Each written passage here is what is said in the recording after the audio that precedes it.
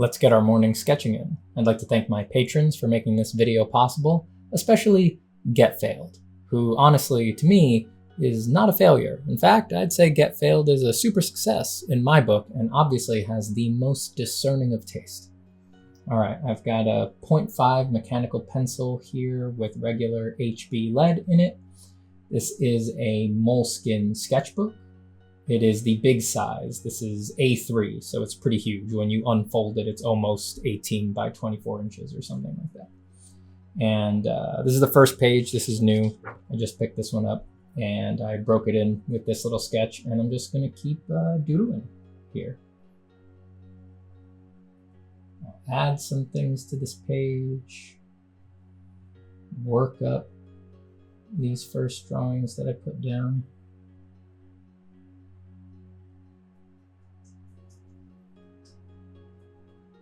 I like having a big sketchbook. I think one of the reasons I like having the big sketchbook is the flexibility it affords me for testing things at scale.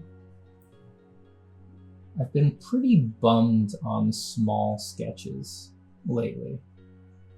I find that for me, the things that excite me most about pictures, well, maybe excited isn't the right word, but more the things that give me access to a picture, the things that make me actually want to commit to it and finish it. As time goes on, it's more often that those things are elements of the finish, things that come up at the end of the process. And we're not talking like details. I'm talking about niceties of form, you know? Weird little folds, weird little interactions of elements with each other. Let me zoom in a bit here.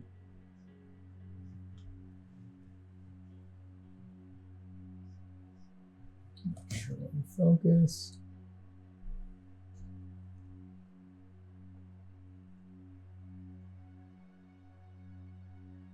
These days, that's what's exciting me the most. So what that has resulted in is that I'm getting my ideas for pictures that I want to finish lately more as little snippets, little sketches that are not simplified. They are the finish, but maybe the finish of only a small portion of the drawing. And a big sketchbook just affords me a lot of flexibility because I can explore things close to the size that I would actually execute a final drawing. Because most of the final drawings that I do, the biggest I've done them is 18 by 24 inches, sort of a standard size, large sheet of bristle paper. This is pretty close. And other large sketchbooks, of course, are pretty close. They can be a little hard to find. I've tried many. I've tried several. What's it called? What's the B one? The Ultra B Super Deluxe? There's some brand of sketchbooks that has a Super B, has like a honeybee as the logo. Their really big multimedia sketchbook is quite nice. I had one of those for a long time, and it served me well while I was doing, not really pencil sketches, I was doing a bunch of other kind of work. You should check that out if you are into watercolor or ink or anything like that. Those sketchbooks are, the paper is basically watercolor paper, and will take anything that you throw at it. I fell off of it because my interest really started to trim down. I just wanted to spend more and more time with a pencil in my hand. And probably the only thing that paper isn't the best for is the very specific kind of drawing that I like to do. You know, I like to retain all of my hatch marks, but have my cake and eat it too and be able to blend and smudge all at the same time. So I had a little bit of trouble with that, and I eventually fell off of it, but that's definitely a sketchbook I can recommend.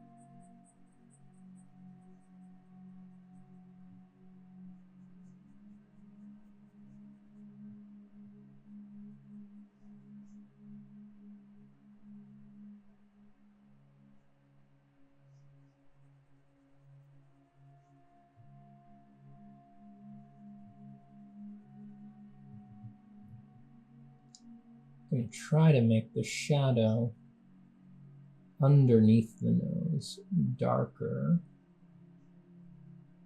than the holding edge of the bottom of the nose.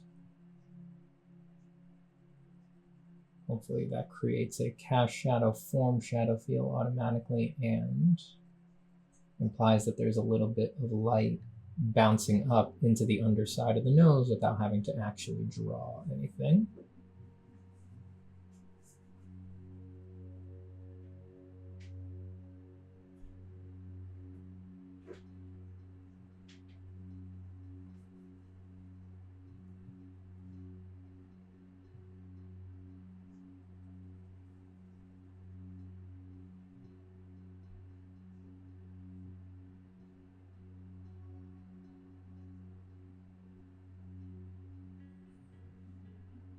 Important not to rush in general. I've been thinking about that a lot. It really is one of the most important things for an artist. Not that you can't rush, not that you shouldn't ever rush. There's obviously a time for everything. But you should be able to control it. That would give you the most flexibility. You should be able, when you want, to snap into the most unhurried version of your art making process. It's surprisingly difficult. I find that rushing, wanting to be done, being anxious, we're really inclined to have those in every step.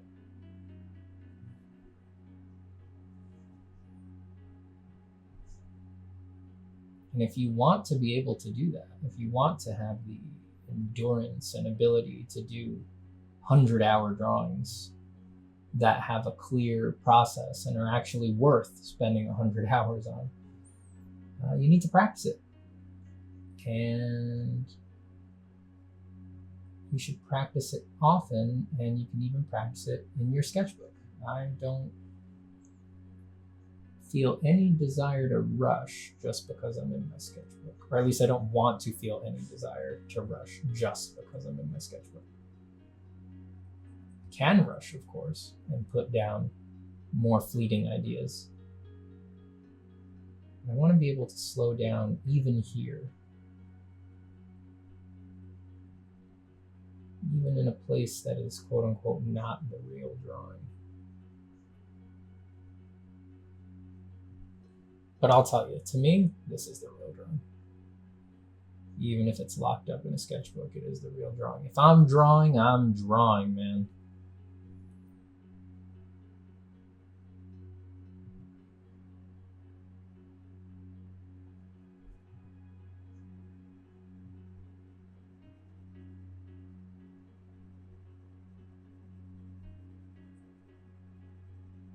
I want to reduce the amount of time I spend making arbitrary distinctions between like, oh, this is real drawing. Oh, this is just a sketch.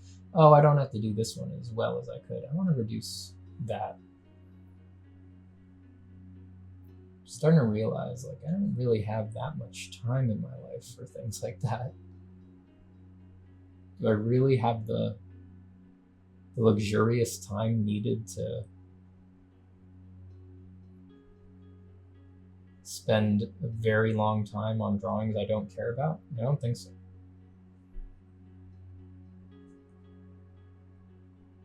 I don't need to understand them. They don't need to be planned or fit into some perfect spot in my portfolio or the things that I want to achieve. They don't need to be moving towards a specific goal. Can I love them even if I don't understand them completely? Can I still bring myself to be of service to them and to spend a long time on them?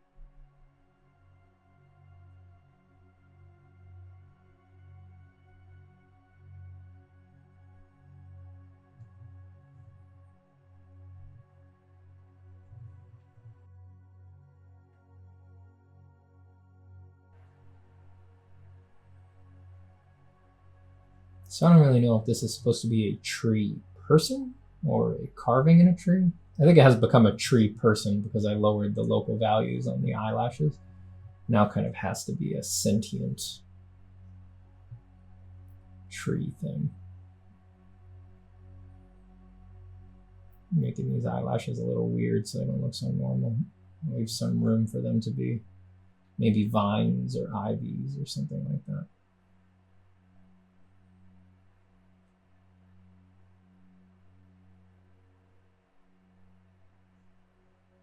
That would be something to nail in a second pass. I could make those the proper scale and design around them so that they pop out appropriately.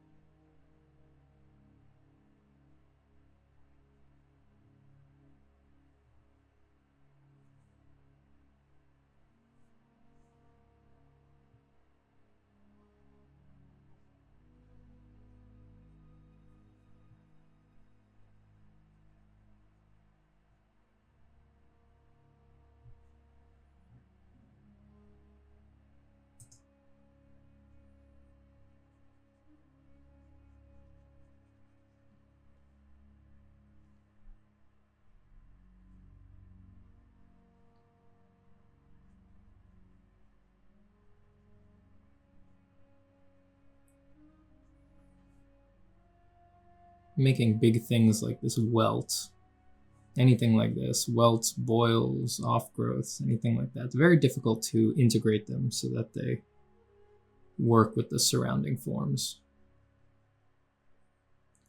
Difficult, but not impossible.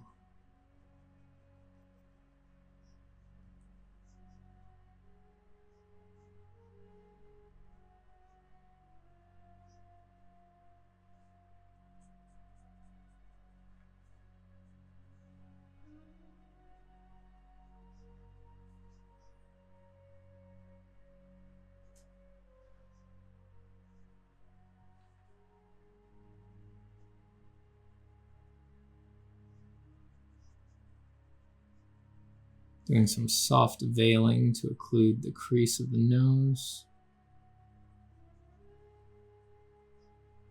Don't want super high contrast anywhere in there.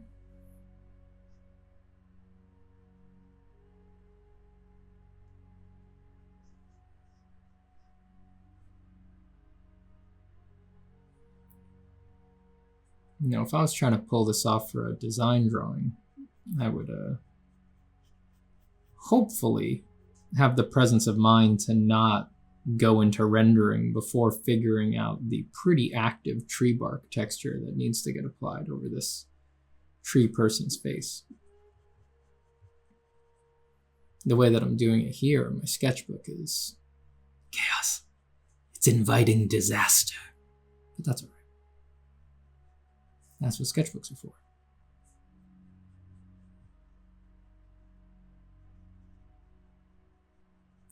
when I need to pull off a tree person for real.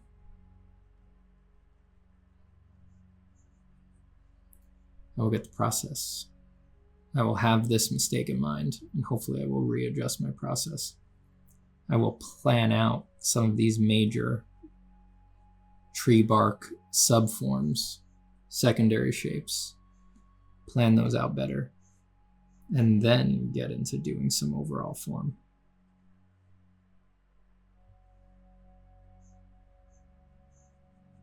But I won't begrudge myself it for now,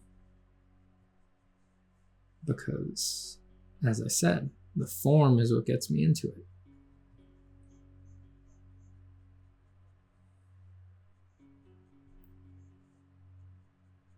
It's better to find out that I want to do a depiction of a tree face form and then do a second pass where the process is planned from the beginning, than to just abstractly have that idea and think about the process, and then because I never engaged with the form directly, never found my access, and then never made the picture. One's clearly better than the other, right?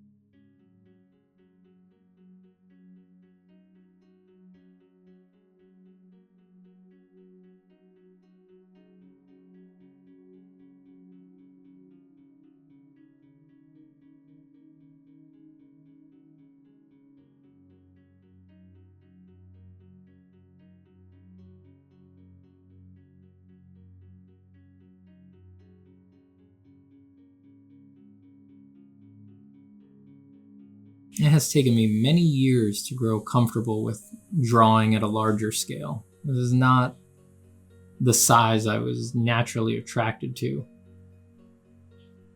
for most of my art career so far. I always preferred drawing small. It's taken me a long time to get used to drawing bigger. It was just certain things I wanted to achieve that really needed me to work bigger. I don't think you need to force it if you're not interested in it. I think your process will let you know if certain steps would really be much better achieved at scale, at a large size. But if you do ever want to try it and you find yourself frustrated, don't worry about it. Just keep doing it. Just draw as much as you can at that scale, and you will eventually get used to it. It took a long time for me, but I'm really glad I did it. I'm really glad I went through the learning curve.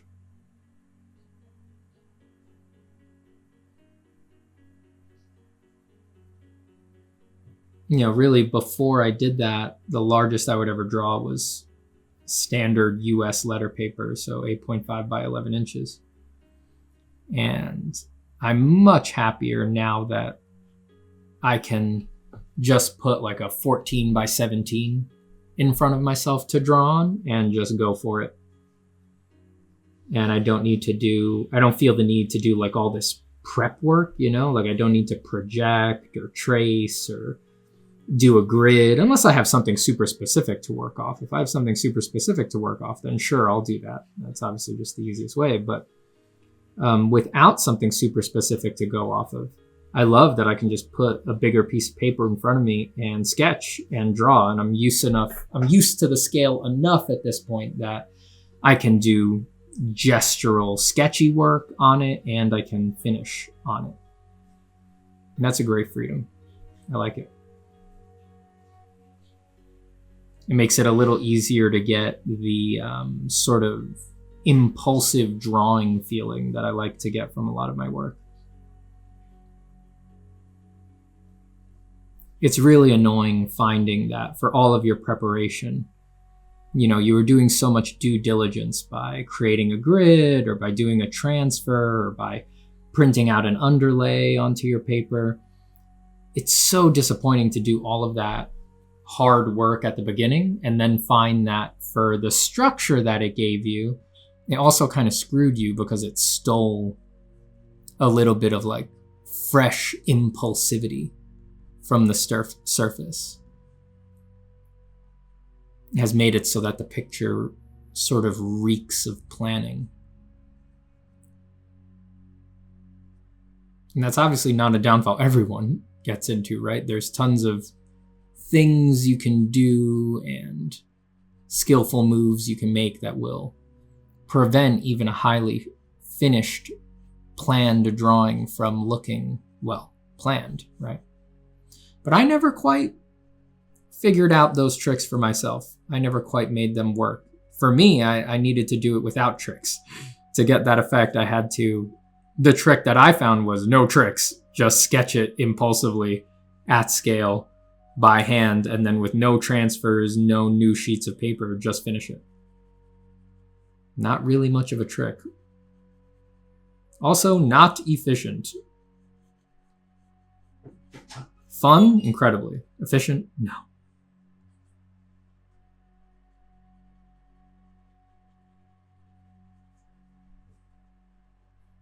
But you're not here for efficiency, right?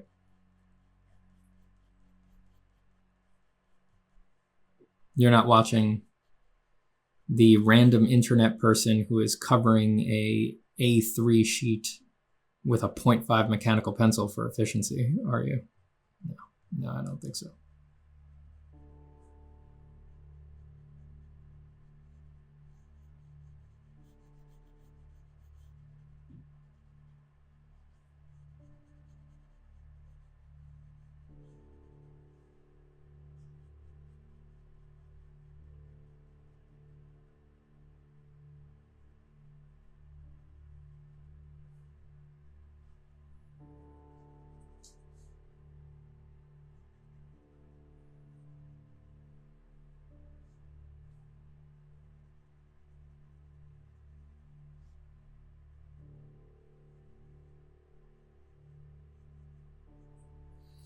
Do I have a little eraser around here?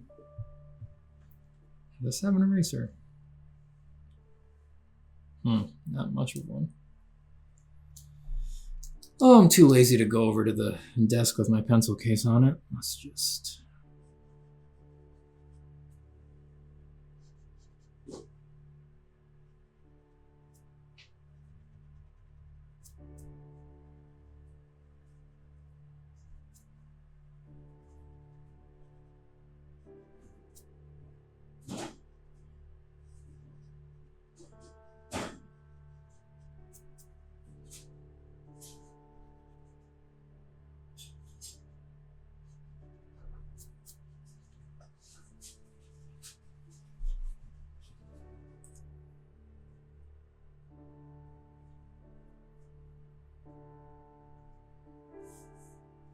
Trying to get a little bolder with the textures here as I move forward.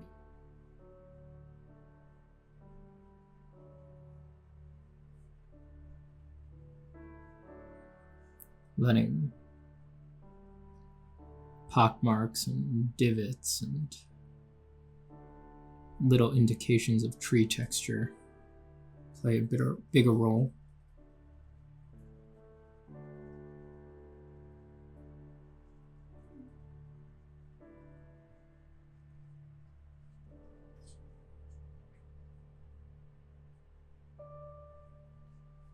Just sort of doing whatever, like these lines that I erased into some of these shadow shapes. I'm just reacting to them, looking for ways to make the forms around them interact with them, you know, like dip in before them or buckle around them or overlap with them. That's really the name of the game here.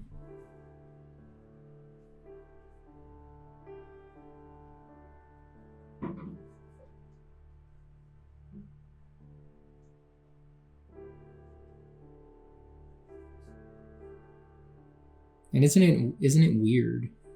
Isn't it weird that, you know, whatever the existential truth of the universe is, you already are that. That's odd.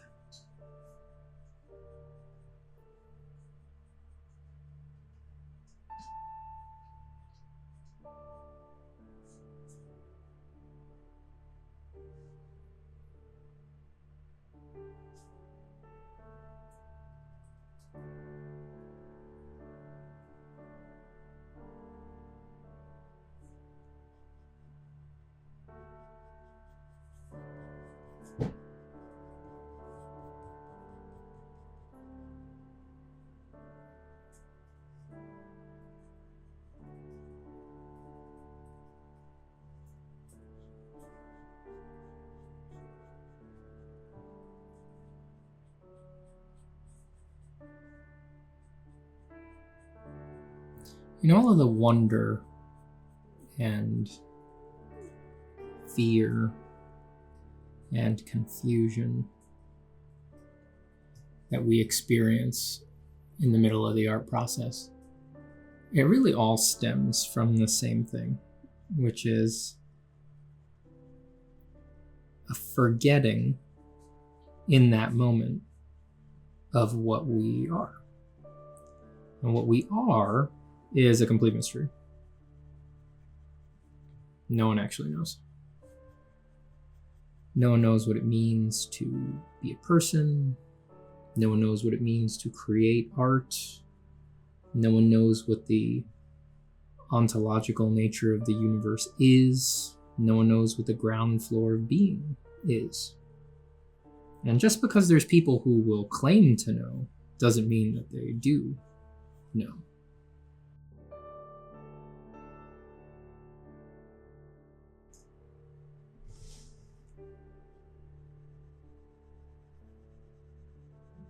I paused there for a bit to fill in all of this flat shadow area.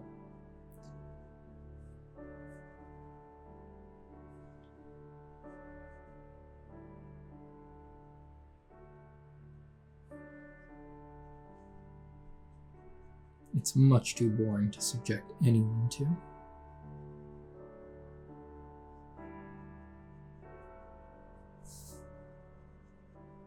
Not too boring for me, though. It's actually quite a meditative moment anytime you get to dive into one of these shadow patches here, I think. It's as simple as the drawing experience gets.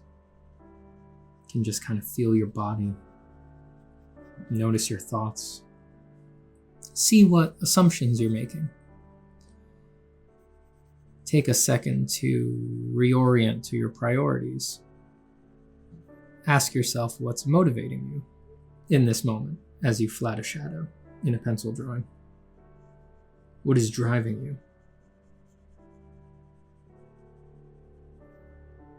Just a quick opportunity to check in with yourself and with the cosmos that is your whole body, etc., etc.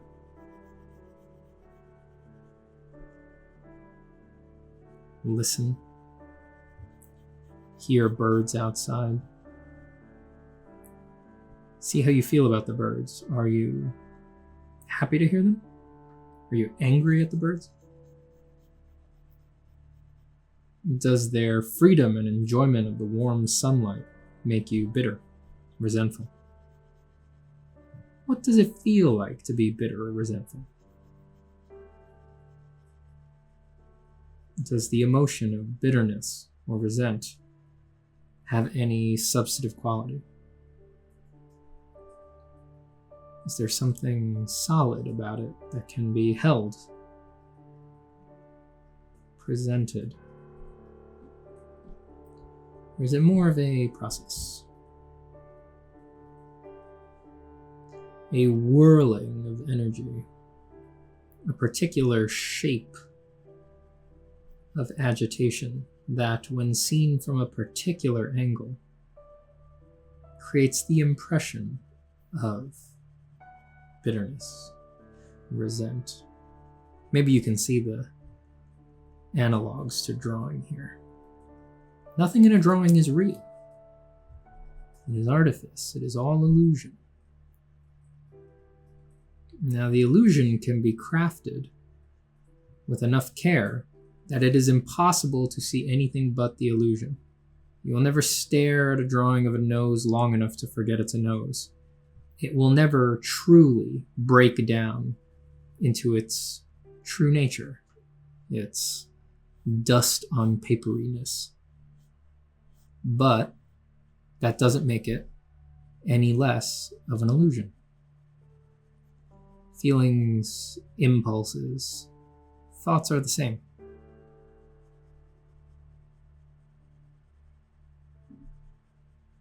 Thoughts will always be thoughts in the mind.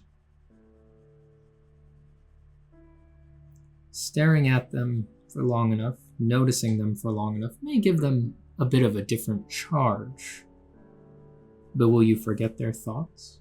Will you fail to understand the emotions contained therein? Probably not. Much like the drawing of the nose. But remembering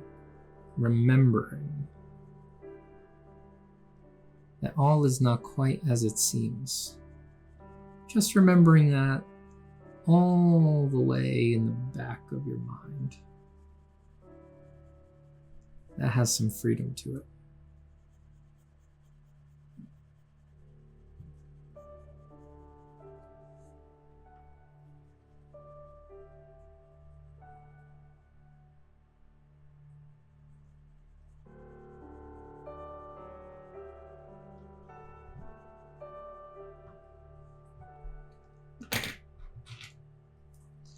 Let's stump a little bit.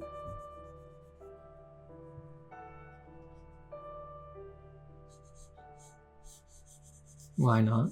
I mean, it is 2021 after all. Let's stump a little bit.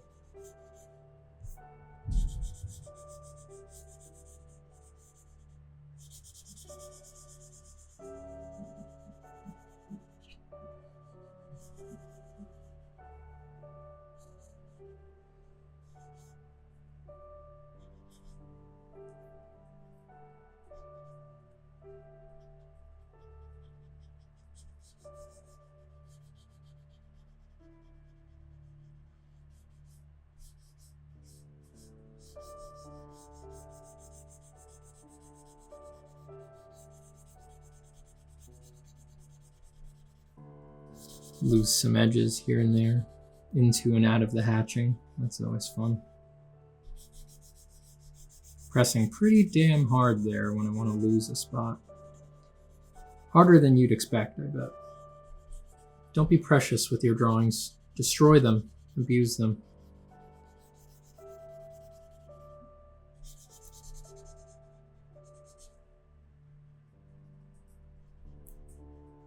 Really give them a beat down for these areas that need to soften up.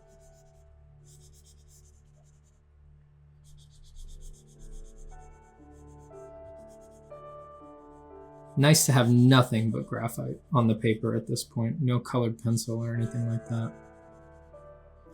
If you have the time, as you can see, it takes much longer, but if you have the time, having just pure low contrast graphite on the paper for this step makes things blend so much nicer than if there's other materials bopping in and out of the blends.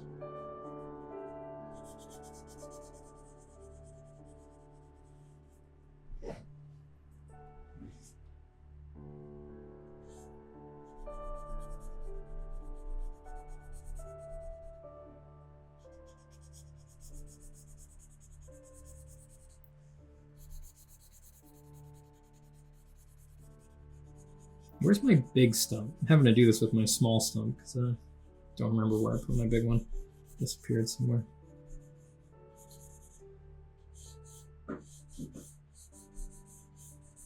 Yeah, when it's just pure graphite, the blends can get so buttery. The trade-off, of course, is that it takes much longer to build up. The contrast, you can finish the drawing much quicker if you get some colored pencil or darker pencils in there earlier so that the darks feel really dark. But man, nothing quite beats the feeling of that low contrast blend.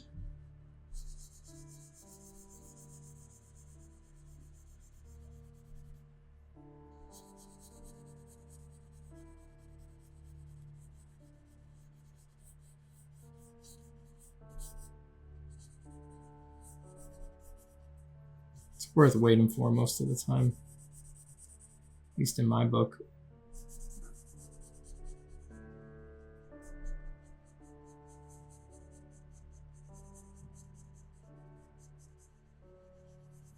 I feel like there's something really elegant about low contrast.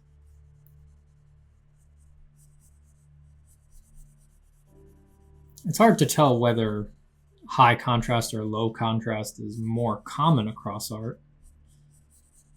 I often find myself thinking I like sort of these low contrast bases because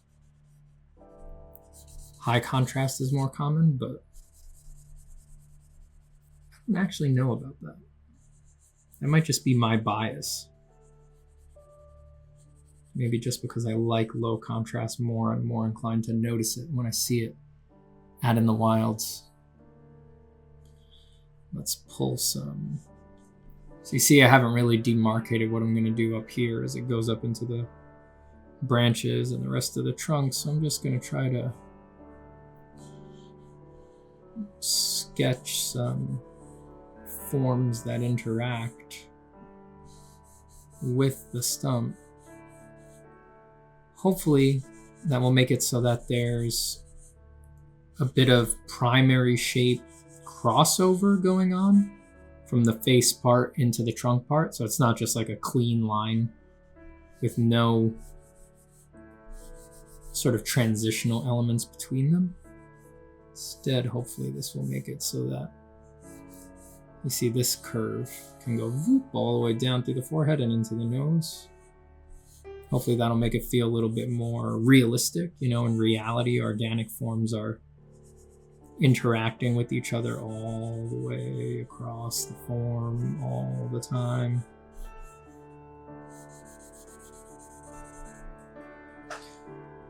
Hopefully that'll help me out a bit. I'll zoom out here.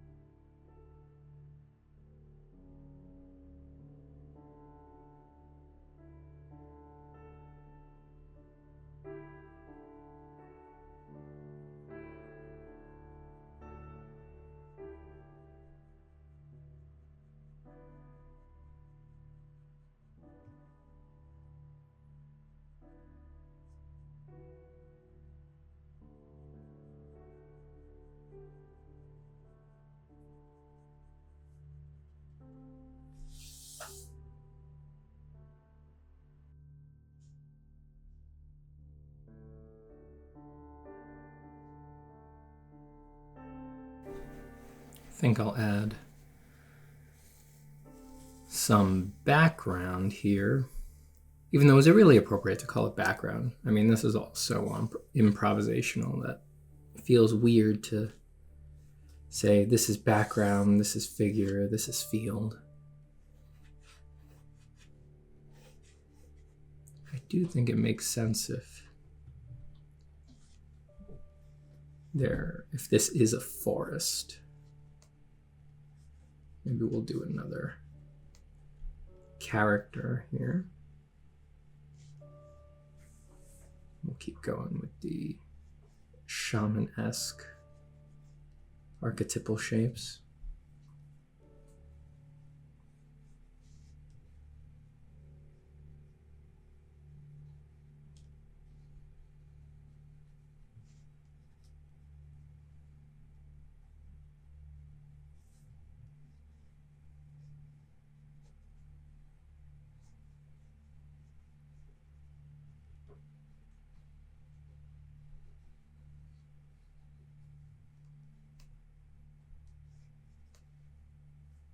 Should probably have the face more turned away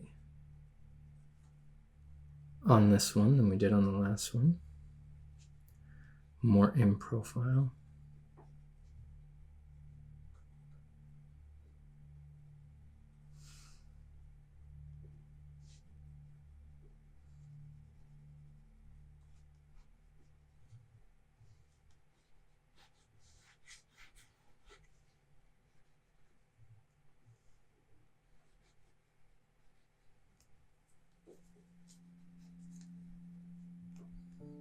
Holding something? Lantern, maybe?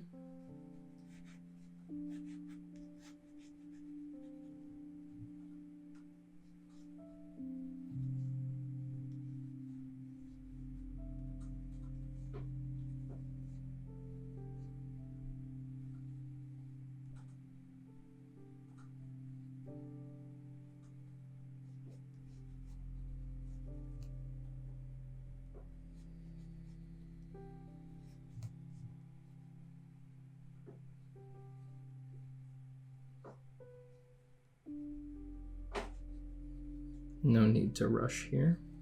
Never. No need to rush for anything in life, really. You're gonna do it as fast as you need to do it.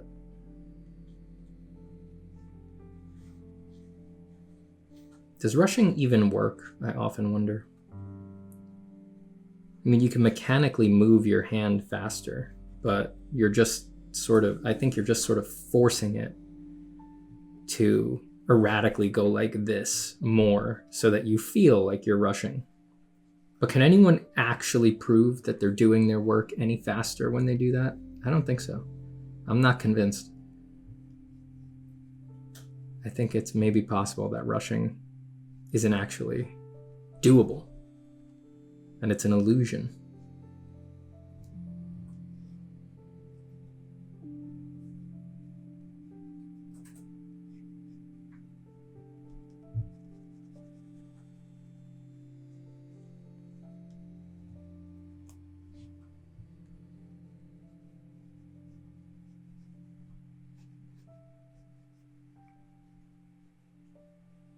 I know you can rush in the abstract, of course. You know, you could on a piece of paper, draw a skull and say, all right, here's a slow skull, and take your time with the skull. And then say, all right, same skull, rushing it. And then you can do it in a little less time. But I'm not really talking about in the abstract. I mean, when you're actually trying to design and draw and do anything worthwhile.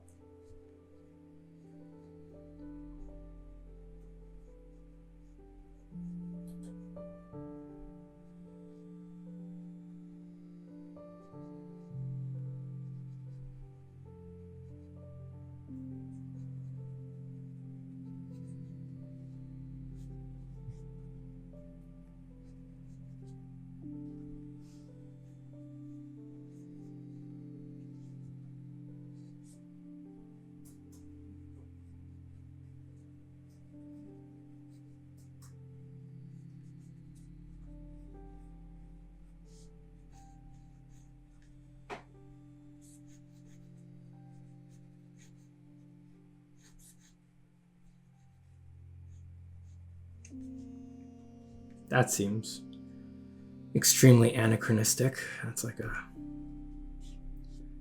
late 1800s, 1900s Western gas lantern. That's probably inappropriate.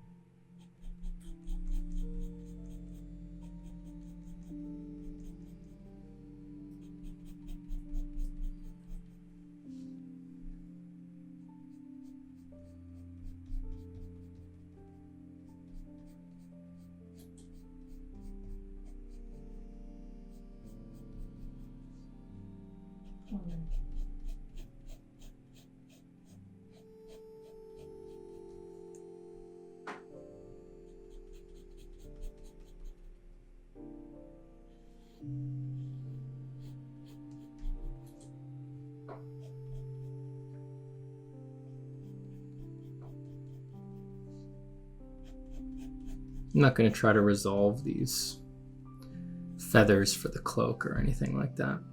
They'll look done enough if I just literally put lines all over them. Things don't always need to be worked out and resolved and have line work and values that are truly aligned with their character and all of that. That would be nice. That's how you make them look good. That's how you make them memorable. But if you're just trying to get through something, the first bar you can always hit is, does it have work on it? Because the viewer's eye can always detect that. The viewer's eye can always tell the difference between something that has not been worked and something that has 5 seconds of work, 20 seconds of work, hours of work. So if you're unsure about what to do, you're a lazy hack like me and you're not going to go look up reference of a feather cloak, just dump a little bit of work in. Doesn't need to be a lot, but just, there's whatever the best answer is, that answer involves drawing lines over that part of the drawing, right? So just draw some damn lines and don't worry so much.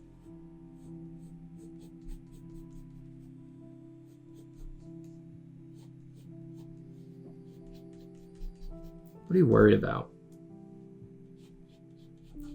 And I mean, what are you really worried about?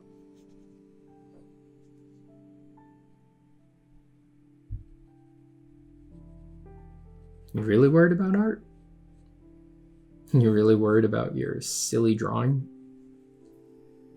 Or are you worried about what it means about you? Are you worried about what you can and cannot do? What you may or may not be? Are you worried about if you'll succeed? What people will think about you?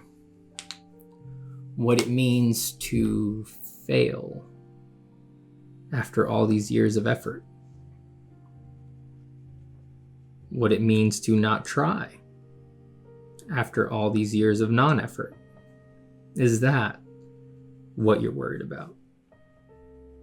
It's usually, at its core, something like that.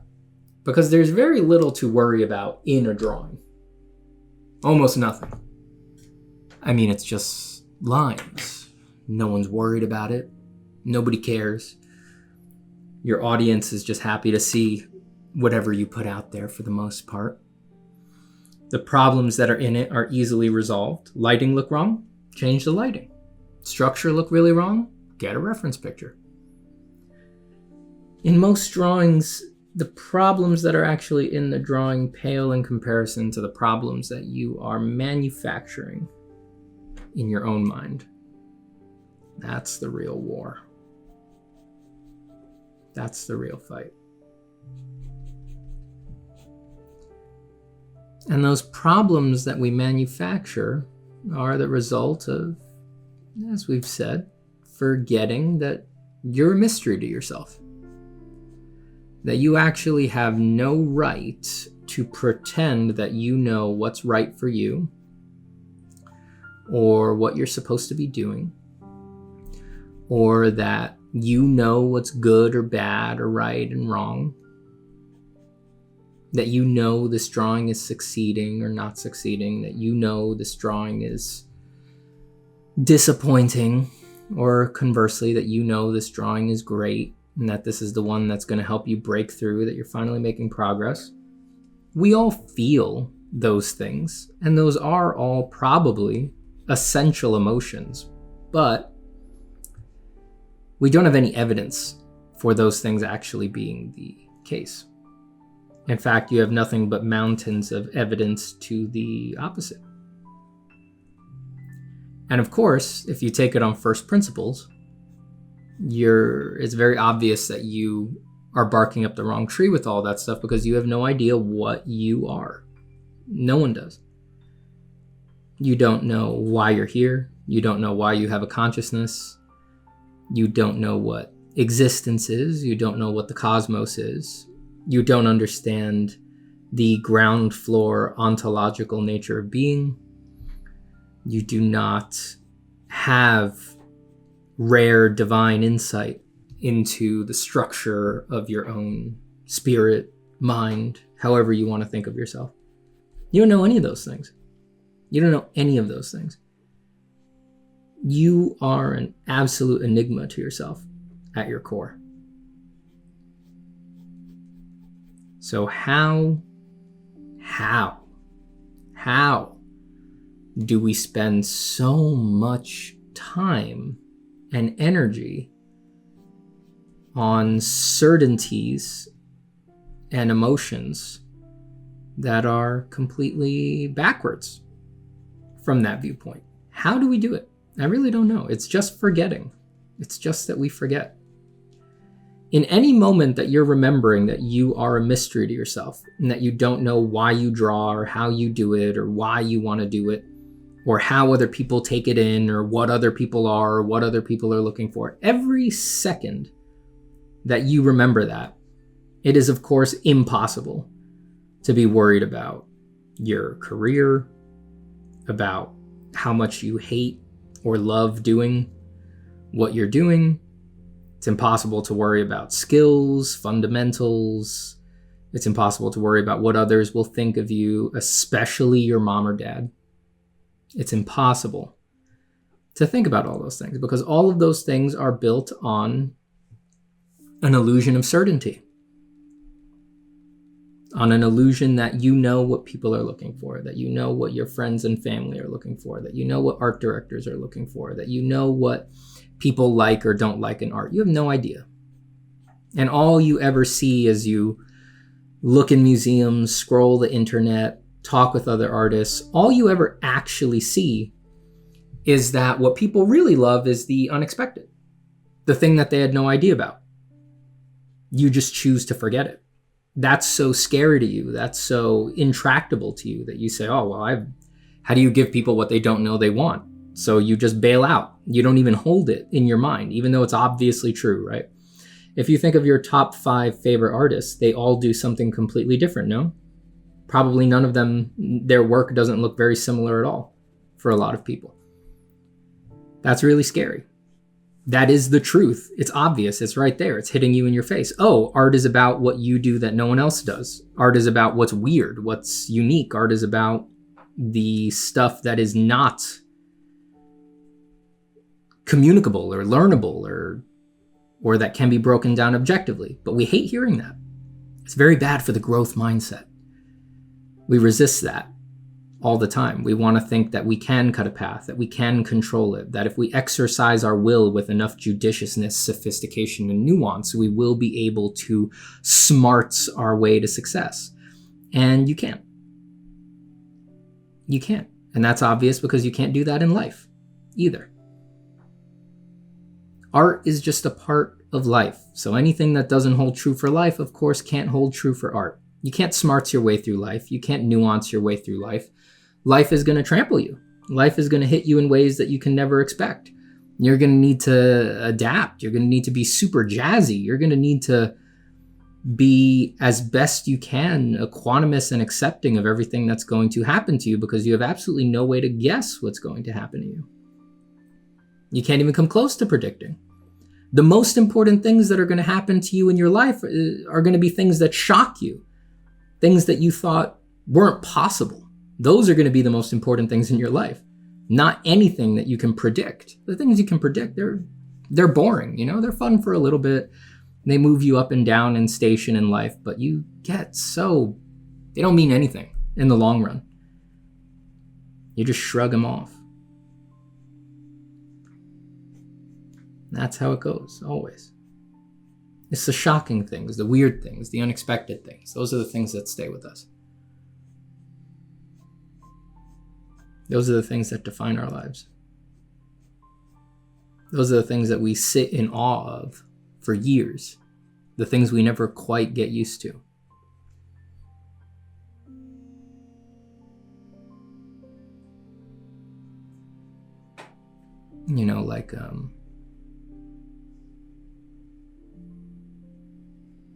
Like if you've ever loved someone in a way that you find yourself regularly surprised that you love them so. That's an example of that. Or if you have ever lost someone in a way that is utterly catastrophic, someone very close, under circumstances that you would have thought impossible. Circumstances that you find abjectly surprising and horrifying. That's an example. Those are the things we remember. That's what life is really made of.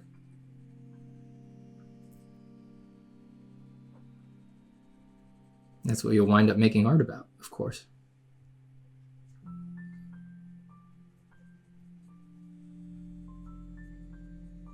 So you can't control any of those things in life.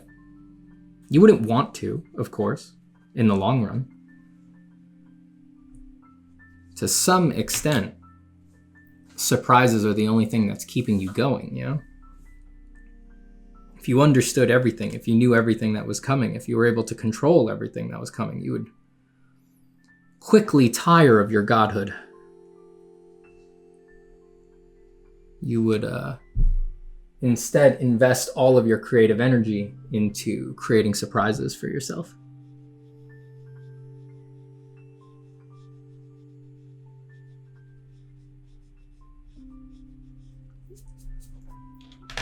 Human bodies did not evolve for peace. The human mind is not well conditioned for peace. It is conditioned for anxiety and fear. You need a little bit of it to keep the whole thing going. You can take a lot of it all the way to the grave, and a lot of people do. A lot of people go their whole lives without experiencing a moment's relaxation, without ever taking a deep breath into their life. So it is something to take seriously. It's not like other things in life. It's something to take seriously, that you could easily go all the way to the grave, die, without ever having sat in the present moment in your life, even for a minute.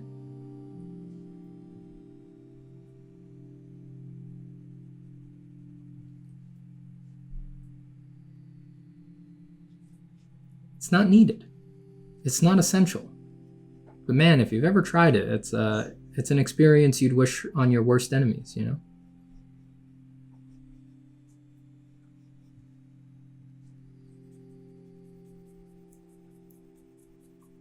There's something so beautiful about taking that pause.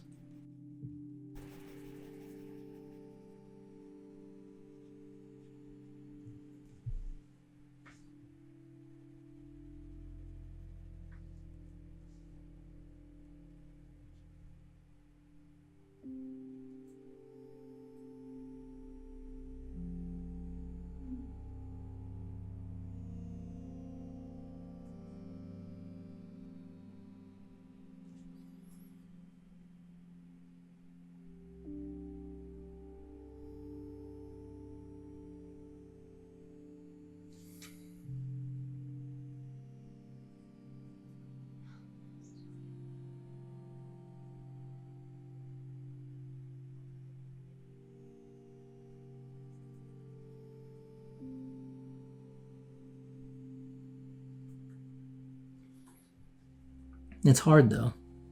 I know. That's why I talk about it, because I know it's hard. I know it's hard. I have a lot of I'm a very high energy person. And if I don't channel that energy effectively, it often turns inward and I experience a lot of anger, overwhelming anger. You know, it's part of my personal discipline to try to move that energy around effectively.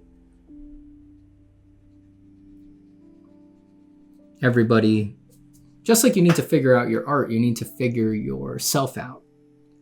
Make it part of your practice to manage yourself effectively. You know, like I need to regularly exhaust myself in order to deal with my anger, you know, so I like to run, you know, I like to go for runs almost every day, half hour to an hour, something like that. I've been doing that for a long time. It's not the most efficient way to exercise, right? If I talk to a fitness person about it, they'd be like, well, you need to vary it up. You know, you got to do some strength training. You got to get a little CrossFit in there. You know, you're getting diminishing returns on your fitness because all you're doing is just running the exact same path for the exact same amount of time every day. I get that, but that's not what it's about. It's not about fitness for me. I'm not a very fit person. I just need to exhaust myself so that I take the bleeding edge of my anger out of my life, you know?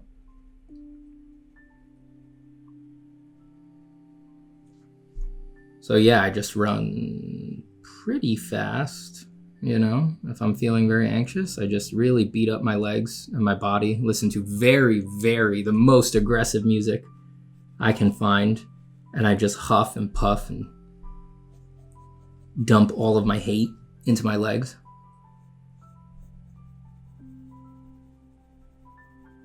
And I get it out in that healthy way. And it's not enough for me, actually. You know, it's an essential step, but I can still find myself, you know, very, very inundated with internalized anger. I'm not going to call it self-loathing. There's a bit of that in there, but I wouldn't say that's the overall character of it. But it's not really directed outwards either. I'm not angry at anyone. I'm angry at... I usually experience it as like an anger at myself for like letting myself into a situation or something like that. Dissatisfaction, a deep, profound dissatisfaction. All illusory, of course. But, you know, that's why all of this is hard, right? Even if you know it's illusory. it's still so powerful when you feel it.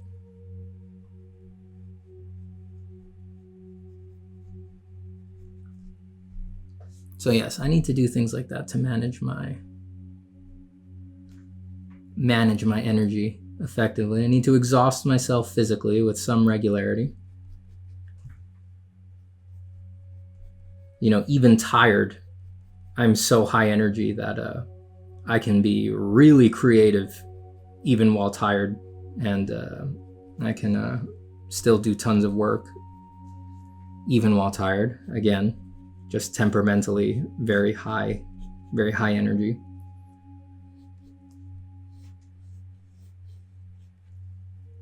I also need to be careful about how I do things, It's a lot of what the channel talks about. If I'm not disciplined in controlling, not controlling, but at least being aware of my mind state as I do things, it's very easy for my mind state to gallop away with my whole being, It just kicks into a canter. And it's like, we're dissatisfied, we're pissed, we're humdrum, we're feeling bland, we're feeling disappointed. Well, here we go. And it'll sort of spiral out of control. I'm also just smart enough that I can always find a reason to hate myself and to be upset.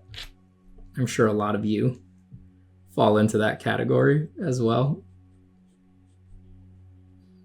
Not quite smart enough to be a smart person, quote unquote, just smart enough to always manufacture for myself a saw with which to cut the branch I'm sitting on. And that is a very bad habit that requires a lot of discipline to break.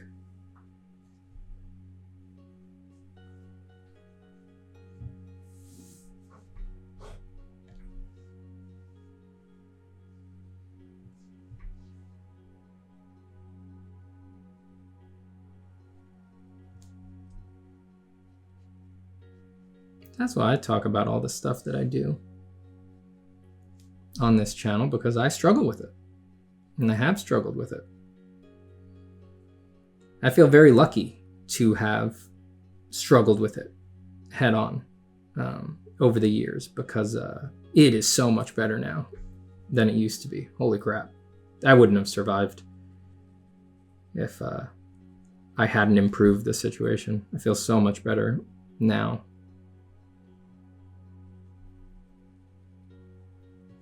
Man, I would have quit art for sure if I hadn't grappled with the emotional war.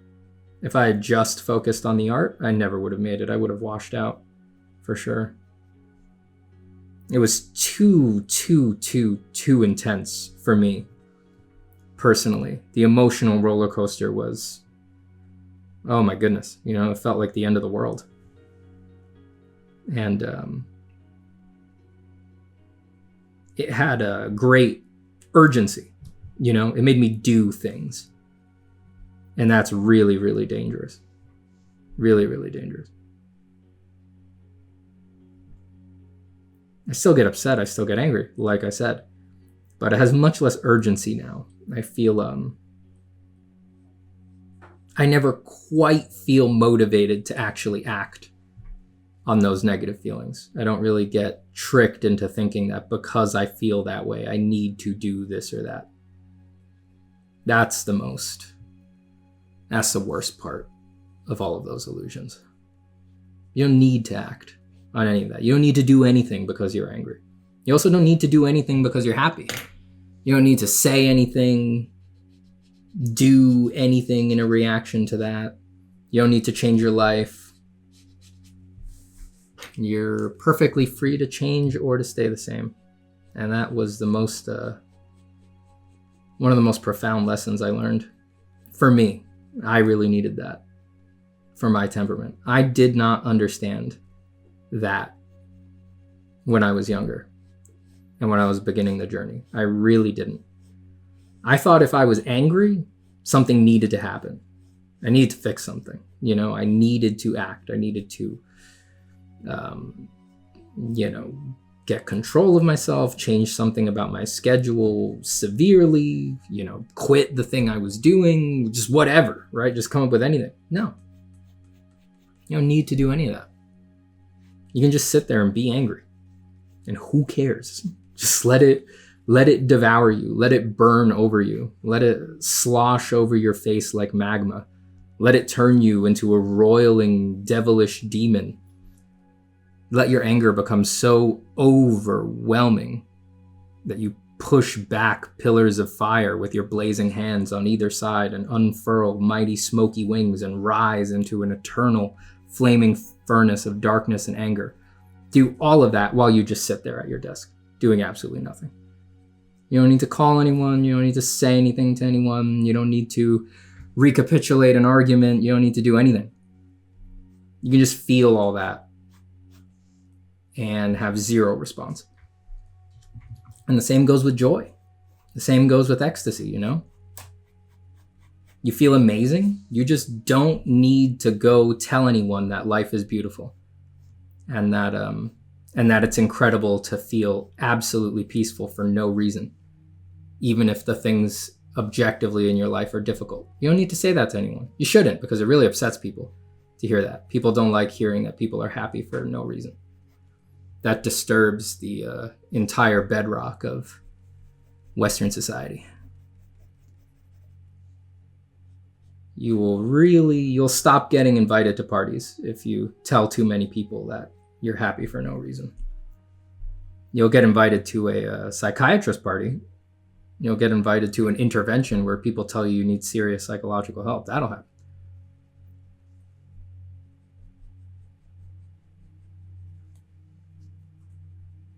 We're worried about you. You keep saying that you're very content and that you don't feel like you need to jockey for position and station. And we're just a little worried about you because you're happy even though you didn't get that new car. You don't need that. You don't need that.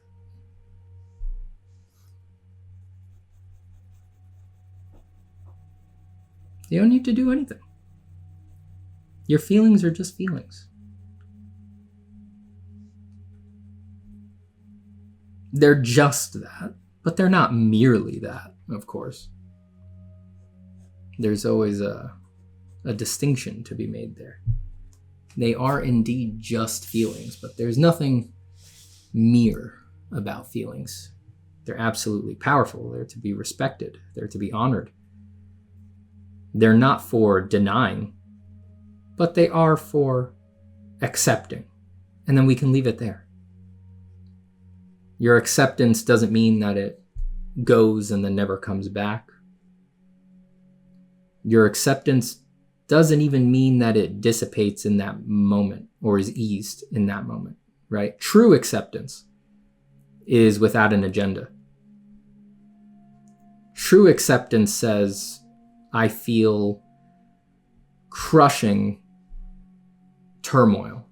I feel the worst pain I've ever felt psychologically right now. To accept that, to truly accept that without agenda would require you to accept it not so that it goes away. You would need to accept it to some capacity, like if I were to die right now with this feeling, with this black depression, if I were to die right now with this feeling, and then it turns out there is a hell and it lasts for eternity, and that hell was this perfect misery amplified times 1,000 for 1 trillion upon 1 trillion eternities, I would accept that as well. This feeling experienced subjectively, personally, forever, for eternity. That is acceptance. So if that's really the extreme of acceptance, you can't accept hoping that things will go away. You don't accept things for an agenda, for a reason. You just accept because what else could you do? What else is there to do? Denial isn't real. You don't have that kind of control.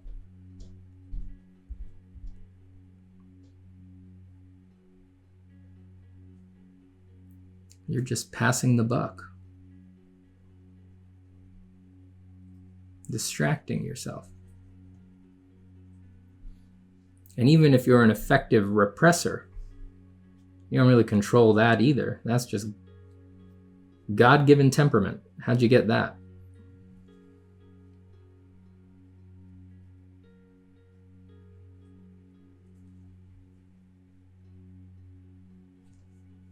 You don't need to do anything.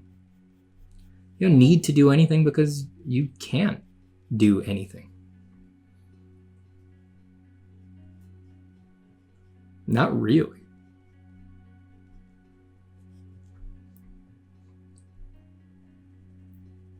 I mean, I've said on this channel before, I'm the kind of person that personally, I don't believe in free will, right? I feel like I have free will. I'm very accepting of the experience of feeling like I have free will. I feel like my decisions are important. I feel like I have agency in my life. But I don't actually, those things aren't incompatible with seeing that I don't really choose my life, you know? There's nowhere for my free will to play. It doesn't occur, you know? If I were to try to lie in bed all day and be like, oh, well, I don't have free will, I don't go with the flow, just let's see what happens.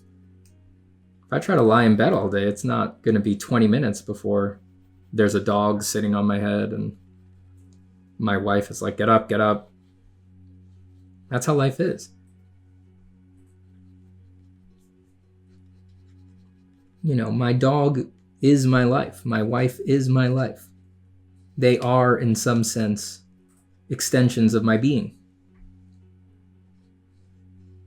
So is my job, my need for physical exercise, my need for rest. All of those things are extensions. So I can't sit around doing nothing. I got to do all these things because it's they're fun to me. Fun in the profound sense. Why am I here at all? You know? Got to do something.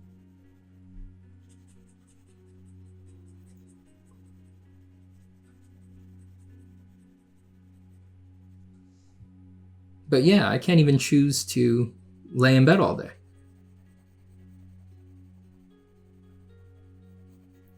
Where's the free will in there?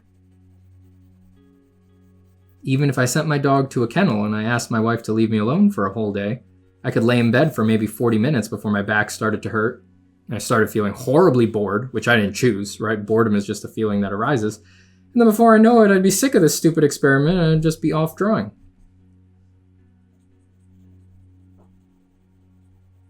That's not choice. That's not free. Are you free in how effectively you can plan, or are you free moment to moment? Neither holds up.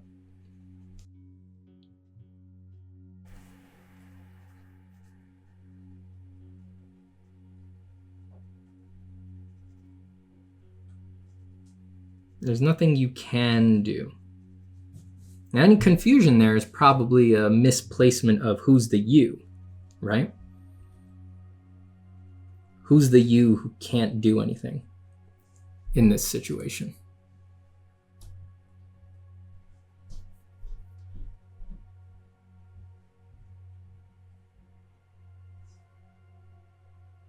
Don't misplace the you.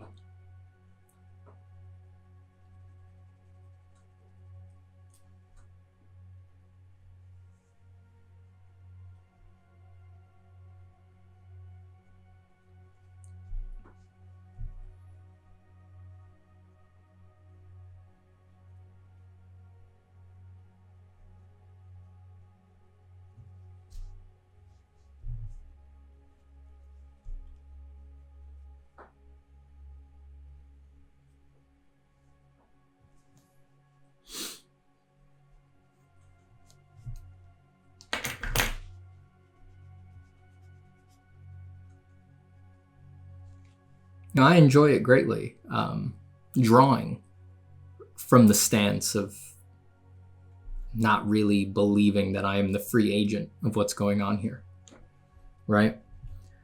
Even in this situation, probably the freest possible situation. Sketchbook, drawing whatever I want, not for a job, not for a client, not imagining this is supposed to be a portfolio piece. This is as close as any artist gets to this is structureless, right? If there's free will anywhere, it would be here. Oh, you're getting to draw whatever you want, right? I don't experience it that way personally. The part of me that I identify with, the part of me that I feel identical to, which is very small, that's not the part of me that I feel does these drawings. I'm not choosing any of this. It's like something my whole body does, in no small part my hand, right? But there's such I would say 95% of the drawing process is random muscle memory, hand wiggles, shapes that I've rehearsed a billion times, the efficacy of my hatching that is refined from my fingers doing this a billion times in my life. Like, I'm reacting to those things and looking for areas to put those things in. Is that free? Like, would you say 25 years of built up habit is freedom? Maybe. Is that what you think freedom is? That's what it would need to be for this to be utterly free, but it's not that. This is... Now, be careful here. Don't think that I'm belittling what I'm doing here, right? Because to me, it's not little at all. I'll tell you what happens when you realize that even this structureless play is not free. Even this structureless play is conditioned by everything. Your mindset, your years of practice, everything that you've seen, the fact that this is all based on things you've seen on Earth, right? As meta and weird and out there as you want to be. What that means when you take it all into consideration is that every little drawing that you do is the Earth's natural product. Even if it's crappy. Even if it's the worst beginner drawing day one. Every drawing you do, anyone does, is the absolutely perfect blossoming flower at the end of a branch of the universe. That's it. What else could it be, right? That's obvious. That's so obvious that we don't want to talk about it. That's so obvious that we don't want to base anything on it. And that's not me. I'm the kind of person that I'm happiest when I'm remembering that constantly. And it's everything else. It's everything else that involves forgetting that depresses me.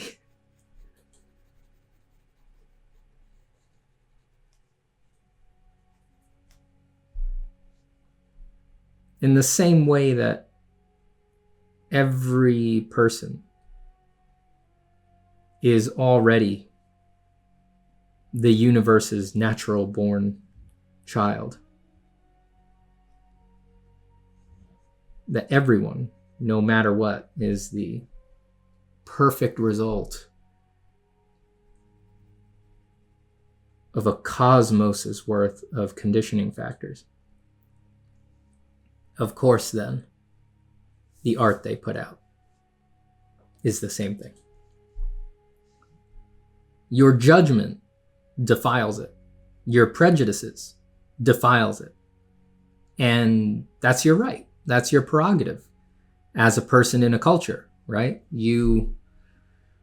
Your great noble station is that you have the privilege of forgetting what you are, of forgetting that you are a perfect expression of the ground floor of being. That's your privilege. You get to enjoy that in all of its suffering and wonder. And because of that, you get to express your culture and deem things crappy or good or bad, whatever. You get to live in that delusion for however long you choose. And that's great. That is a great thing. Now, for some of us, it gets out of balance. And it's better then to remember. People like me. People like me. We have we got sick at some point in our lives. We started to suffer a lot for the judgment, for the fear, we got lost in the game. We took it too serious. And it made us sick. We forgot that everything's already fine.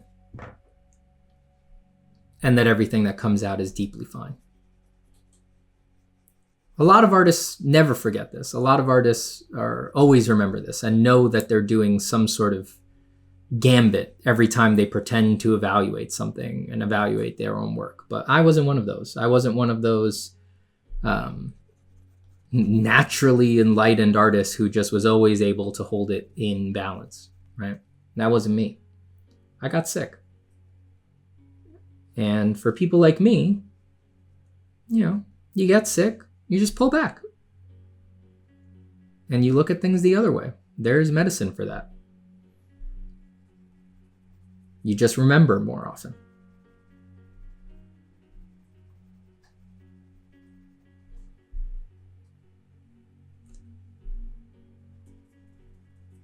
It sounds deceptively simple, but of course it is. Of course it is simple. You're not going to fix something like that by adding things, by continuing to complicate things, and embroidering the facade of objective quality and good and bad and evaluation. Strengthening that is not going to help. Not for a lot of people.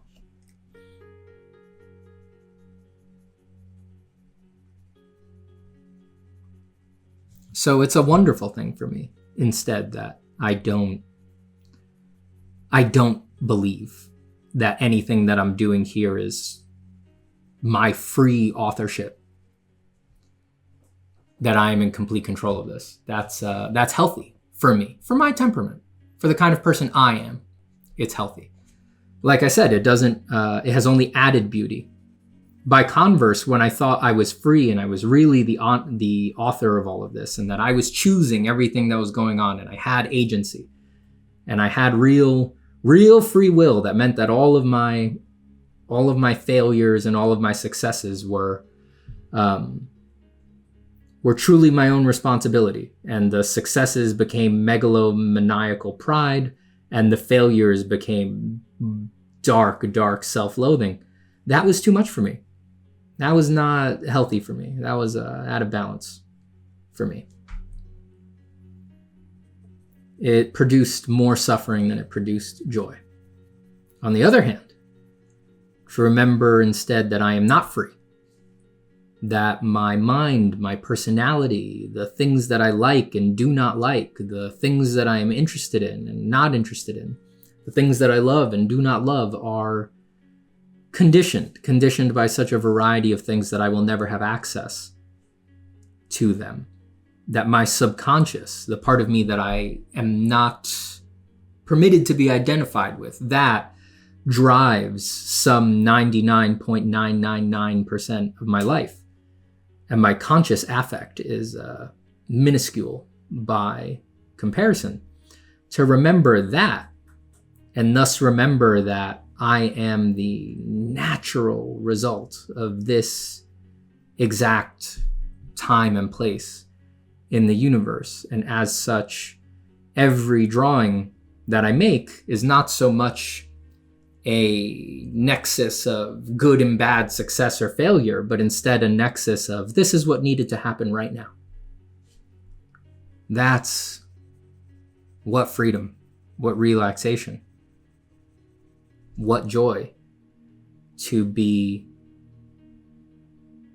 lived, to be determined by so much other, to trust everything which I do not control, instead of thinking that I need to nervously manipulate everything.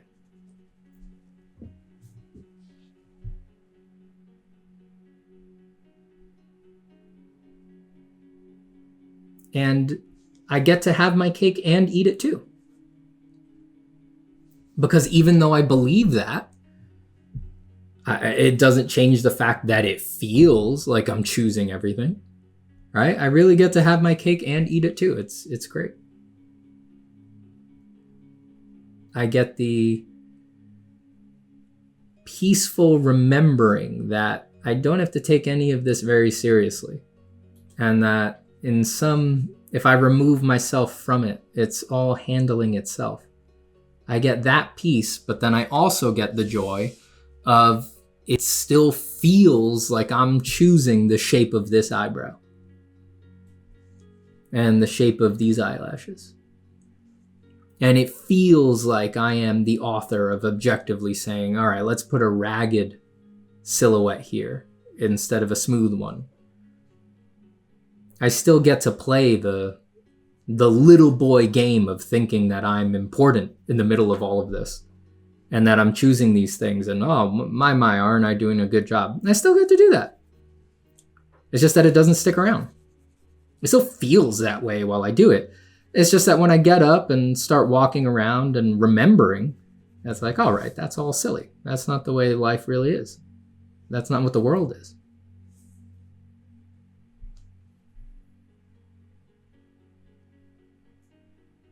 So for me personally, again, I have to remind you that, when we're talking about where does drawing come from, where do our actions come from, where do our choices come from, obviously everyone's going to need a separate set of things to feel comfortable. So I'm not advocating for you changing your view or anything like that. It would be dishonest of me to say that I don't think it's true that there's no true freedom, right? And I think most people, would acknowledge that upon inspection. It's just that very few people are interested in living that way. Everyone needs something different. So I'm not advocating for anyone changing their viewpoint or anything like that. If hearing me talk about it sort of triggers something in you, makes you think, actually I feel sick in that way. And maybe if I try to alter my viewpoint, it could be healing for me as well. That's really all I'm putting this out there for,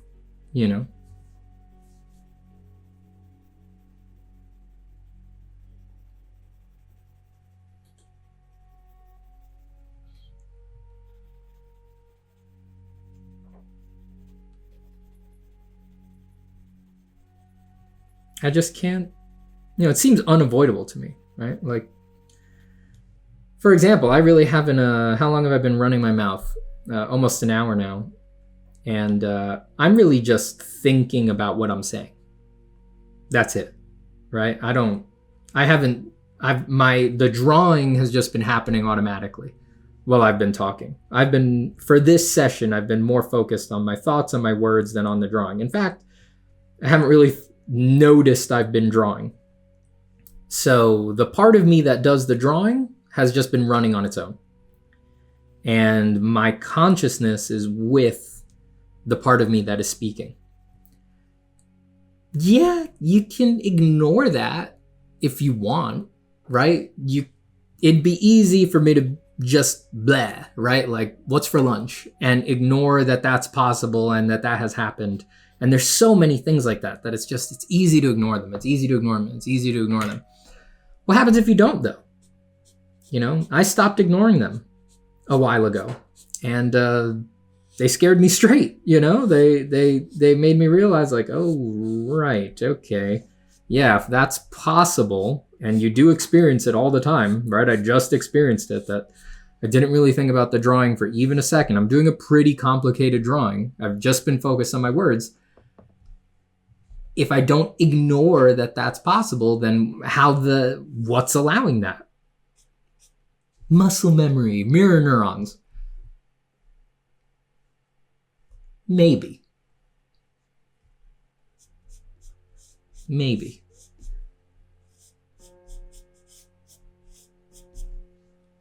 We'll see. Time will tell.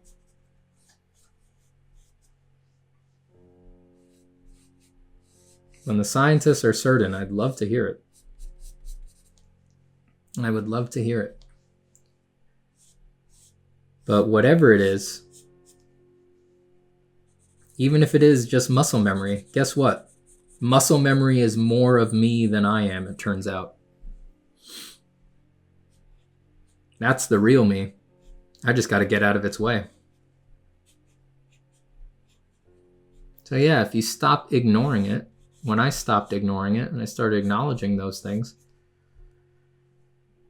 instead of screwing off to go have lunch, actually sitting there for a second and being like, what does it mean that that's possible? Well, I'm not really the one doing this, right?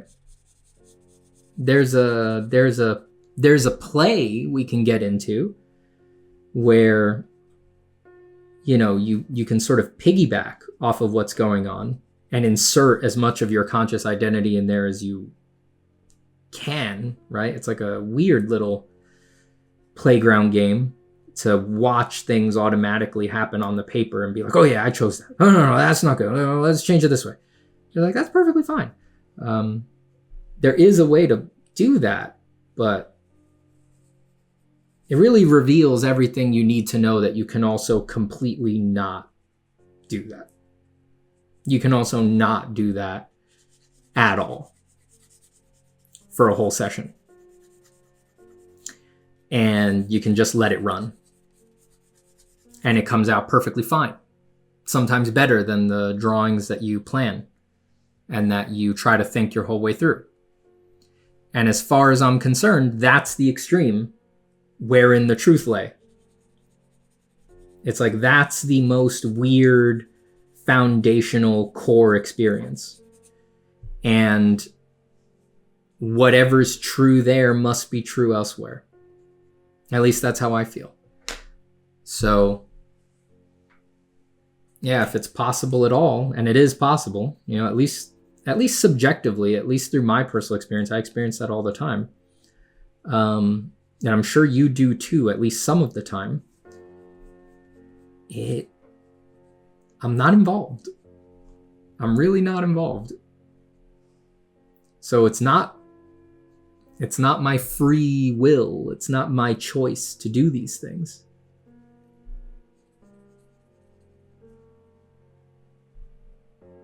My will doesn't come into it at all.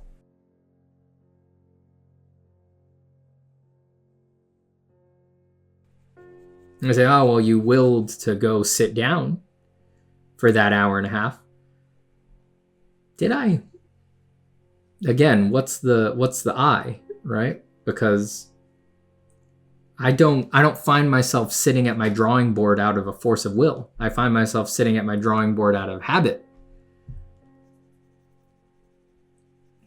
I've done it so many times and so much that I just find myself at my desk habitually, you know? My subconscious says you have this much free time. It's about this time of day. This is the time where you are at your desk drawing. And I find myself sitting there and I sort of snap into it and be like, all right, I guess I'm doing this now. Is habituation free will? But it was habit it was free will when you built the habit. It was free will 20 years ago that launched you onto 20 years of non-free habituation, but still free will is at the core. Was it? Because when I started trying to pick myself up by my own bootstraps and develop the habits, it certainly was not driven by my own free will. It was driven by what I was hearing people say I needed to do.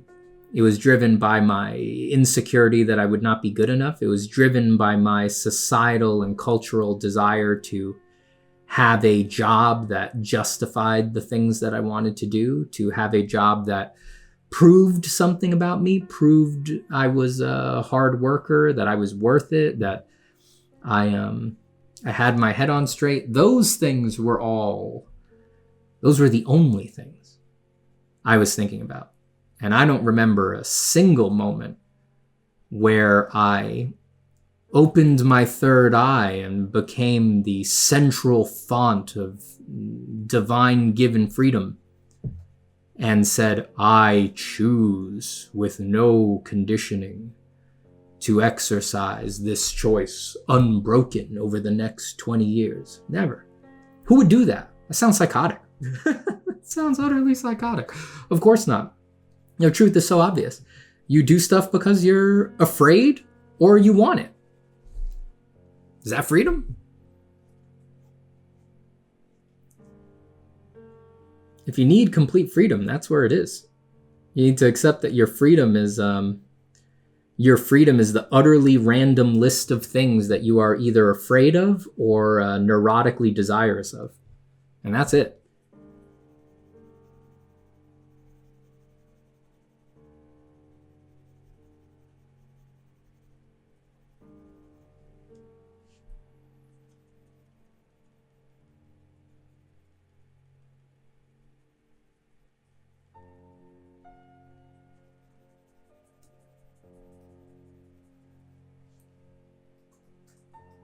It's like, was I free to choose to love drawing? I don't know that I was.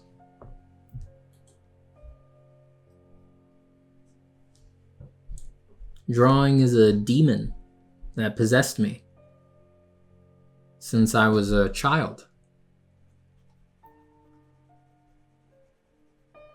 It's a large, dark, smoky raven that swooped down on me from a tree of the mind years and years ago and placed its taloned foot around my neck and never let go.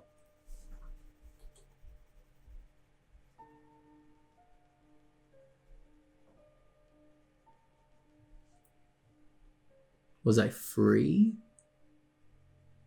to choose this, or did it choose me? How could you prove one or the other?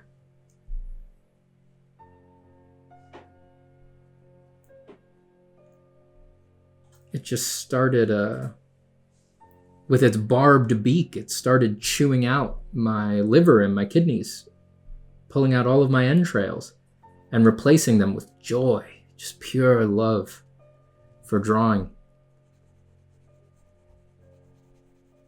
Did I choose that?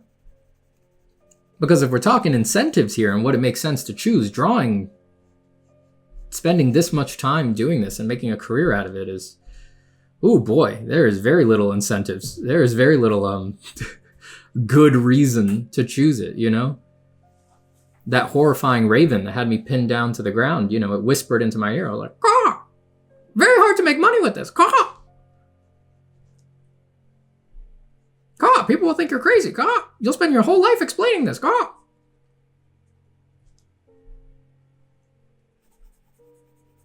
It'll take 15 years to get mediocre. Caw!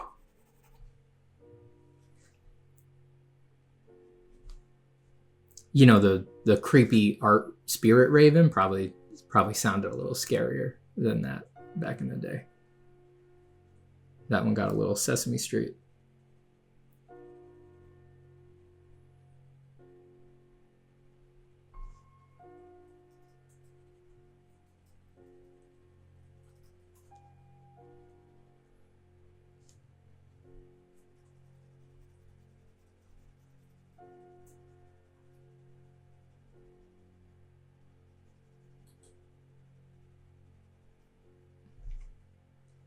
I just often think of it that way because so much of everything else we do in life is for money, is for comfort, is for status. And the funny thing about being possessed by art is it doesn't offer any of those things, you know?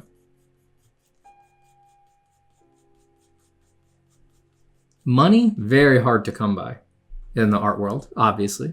Everybody knows that. Almost impossible to live a comfortable life with it. You have to be extremely shrewd, extremely dedicated, extremely careful to do that.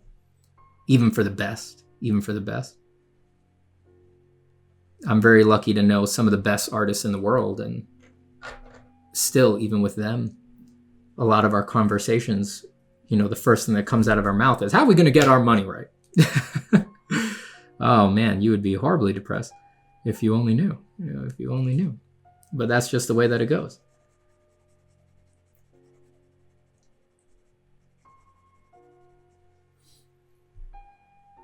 And the status thing, it's like nobody, oh my God, status.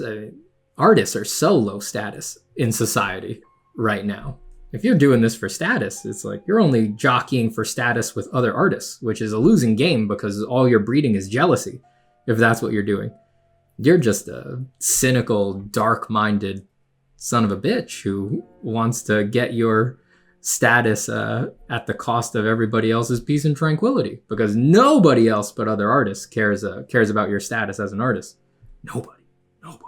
Oh boy, they really don't care.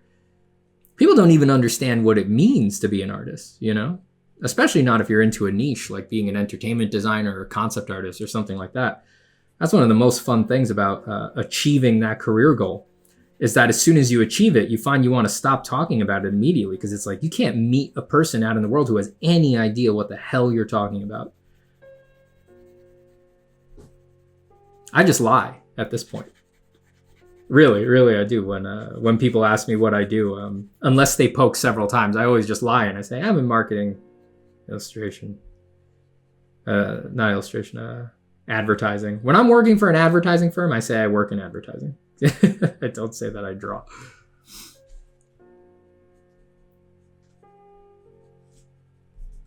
I'll only, if somebody asks me, I'll only say, oh yeah, I draw for a living if I'm in like the best of moods. Because that just means I'm willing to have a fun, confusing, fruitless conversation that for all of my explanation, like, yeah, I'm in pre-production, all of these big projects, they need stuff up front, and I help them design things. People nod. They're like, whoa. And then everyone just says the same. They go, like, see, like, you draw cartoons? That's just, that's what people are used to. That's what the conditioning factors are out there for. And yes, the appropriate answer is to just go, yes, I draw cartoons. Yes, that is what I do.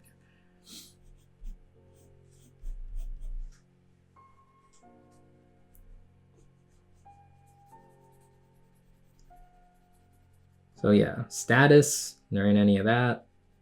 You're in the wrong field if you want money.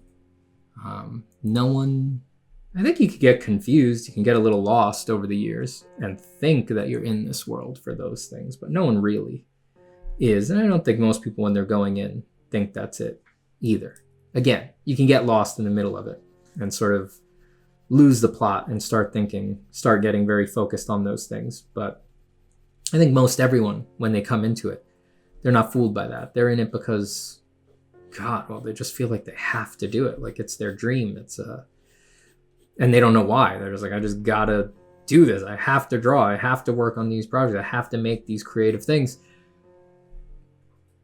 Sounds like a demon to me. Or a daemon, or whatever you want to call it. Or an angel, just something that has descended and possessed you. You are its tool now. Please, I can't draw today. I'm so tired. You are a tool in my hand. Take the pencil, slave. You just gotta do it. It only becomes more and more urgent the longer that you do it, and you tie up more of your personality with it, tie up more of your self-esteem with it. All dangerous, probably all necessary, all natural.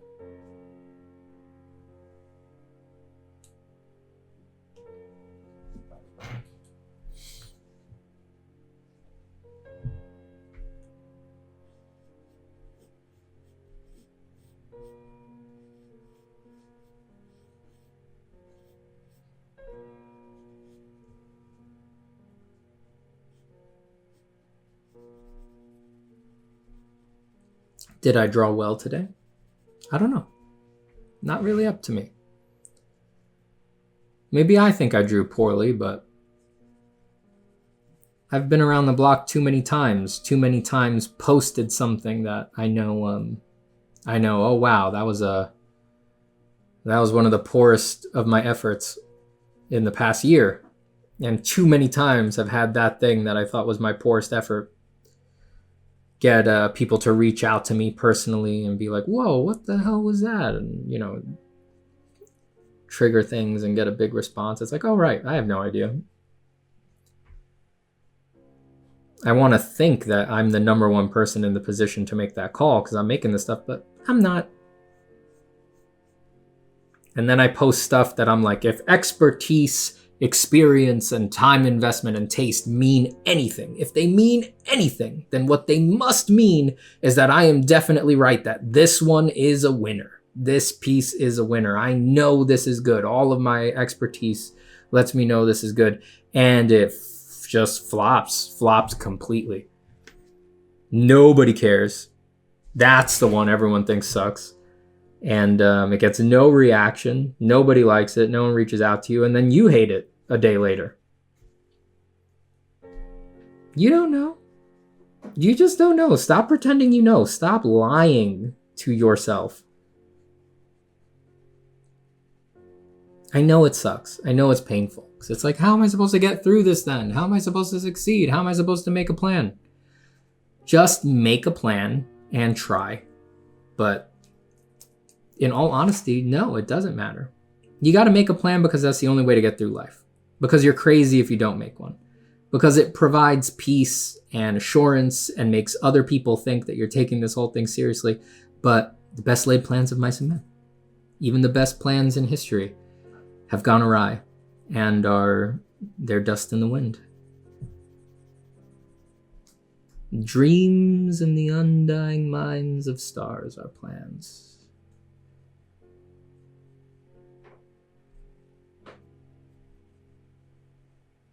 You make plans so that you have something to think about while you wait for opportunities to break your plans. And that's it.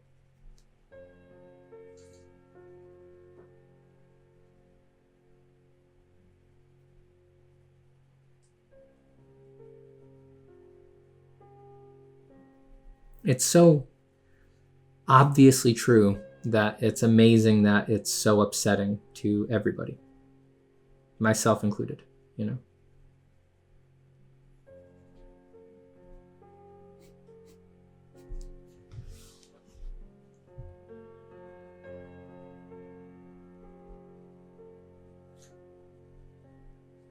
Life requires no small amount of surrender.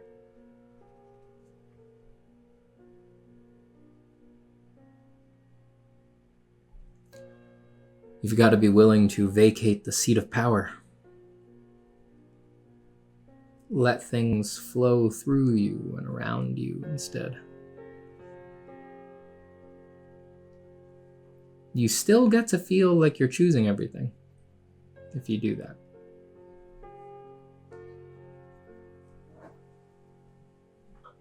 You just live your normal life. Just try to remember how complicated things are.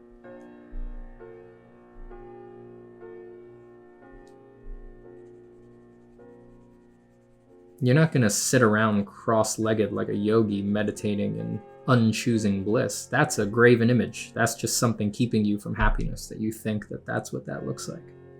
That's a lie. That's the devil.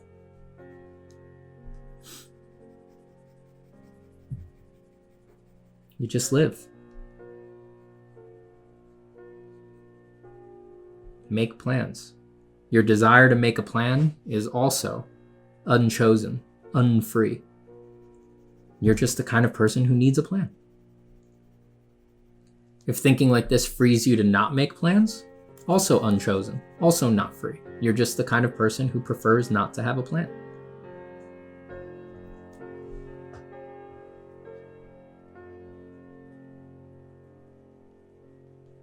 You want to work hard? You can choose that. You're just the kind of person who temperamentally likes working hard. By converse, you don't like working hard, you want to work smart instead. That's just your temperament. I don't like working smart, personally. I prefer working hard. I'll admit it. I know that's very uncool in the current motivational zeitgeist, but I don't like working smart. Smart by whose standard? Who gets to decide if I'm working efficiently or smartly? Who? The person with the most Instagram followers? They get to choose? They're the person who says, oh, you're working too hard, you're not working smart enough? Fuck that. I like to work hard. That's just what I like for my temperament. I prefer to brute force my way through productivity. It's easier for me to just sit and commit for hours and say, do the work, do the details, do the drawings, sit there and enjoy it. And I get very tired and sleepy if I have to sit there before then and be like, how can I do this in the most shrewd way possible? What are the tricks that I can do here? I can do that if I need to for work. I've been in enough tight spots that I can do that, but I don't enjoy it. That's not fun for me. I like to just work hard.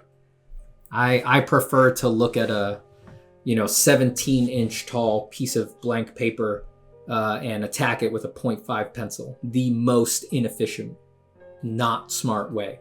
That's more fun for me. It's more relaxing. It's more joyous. I learn more. I don't like to work smart. I like to work hard. Crucify me.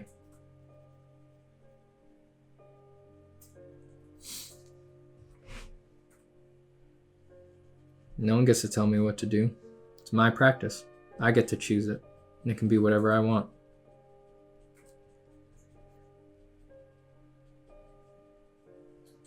Told you I get to have my cake and eat it too.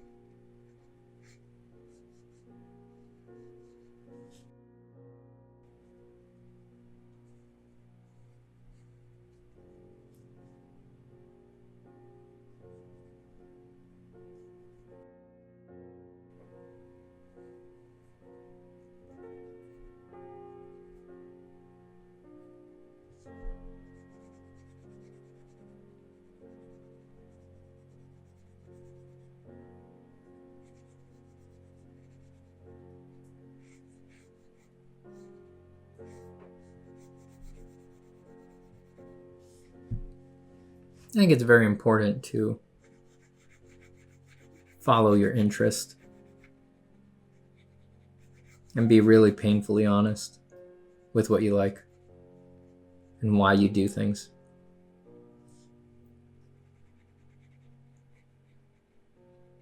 It of course is tied up with the whole free will, do you do it or does it do you thing.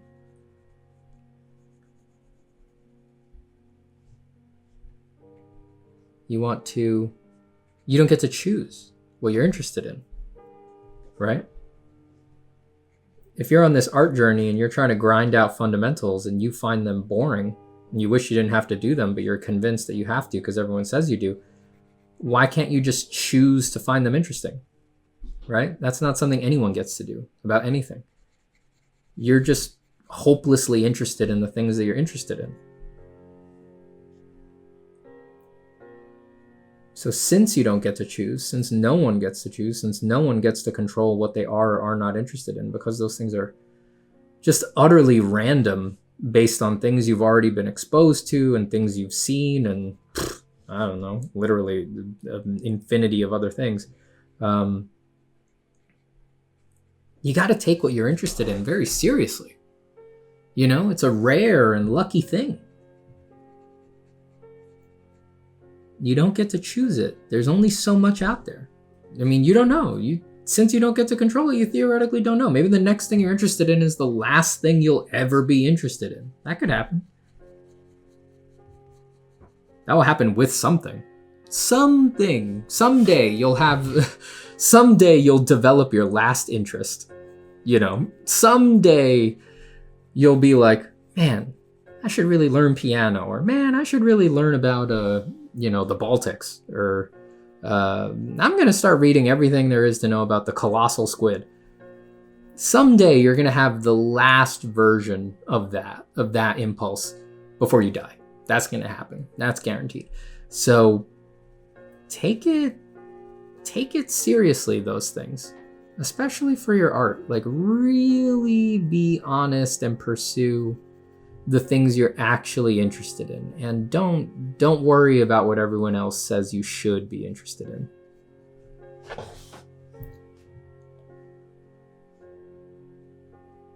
I think like because of our current culture, because of what's out there job-wise, because of the ingress angles for how people get into the world of drawing, a lot of it being through video games and movies these days and anime and things like that, a lot of people think they want to be designers or concept artists, and they don't.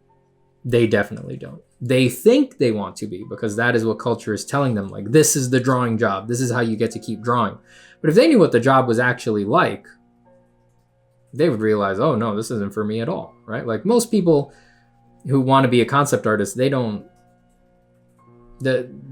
unaware or unrealistic about admitting to themselves that, more than half that job is research, right? It's like, don't do that job. Don't do that job if you hear you have 3 days to finish something on a deadline, right? And in those 3 days, you're going to spend 2 days researching and 1 day drawing. If that sounds stupid to you, don't get that job. Don't do that job.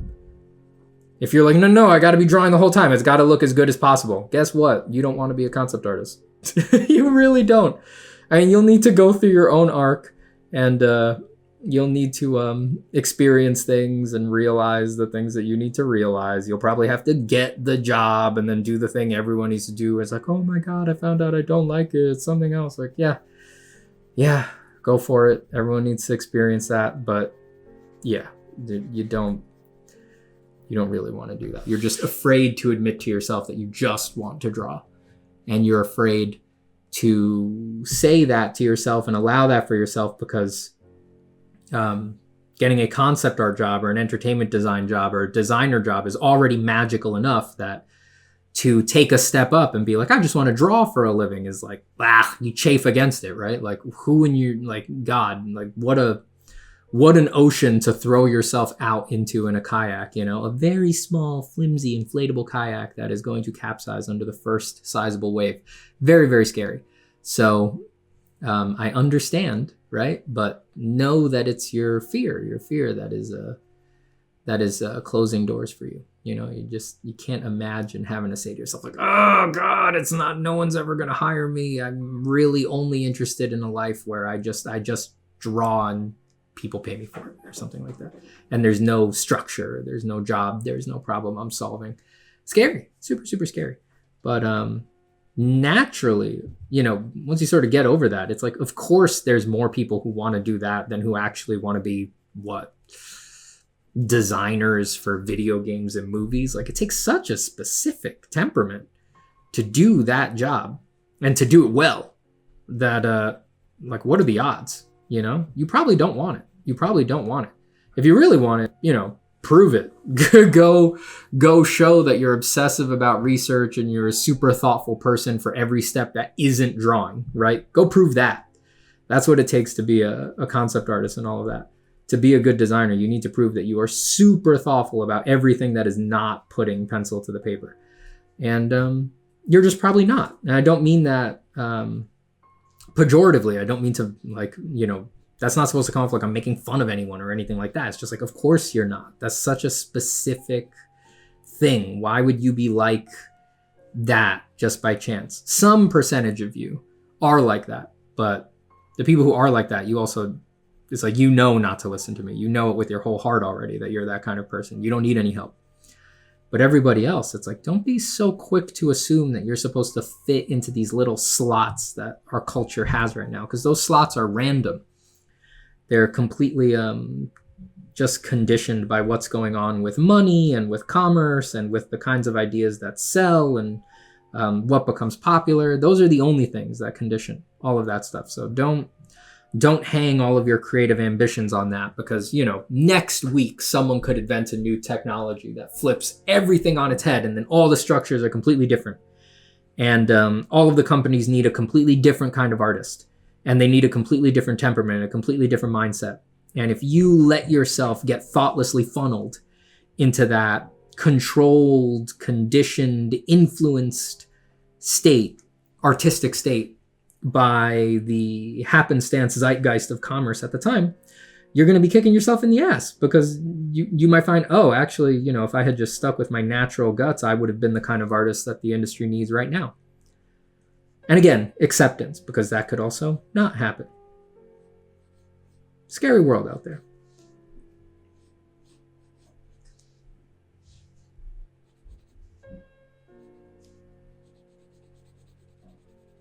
Whatever you do, don't let other people tell you what to think. Try to catch where you're afraid of what people will say. And by people, I don't usually mean like people online or anything like that. I think people are growing in their online wisdom and are realizing that they really don't have to give a hoot what any random person says online. When I say people, I mean the more personal people in your life. You know, that's really where the pain is for most people. Like, oh God, how do I tell my mom, my dad, or my friends that this is what I want to do? You know, how do I tell my best friend that I'm actually the most niche, weird kind of freak that they're never going to be able to understand once I rewrite my entire life towards this job that no one understands? How am I going to, you know, explain to my wife that I'm going to risk everything, our whole future, to go through this thing that I have to go through? Like, that stuff is so, that's it. You know, who cares what rando number 8 million says online or leaves in a comment? Like, that's nothing. That's nothing compared to the abject fear of changing our imagined identity in the hearts of the people that we love. You know, that's that's the real deal. That's the really scary stuff. So try to look for where you as a person are being very strongly conditioned by those things, being driven by a lot of fear about those things. And no one can give you the answer, right? Just because, you know, just because of the way I said it doesn't mean that I think that the correct answer is ever to, like, buck that or screw them, I shouldn't be manipulated by what people expect from me or anything like that. It's like, even that's too extreme, you know? Like, they may, you know, even a broke clock is wrong twice a day, right? So I would say just notice. At least don't be blind, right? At least don't be completely unconscious. Just do your best to look around and notice, where am I getting caught up on these things? And then, as I've said, don't do anything. Just wait. Just sit for a minute. Sit for days. You don't need to react, but at least know what's going on. And then you can build up to action slowly, patiently, in a careful, delicious way, instead of a reactive way. A real response instead of a reaction.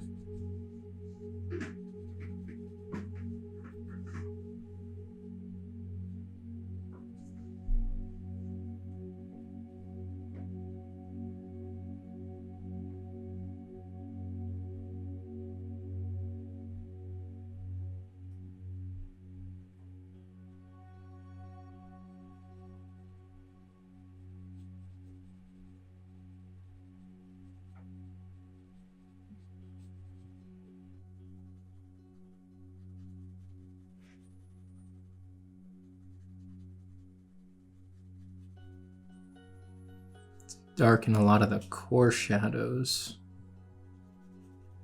up around this tree eye.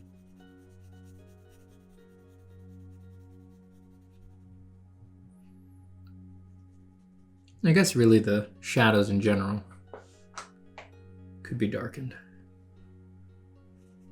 Not just the core shadows. This is all pretty light right now.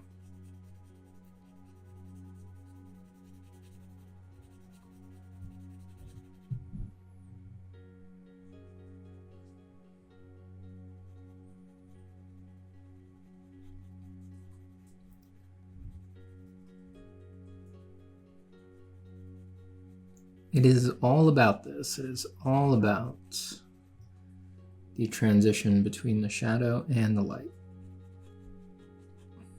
Well, that's not what it's all about. That's what form is all about for the most part. It's definitely the most important part. You can theoretically just map that out and the form will read. You don't really need to give the viewer anything else.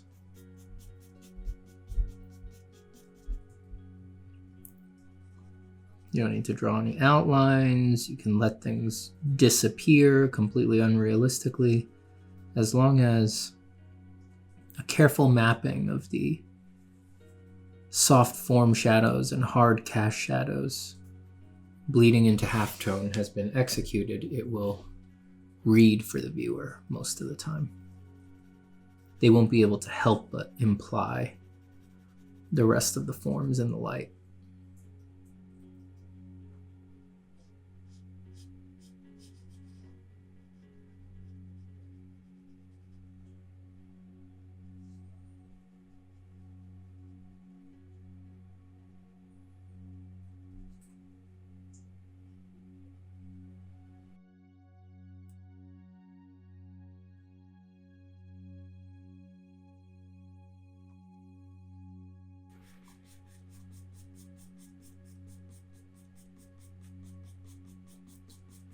Gonna darken this closed eyelid. You know, I always regret doing closed eyes. They're fun to sketch for me for some reason, but by the time I'm in the middle of a drawing, I always wish I had just done them open. If we add another tree here, I'll be sure to do its eyes open.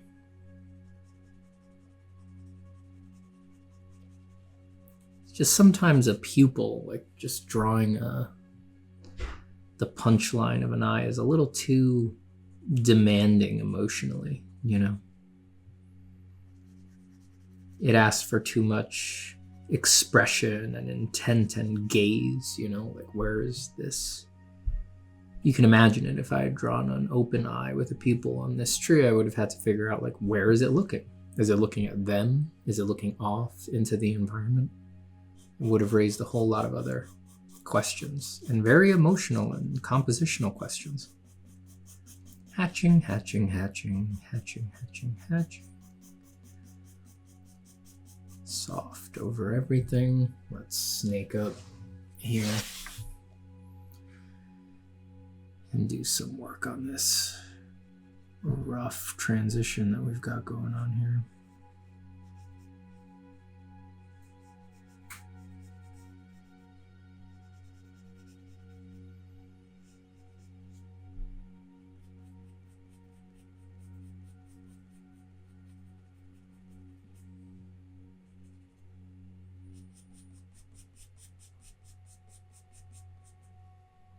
Transitional areas like this are never easy. I'm gonna dump some value over the whole thing just so that it sits back compared to the important part of the face.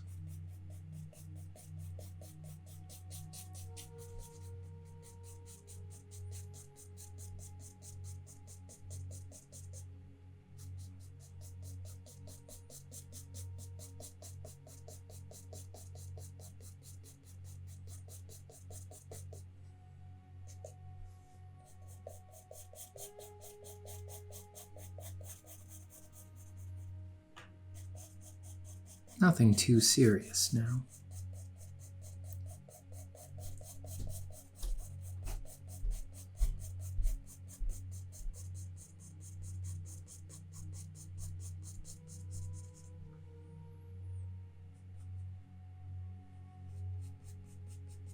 So as I go over the ridges of these sort of skin foldy trunk shapes, for an area like this, I will tend to violate the overall lighting, whatever it is, and I will just make it so that these round, what I imagine as round sections that are coming towards us, I will let those be lighter, and then as these planes roll back, I will let those be darker. So I'm thinking more in terms of occlusion than I am in strictly parsing out if planes are facing the light or not.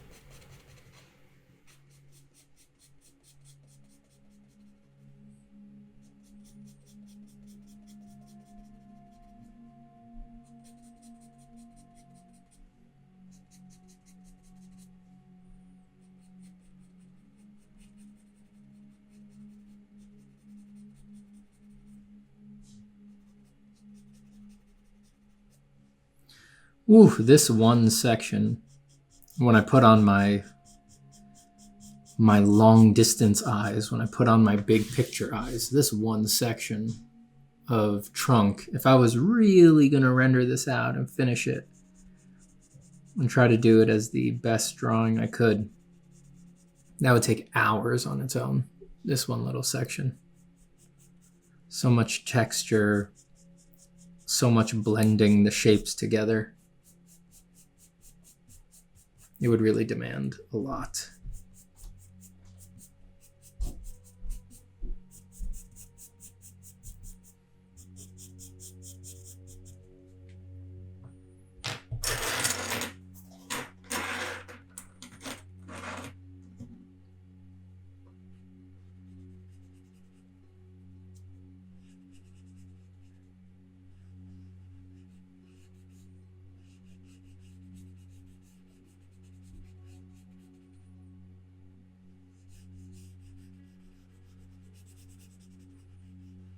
So don't forget, when you're blending, you are drawing. Am I talking to you or am I talking to me?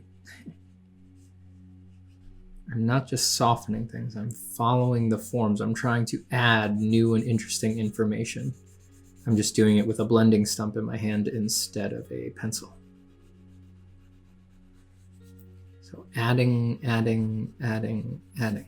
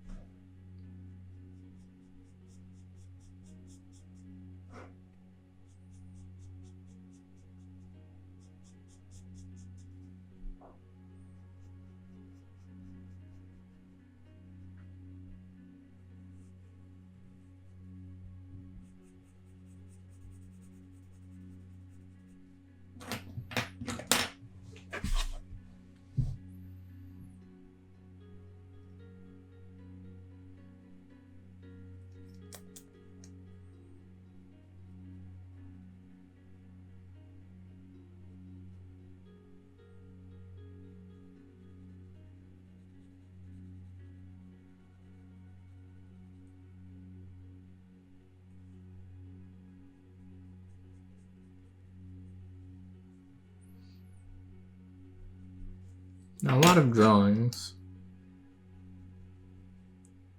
go through phases, and the best phase is the phase of deliciousness. At least that's how I think of it. There's a certain area of the drawing process, a certain period, usually further in, where working on the drawing is easy and so fun, because basically you've set up the structure well enough that everything that you add makes the drawing better instead of making it worse or more confusing. And you can't always get there, it's not a given. You do have to get the structure, the underlying part right. But man, once you're in that zone, that's when it's really easy to push something, because you are on the form, you're part of the drawing. You understand the structure well enough that you couldn't really add something that's out of place. It would be very unusually forgetful for you to do that, to get confused and be like, oh, a random dark shape here. Like, it's just not going to happen. So you're with it, you're connected with it, you're vibing with it, you understand the structure of the drawing, and yeah, everything that you add makes it better. That's a wonderful feeling. It only lasts for a bit of the drawing, and it makes it really easy to push things and to finish them, because you sit there and you realize that it's just an operation of time to make the drawing better and better. Now, this drawing has not hit that phase yet. I am definitely doing plenty of things that I feel like, well, that wasn't the wisest, or it's ill-considered, all sorts of stuff like that. But that's all right. It's all just part of the process.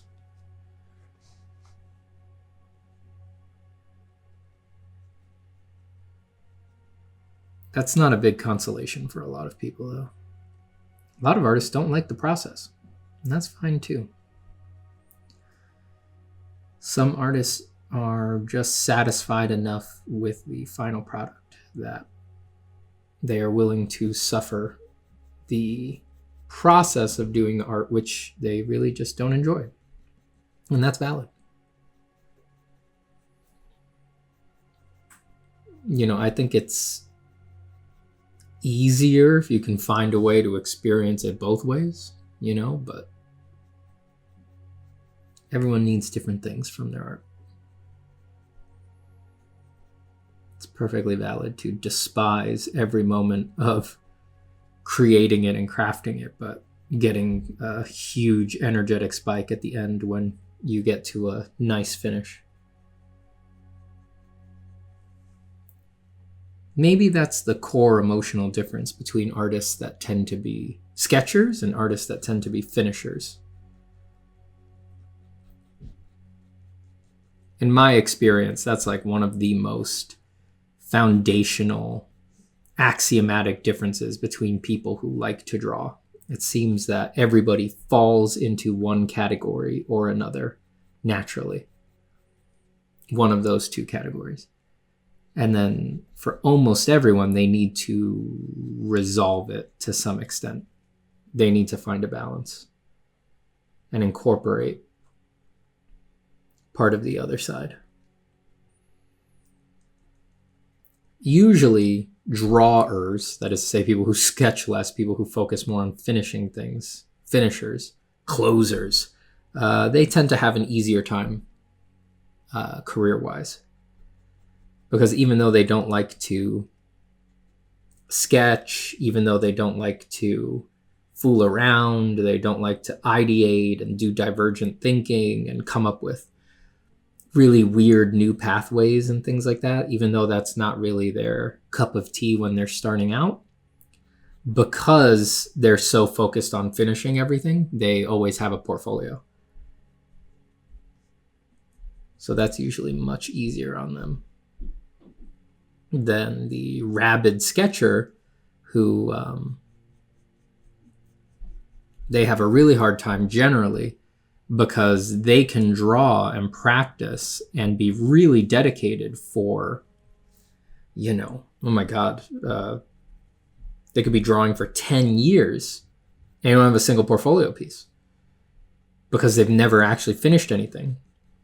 They've gotten everything to 3/4 of the way there, or the most that they've gone to is 3/4 of the way there, and then they pull back. I was like that. I am still like that. And the balance is that the 3/4 that you get to can be a sort of really beautiful, really special setup that you may not have ever gotten to if you were focused on finish. You know, your drawings can sort of live off of the impulsive beauty of the sketch and the evocativeness of the unfinished line and the unnoodled shape of value or color. And there's some beautiful art done in that way. And honestly, unless you're trying to work for companies, like, go for it, you know? Who cares? Don't force anything.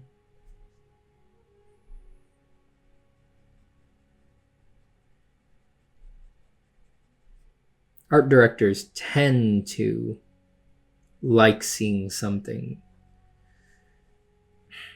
not even tight, right? Like, it's actually quite nuanced. It's not that art directors are looking for tight things, right? Art directors are hiring for all sorts of styles, and they need all sorts of looks for all sorts of projects. But they look for stuff that isn't sloppy or doesn't have anything that's ill-considered, right? You can have a style that's very simplified, that omits whole steps, you know, there's no rendering, it's all graphic shapes and things like that. You can have styles like that, and of course art directors are going to want them, but usually those styles stand out if even within that omission and that evocativeness, there's no errant marks, there's no shapes that don't need to be there or anything like that. It's still extremely clear, even if it's simplified.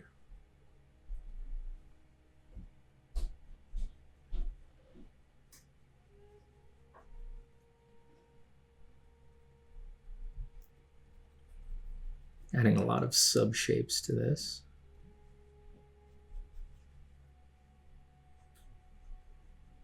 Just low contrast information in the light.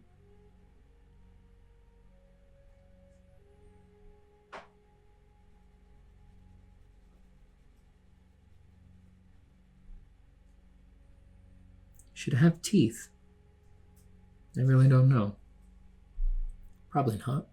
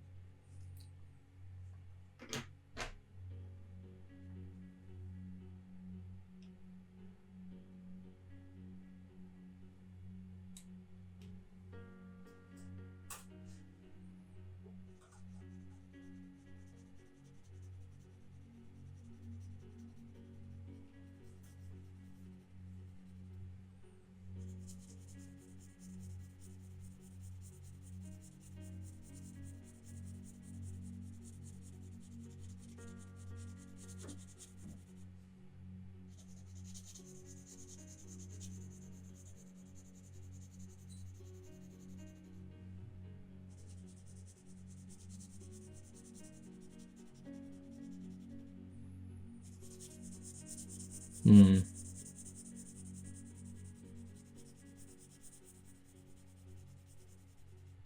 I'm not quite sure I want this dark yet.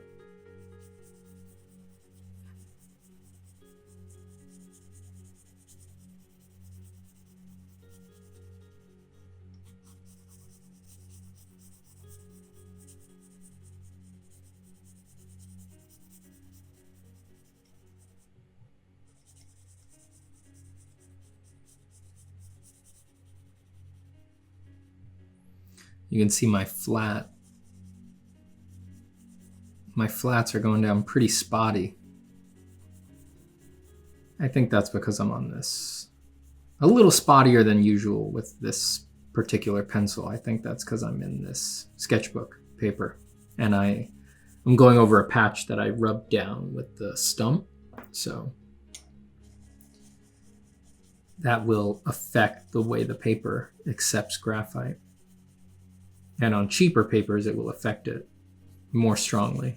And then on, more expensive finishing papers, something that would not be in a sketchbook, stuff that's thick and durable, like a Strathmore bristle paper,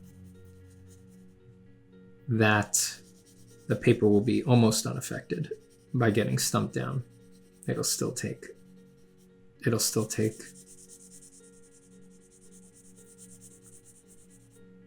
flatter value areas without as much scintillation and variety as like this dark patch that we're seeing here and this pop out there. Just all these little eye-catching variations in what should be a flatter value shape. But it would have some. You will never avoid it completely. There's no paper that will just take down a totally flat tone. You got to work for them.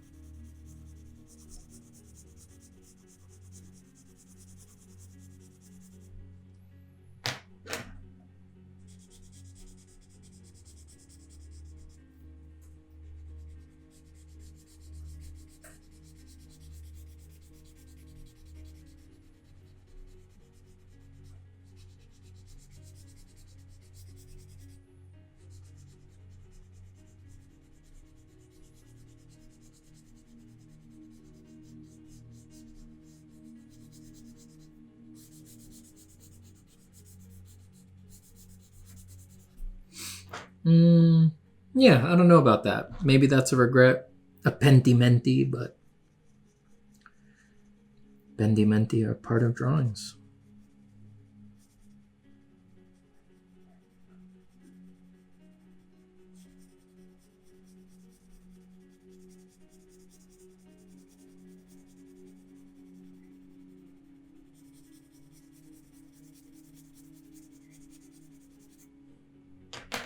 I wonder if this black colored pencil will put down a little better.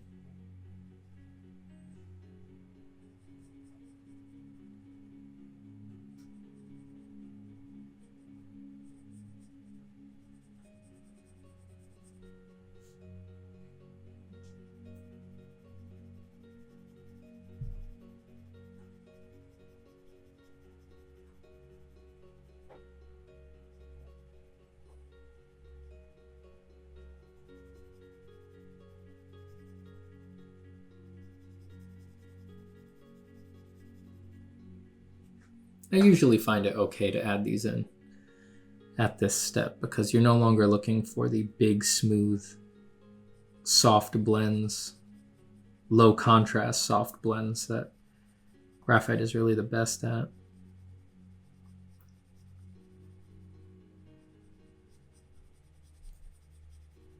If you use these too early and then you try to do these blends, those blends when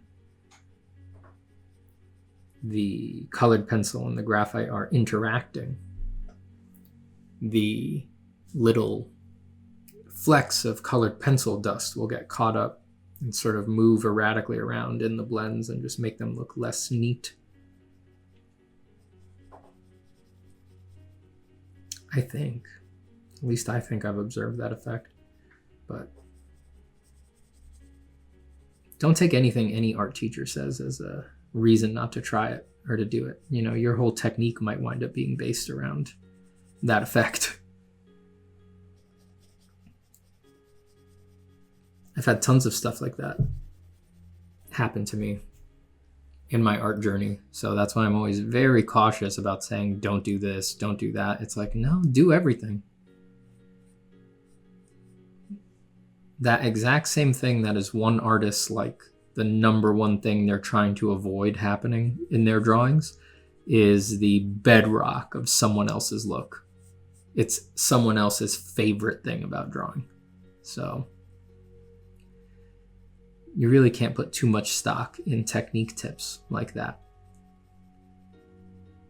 They're useful while they move you towards your most foundational goals, but there's always going to be a point where they actually start limiting you instead, where they start distracting you from finding what's really going to work for you.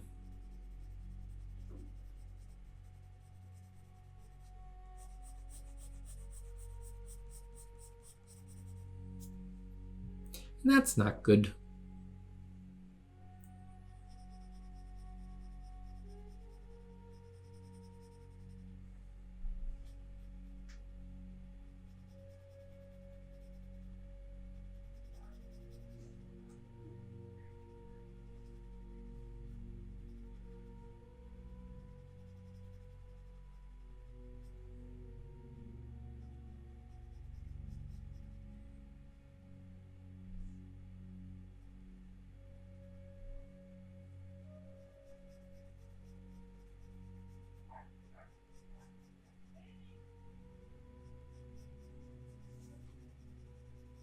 Oh, I hear my dog getting into trouble outside.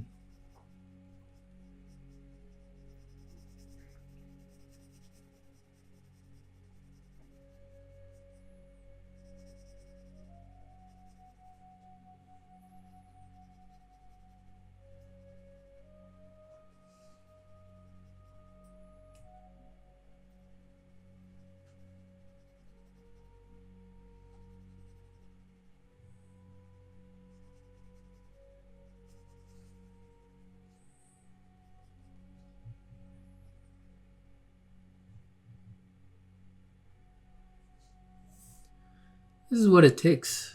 This is what it takes to draw stuff. Just going over things, being patient, redoing,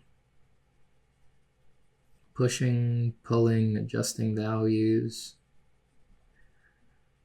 This is what it takes. Nothing very glamorous. It just takes longer than most people would expect, and longer than most people are willing to put in.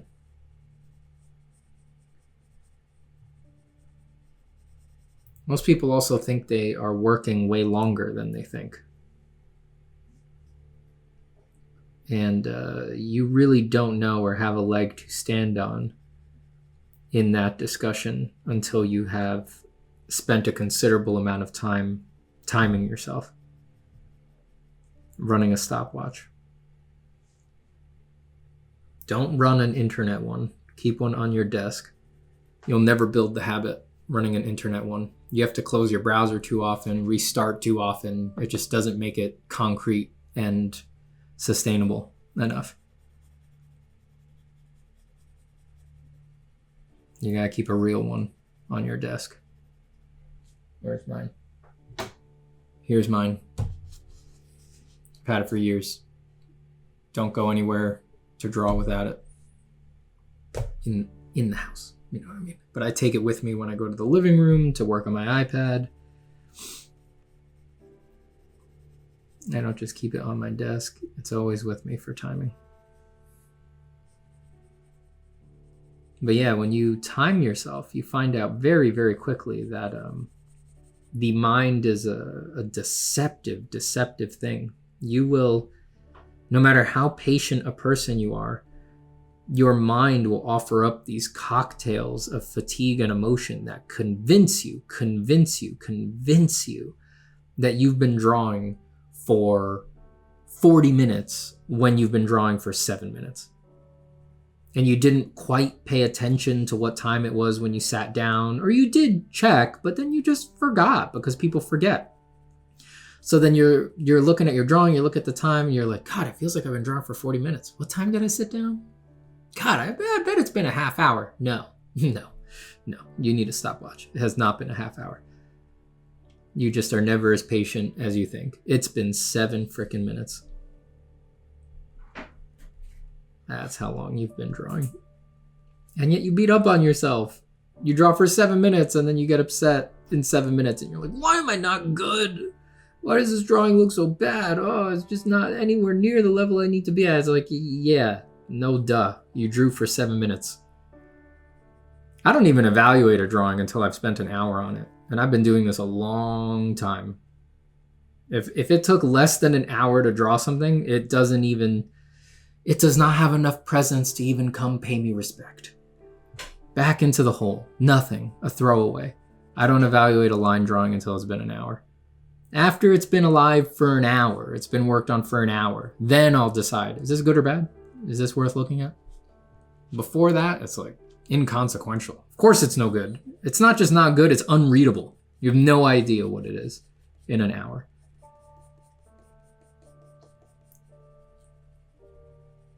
Now again, don't take me too extremely here, right? Because yes, if you're a digital painter, you should make sure your thumbnail looks awesome in half an hour, man. Like, you gotta hit that thing on the nose. If it doesn't have a lot of impact in 20 to 30 minutes, I mean, that's how you know it sucks. You gotta throw that one away and do a different one. Maybe. Do you think The Garden of Earthly Delight by Hieronymus Bosch looked good in 20 minutes? I can guarantee you it didn't. All good advice like that is leaning towards becoming a trap. It's going to be a conditioning factor that you get hooked on for a very long time. Don't let anyone tell you what to think when it comes to art. And be aware of what is conditioning your preferences. Something is. You are hardwired to be super sensitive to your own preferences. I mean, you're a sentient being. Of course you are. It's possible that the thing that makes you sentient is that you have preferences, aversion and desire. That there's things that you want to move towards and there's things that you recoil from. Now, where did you get those preferences? Why do you recoil from some things and move towards others? Why? Why? Well, the truth is, you don't have access to that.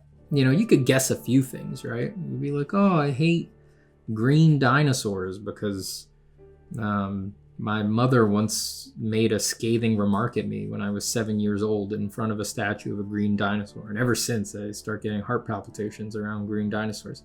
And it's like, yeah, you can make guesses at stuff like that. And sometimes it's better than guesses. Sometimes it's on the nose and definitely true. But, man, everything else. I mean, for every one of those that you can parse out, there's about 1 million other things about you that are completely inaccessible, right? And not just even inaccessible. There's 1 million things that are unknown unknowns about you, like things about you that you don't even have the presence of mind and the consciousness to realize that you do that. Like you've experienced that if you've ever gotten into an argument with a friend and they fling something at you, they say something at you that makes you pause and be like, oh, wait a second. No, I guess I do that. I guess I am a bit of a self-righteous, narcissistic asshole, like to pick something at random. And that feeling, that realization that was a subtle process that you have been running for years, being completely unaware of it. You had no idea that there was some background part of your brain that was constantly dishing up that particular little flaw, that's the feeling. That's the feeling of encountering an unknown unknown. That's the rare glimpse into the things about you that you just don't have access to. And no matter how many stultifying and shocking conversations you have with your friends, you will never discover all of them. No matter how much therapy you do, you'll never quite find all of them. In the words of Whitman, you are a universe. You contain multitudes. Woof, woof, woof, woof. Treats, my dog says. Food, please, says my dog.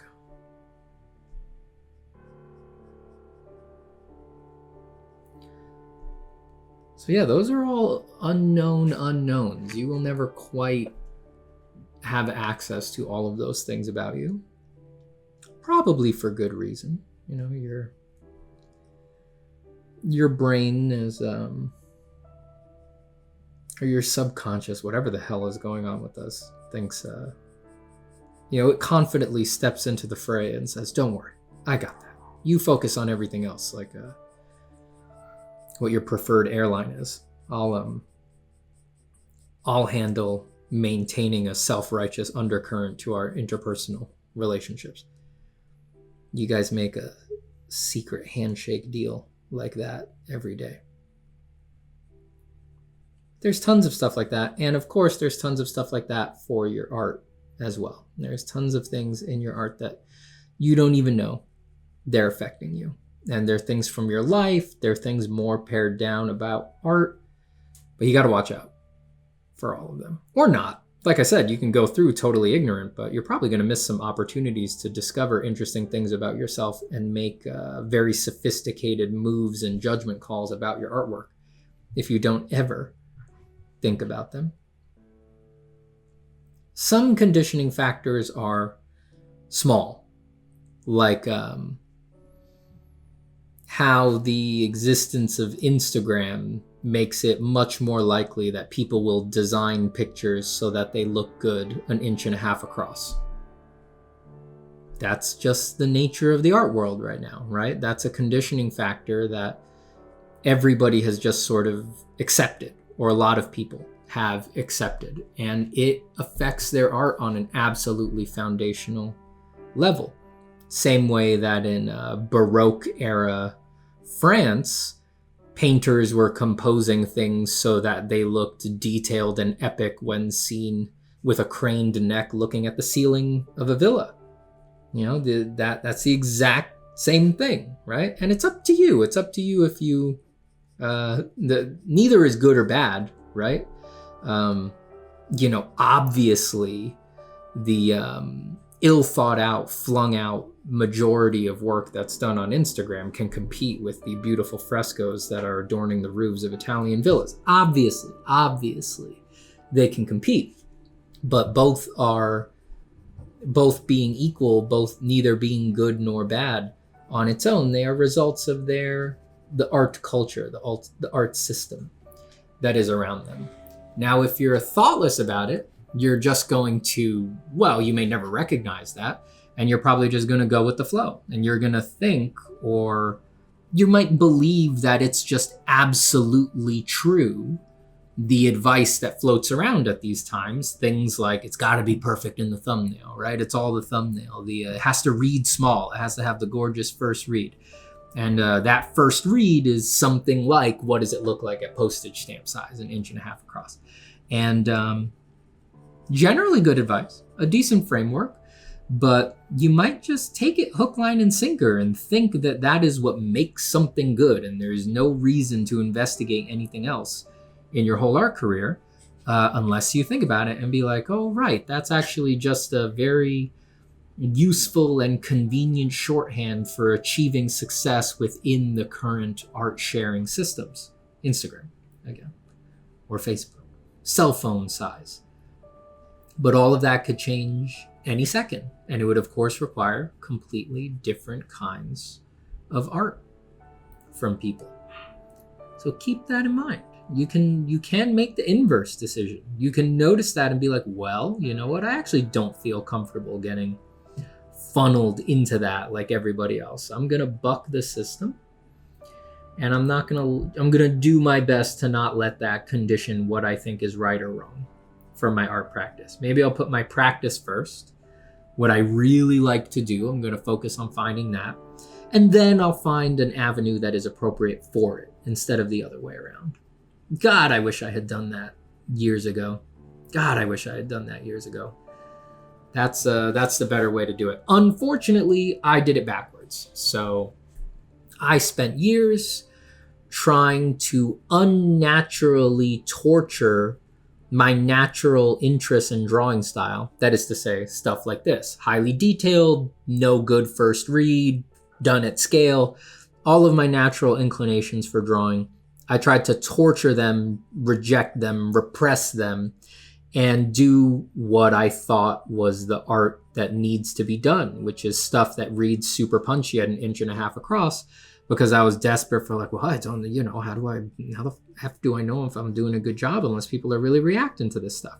Classic kid stuff. Classic just being young and feeling like I had something to prove. And what a tremendous waste of time. What an unbelievably tremendous waste of time. If I could send a note to myself when I was younger, that note would just say, do YouTube instead. People look at drawings much bigger on YouTube.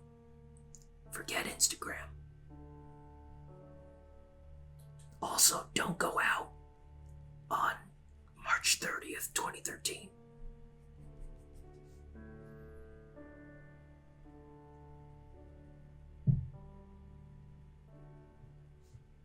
That was a random date. That was a joke. I don't have anything. I was not actually hiding some horrible thing that happened to me on March 30th. And you can trust me on that, because there's plenty of dates I remember vividly where horrible things happened that I could have plucked, but I purposely picked one that didn't have anything real going on.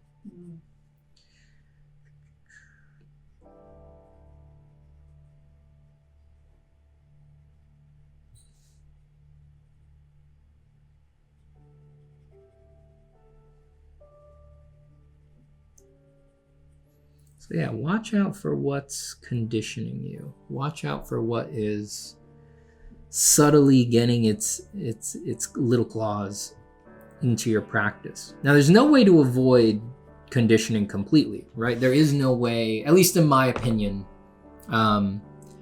it would be impossible to do sort of unconditioned artwork.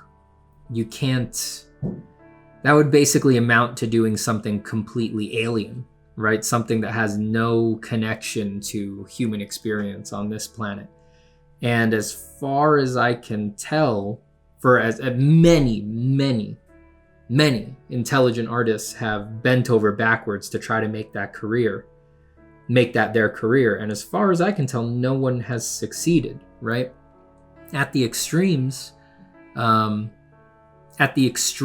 you sort of miss the point completely by just everything about what you're trying to do is a reaction to things about the real world, right? You're trying to get completely alien. So ironically, it's like, that looks too much like a bone. Got to make it not look like a bone. That looks too much like a plant. Got to make it not look like a plant. And whatever you twist it into, first, it was trying to not be this real thing, this influence thing. So I really don't know how you, I don't know how it would be possible for a person to remove or disconnect from their subconscious such that they could do something completely alien. As far as I could tell, it's probably impossible, right? There's no real way to do anything totally, in the most ultimate sense, original, right? Obviously, there is originality in art, but not an ultimate originality. In some deep level, everything is a remix. It's a reaction to the things that you like because of your taste, the things that you're interested in. You're always influenced. So there's no way to avoid that completely. And I don't think you'd want to, really, if you really thought it through. You just want to if you're dissatisfied with that kind of thing, I think at core, you are just hunting for a very specific flavor of remix that pleases you, that aligns with your taste, that feels different enough.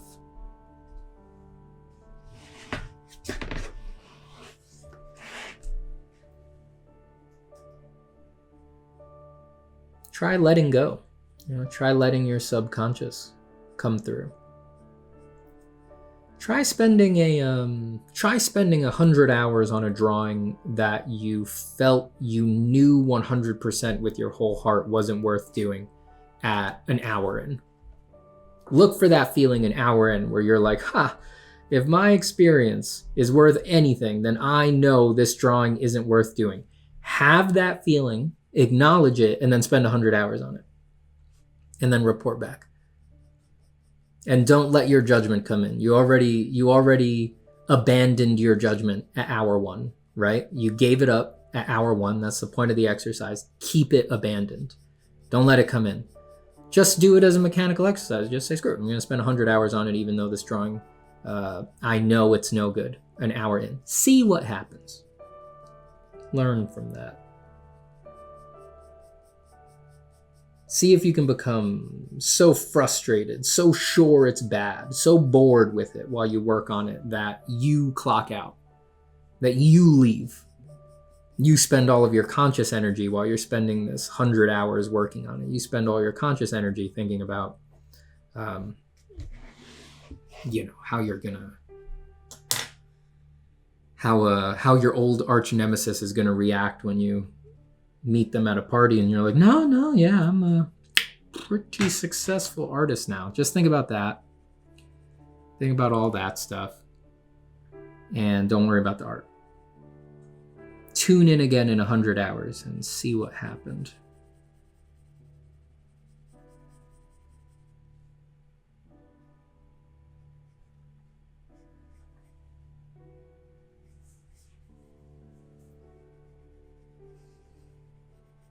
The truth is that you really just have no idea what's going on.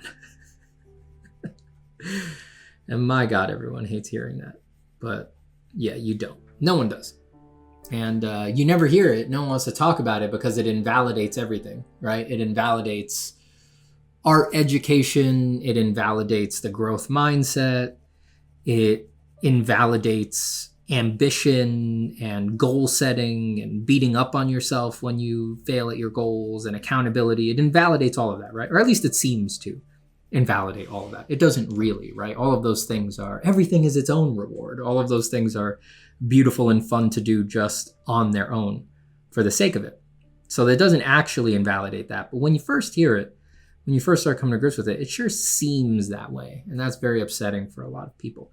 But it is, of course, the truth. I mean, prove that it isn't, right? Like what evidence could you possibly provide to me that would be evidence that no, I do know what's going on here. I have the objective answer. I know what good art is. I'm the rare philosophical genius of ages who has figured out what good art is and how to achieve it. And I'm also a genius of psychology and learning, and I know what it takes to learn well and effectively. It's like, dude,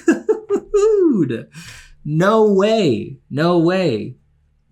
That'll be right maybe once in all of history. Maybe that'll be true for one person, the next Socrates or something like that. That'll be true for them. So I can safely say that you ain't it, and you don't know, and no one knows, and no one has ever known. And it could be frustrating to hear, but it's clearly the truth. So you don't know what's going on. And I've been gobslapped by this over and over and over again. Like it never stops being frustrating, right? It's as freeing as it is once you give up to it, right? Once you acknowledge, like, all right, I don't know, and there's no need to judge anything or put any strain on anything. I can just sort of act, right? Even once you accept that and all that freedom, it is still super frustrating to be in a position where you're like, I won't cite specific examples here, but I think you could probably imagine, maybe what I'm alluding to, because I'm, I work for clients, I do this stuff professionally, I teach students. So there's a lot of a lot of my day-to-day art practice does involve pretty serious evaluation, right? And I'm constantly in situations where an objective stance would be super useful and is maybe what some people are insisting for, right? But it's frustrating and amazing to be in those situations, and I'm sitting there and I'm saying to myself, like, if my experience, if my 15 years of drawing experience, my 10 years of professional experience, if they mean anything, if my taste means anything, if my study means anything, if my experience means anything, if my mileage of failure and success means anything, if it means anything, then I know with certainty this that I'm looking at right here, this has to be a flop. There's no way this is good. If it's so obvious, it's so 100% sure, and the only way for it to not be the case would be if there's truly no structure to this, if experience and taste really don't amount to anything but the occasional congruity with good luck and public agreement. And then the thing happens or comes out or other people look at it and yeah, surprise. That's the best thing. That's the one everybody loves. That's the one that everyone's like, oh yeah, that obviously it's clear that that's the most successful thing. And you're just like, really? Okay, cool.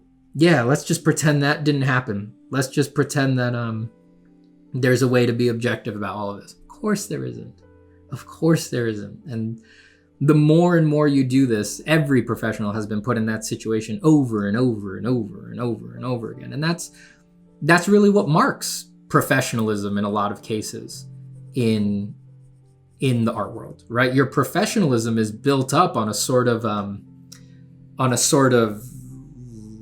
rascally cynicism where you can just sort of put things in front of clients and things like that and just be like, like, you like it? Great. You hate it? Sure. Like the fact that you realize that it's all just subjective. And even if someone's like angry at you or is like, how could this work be so poor? Which never happens, by the way.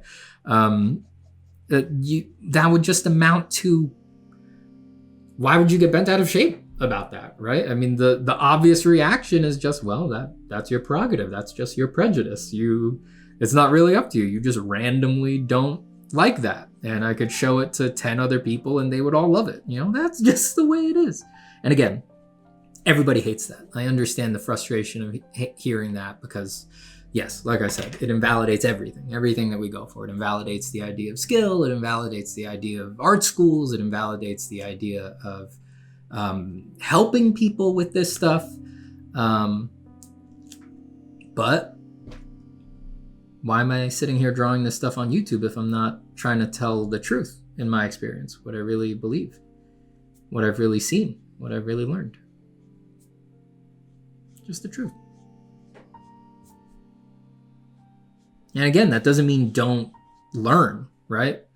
I can't get over that stuff being true, but I still teach art, I still teach art at colleges, like the highest stakes, the most investment in being able to say that, yes, we're doing this quite objectively, very, very objectively.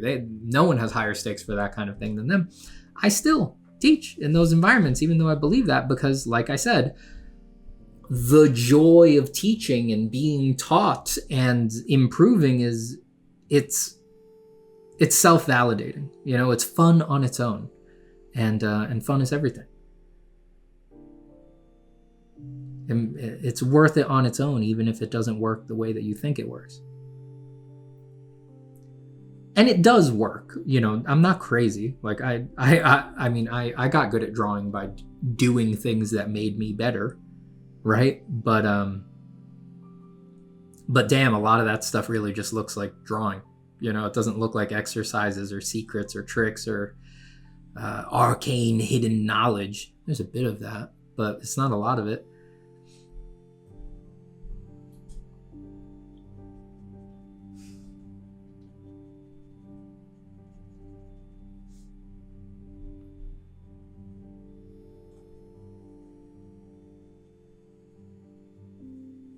You use learning, you use having teachers, you use school as a framework to keep you sane. They will never change the fact that no one knows what's going on, right? That will never happen. They will never change the fact that no one knows what's going on and that you can't be certain about what you're doing. And that art is forever intractable and ephemeral and will slip through your fingers no matter what. No one will ever change that. No teacher, no school, nothing. You use them as a framework to keep you interested, to give you ideas to respond to react to. And that is in my opinion, that is the proper place of an instructor, right? When I teach people, I'm not trying to, dogmatically hand them anything. Like, I talk technique and sort of what makes things look right and good in my opinion, but I'm the first person to say that that's really just a sounding board. Like, you should hear those things and then ask yourself if you agree, Now, I've said this many times before, but I think one of the best things a student can do is listen to their teacher, trust them, but every time their instructor tells them they shouldn't do something this way with this tool or in this process or something like that, they should make a note of that tool or that process, and then go home and in secret do that process that they said is not the way to do it, that you should never do. Do that process until you find a way to make it work, until you find a way to make it produce a beautiful result, and then file it away and never tell your teacher. And that would be one of the best things a student could do for themselves. It produces two results. One, you'd be getting a constant reminder that that's possible, right? Every time I've tried it, it's worked. So for every single one of those things that people tell you not to do, there's some way to do it beautifully. There's some way to violate that rule beautifully and to prove that it's not a rule, that it's not substantive, that it wasn't anything, So every time I've done it, it has always worked.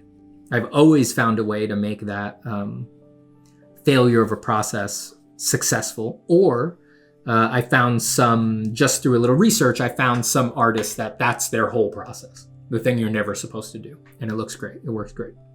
So that's the first result. You're getting a constant reminder that you're totally free, that there's infinite freedom in the art practice and that you can truly do whatever you want. You're getting a constant reminder of that, which is a very important medicine for artists.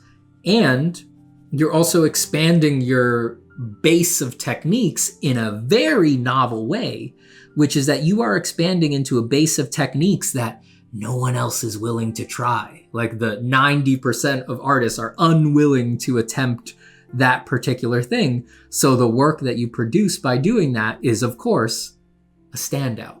And standing out is really useful in the art world. I don't know if you've ever heard that, but yeah, it's actually quite good to stand out if you're worried about your art career. So take it into consideration, finding a way to stand out.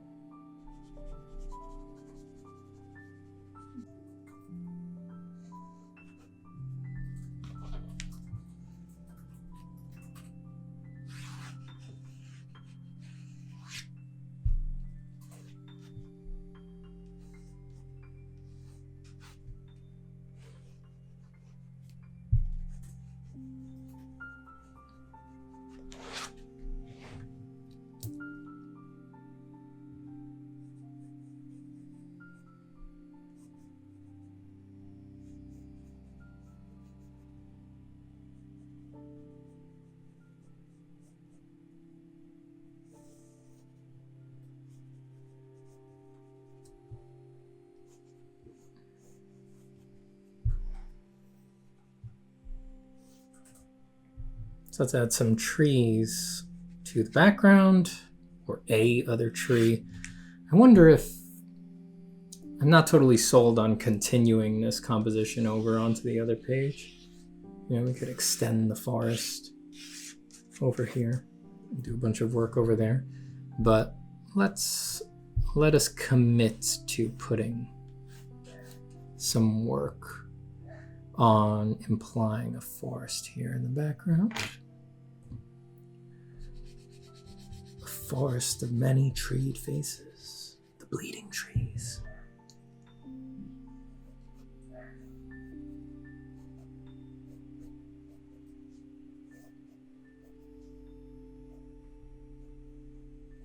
You can apply a lot of the negative shapes of something like a dense forest with triangles, all overlapping and pointing generally downward.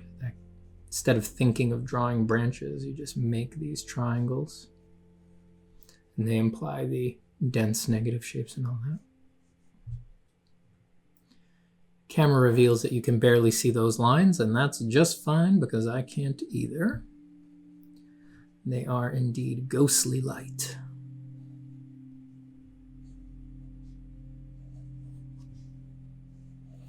Don't like the flow from this into that sort of abrupt emergence of a branch. You want to taper things in and out of each other. Transitional elements are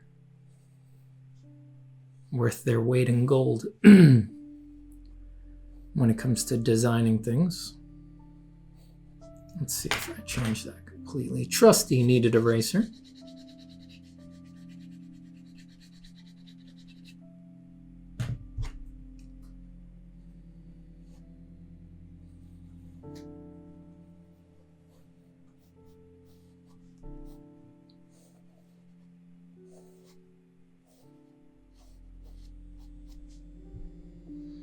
Something like that could work.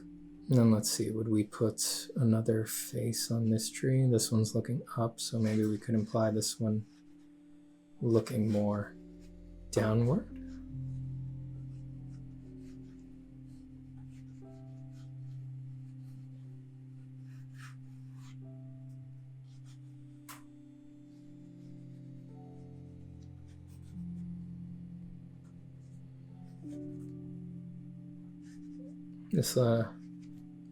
This could almost be a vaguely indigenous version of the part of Dante's Inferno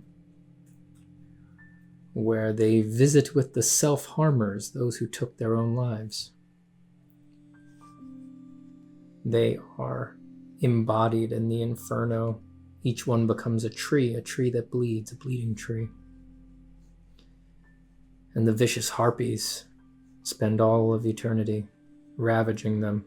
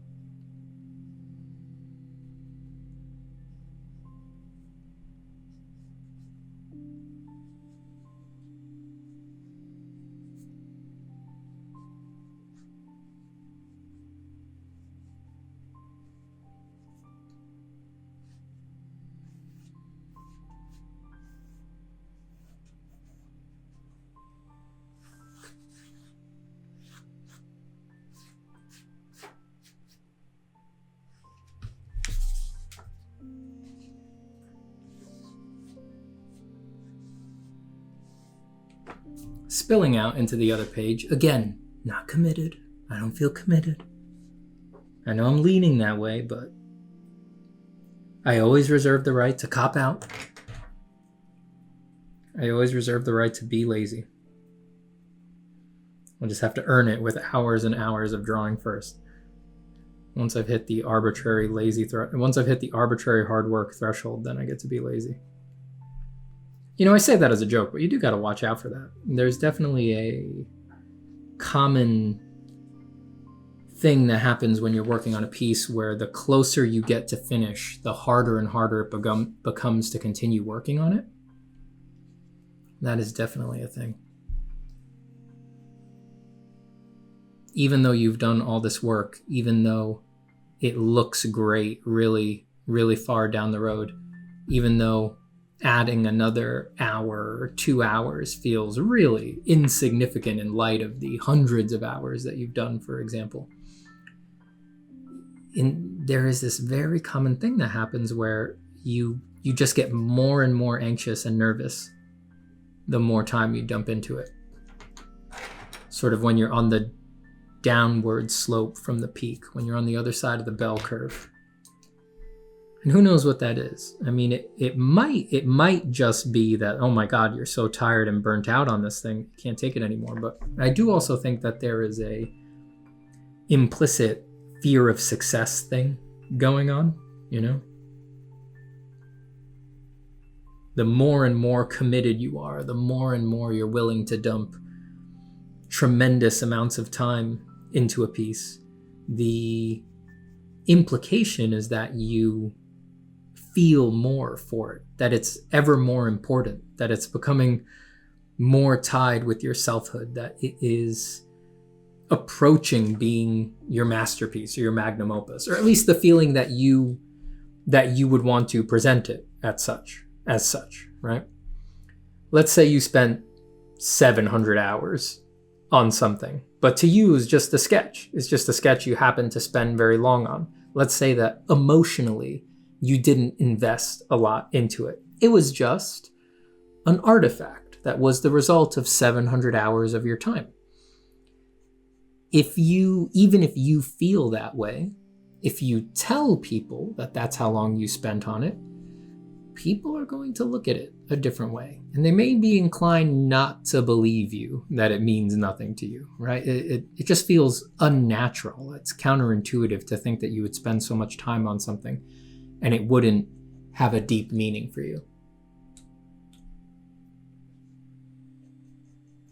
Now, all those things are illusions, right? You can, of course, sort of just trance out and spend a ridiculously long amount of time on something without it being anything elevated, without imbuing it with some sort of extended meaning and importance. It just requires you to manage your mind and your temperament better and better and better as you approach those extremes. And that's no joke. That is no joke.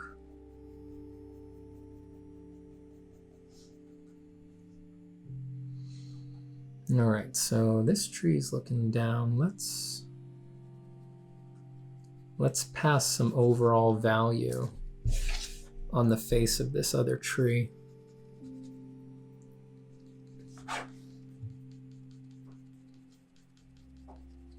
So that a lot of this feels like it's rolling away when we continue to work into it. What could it mean that I'm drawing this? I try not to think about that.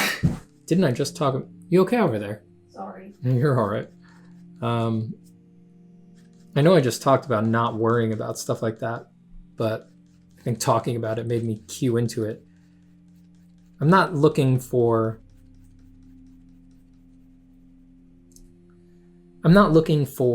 some sort of solid answer. I'm just curious because I've had the experience many times that if I just draw,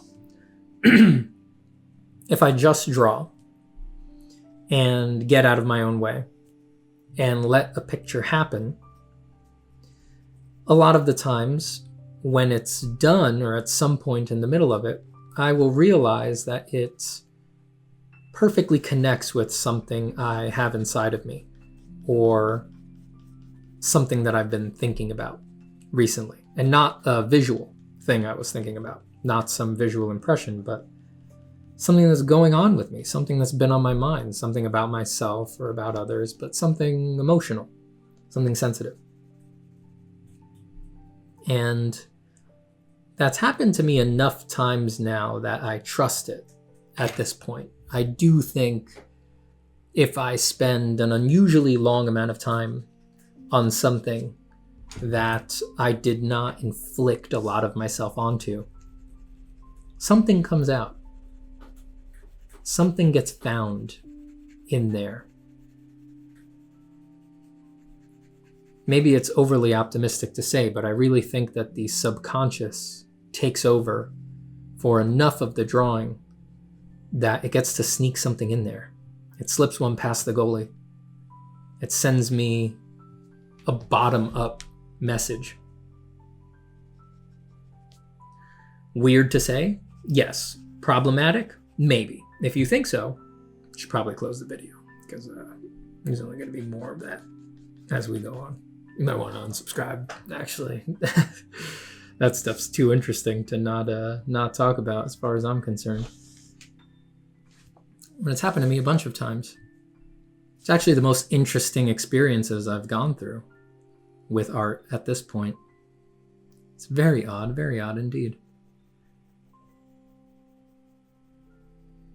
It makes a kind of twisted sense to me. You know, when you're doing drawing like this, you are asking your subconscious for so much, right? I'm just relaxing. I'm drawing whatever. I'm talking while I do this. But my God, am I asking for my subconscious for a lot, right? I'm asking it to summon design and form and all of these, you know, how I throw these lines, right? Like that's a thing. That's like an ingrained muscle memory thing, right? And I'm asking my subconscious to dish that up over and over and over again while I just enjoy the benefits of relaxing and not really thinking about it. That's a big ask. That's a big ask for the subconscious. And it's really stuff that's operating on a lot of levels, right? Like I said, it's story, it's design. It's not just the muscle memory of craft, of how to do hatch lines and how to throw curves. It's really everything about the picture. I'm asking my subconscious to drive all the horses at once while I take a little break. It kind of makes sense to me in a twisted way that if I'm handing everything off to the subconscious, it's also going to sort of Trojan horse something it's been thinking about for me, right? Our subconscious is always doing a lot of work for us in the background, right? It's analyzing everything on our to-do list and producing an appropriate amount of anxiety and energy to handle that to-do list. It's managing our expectations of ourselves and others. It's finding things to be freaked out about. It's coming up with ideas, right? How often have you struggled to look for a solution to something, whether in drawing or anything else, and it comes to you in the shower, right? It just sort of hits you out of nowhere while you were in the shower, or when you're doing something else, or when you finally give up on the issue. That's when the subconscious offers it up, right? How often does it happen? I mean, it happens with great regularity to almost everyone who goes through a creative pursuit. And that's not coincidence as far as I'm concerned. It feels like that's evidence. Evidence of what? I don't have the insight to say. I don't think anyone knows. But it seems clear, it's at least evidence that your subconscious is doing a lot of work for you all the time. It's working on a lot of things. So it makes sense to me that it might, since it's doing so much work for us anyway, sneak some of those in-progress little things or finished solutions out in it while it's doing it.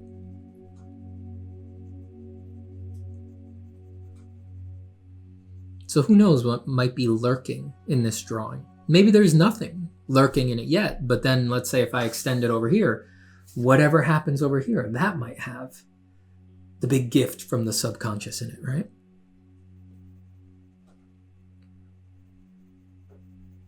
But you can also just think into things, and that'll open a lot of crazy doors. Like, why am I drawing people integrated with trees?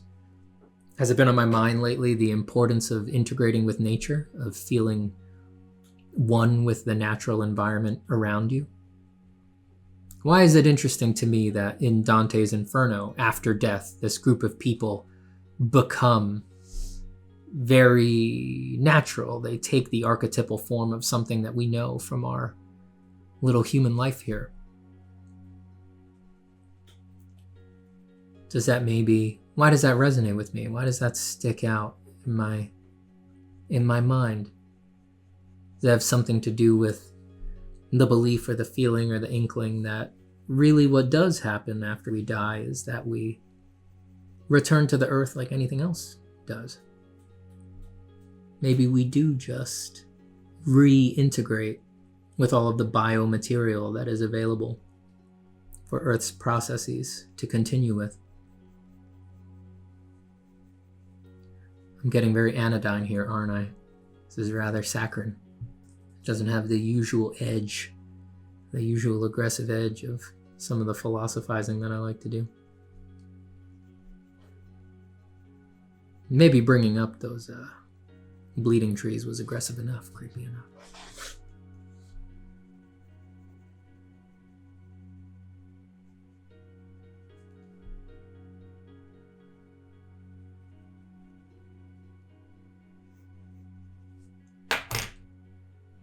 Do you think trees are conscious? Do you think there's something it's like to be a tree?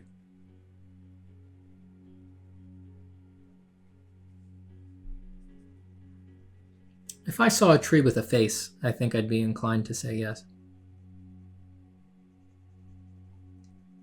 If its wooded eyes lidded open slowly, and its irises lensed and dilated as it faced into the light, and it turned a gnarled bow to look at me, and with an inhuman voice made some sort of guttural vocalization, I would be inclined to say, yeah, there's probably something it's like to be that tree.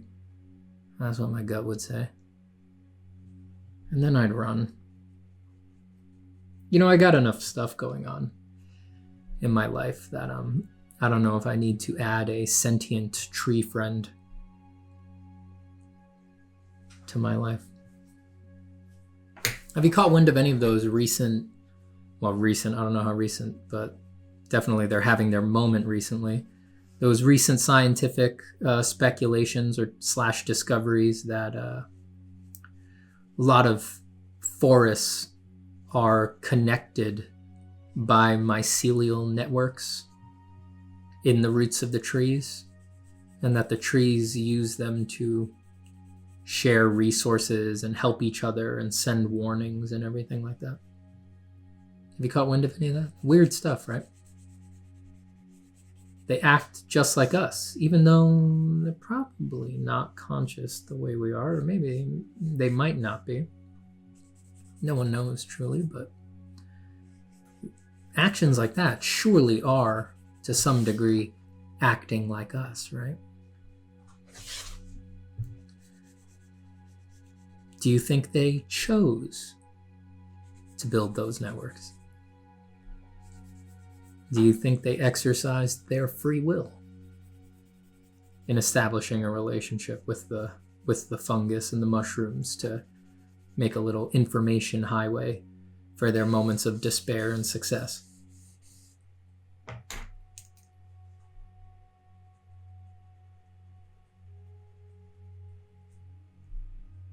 I don't know. Did you choose your brain? Did you choose how you interact with people? Did you choose to feel inclined to help your family?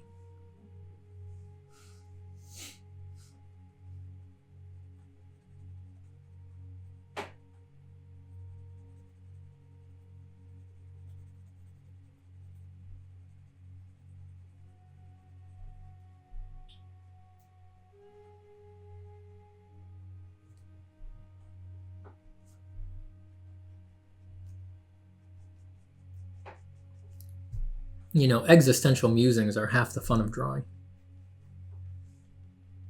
Maybe more than half.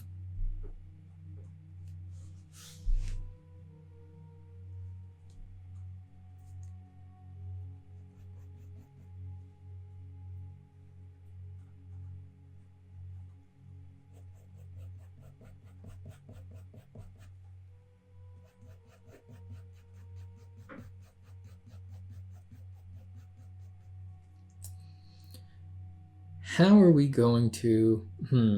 I don't have one now, and I'm not going to run off to get one, but in a situation like this, one of the things you can do is you can in a situation like the one we're in here, where we have we have a big flat area that needs, well, not flat, but generally I'd like this tree to be darker than this tree. In a situation like this, if you're in a pinch, you can just take a paper towel and just rub all over this. And that would be enough to sort of push it back. Next time I take a break, I'll try to remember to get a paper towel. Come back and do that.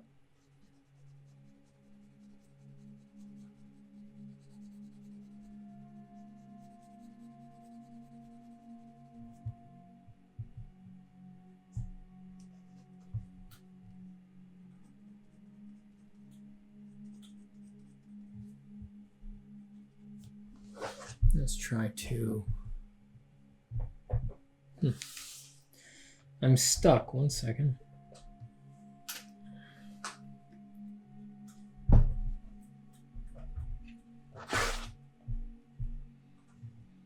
right. Let's just put a bunch of work over our new tree here. There's nothing to be done about it. You put in a big element like this, a second big yawning tree. I mean, how long did it take me to draw the first one, right? Quite a while. So you can't rush it. Just needs work. We're gonna go in here and draw all over it.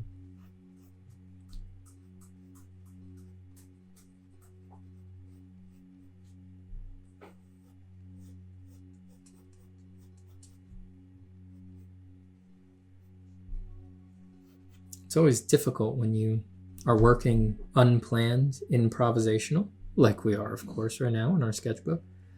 It's always difficult when you add something big, because it tends to make you... It just gives you a moment of pause, and you're like, oh, that's another 10 hours, right?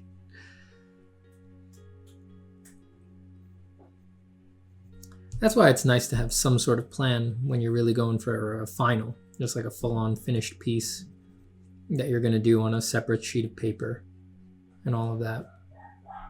Nope, there go the dogs.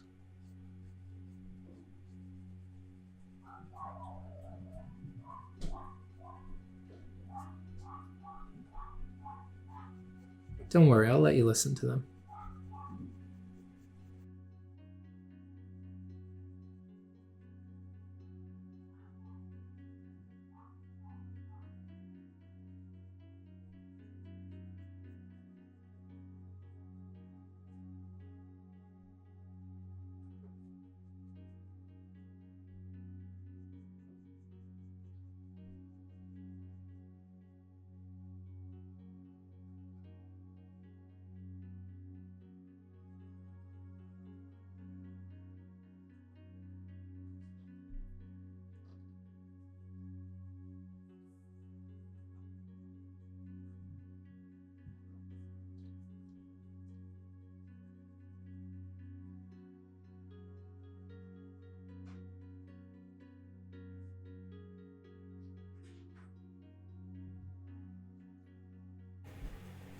So for me, this would be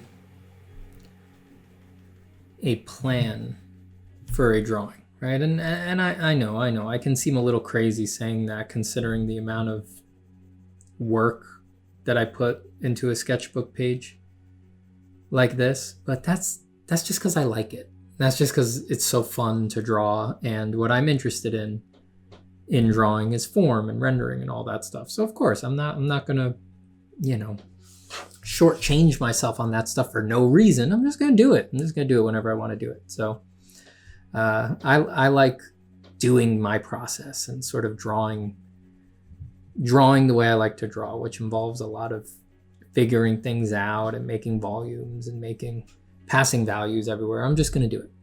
And really, in the long run, I mean, how long have I spent on this page so far? Maybe a few hours. What is that? I don't know exactly, but we're probably coming up on like 4-ish hours. Is that really very long to get the plan and know that, oh, I like a picture like this? Is that really so long to invest to know that I like a picture like this? When if I take this as a plan and do this as a finished drawing on a big sheet of paper, that would take 40 hours, 50 hours, 100 hours, you know? I if that was explicitly the mission that I had in mind for this drawing, I could stop here 4 hours in, and that would have been 4 hours well spent, right? Then I could just go. Usually, what I do is I will take the elements that I like from this, and I'll be like, all right, this is my base. I know I like it. And then, weirdly enough, I will do a thumbnail or a series of thumbnails based on this, between this and the final drawing. So I will look for my problems from this improvised sketch, right? So I'll say, oh, well, the trees have equal emphasis, right? Both of these trees seem equally important. And for the way that I'd want the final to be, I'd want one to be bigger than the other, more attention grabbing than the other. Then I wouldn't redo a drawing at this level, right? This is my access. This lets me know this picture could look cool in the ways that I want drawings to look cool. The thumbnail after this would be me just moving arrangements, big arrangements. Like, does it look better if this one's big and this one's small, or if this one's small, or if this one's big and this one's small? I will do that in super small, gross little thumbnails. And then I will get my answers from that, all of my diagnostic answers, all of the problems that I have with this sketchbook page. And then I will start on a big sheet of paper. But I can be confident on the big final sheet because I know, okay, this drawing has elements that I like. It has some characters with clothing that has textures and forms that I'll have fun doing. I have insight into the kinds of shapes I want to make on the trees so that they're not horribly boring to draw. They have a lot of weird nooks and crannies and blisters and burls. I know that I have all that. I basically have proven to myself that it will be fun to draw, right? Because this page was fun to draw. I don't have fun drawing thumbnails. I don't have fun. I mean, they're fun. They're fun, just little throwaway doodles, but they don't make me go, no individual little thumbnail has ever done what it's quote unquote supposed to do for an artist. For me, where I look at it and go, that's it. I could see it. That's a drawing I want to make. It's actually never happened to me. Never with any thumbnail. I've never had a thumbnail speak to me and in its little unresolved things reveal to me that, oh, this deserves to be a finished drawing. Maybe I'm just not good at them, but my brain needs something different. So instead of getting stuck in that, no, I just do drawings like this. This lets me know, okay, this I like doing. This is a drawing that I like. And it's natural to find the things that I'm going to like in this drawing because I'm doing it big and at scale. And I'm really drawing the stuff the way I would draw it in a final. And then, yes, like I said, then there's an intermediary diagnostic step. And I then base a final off of that.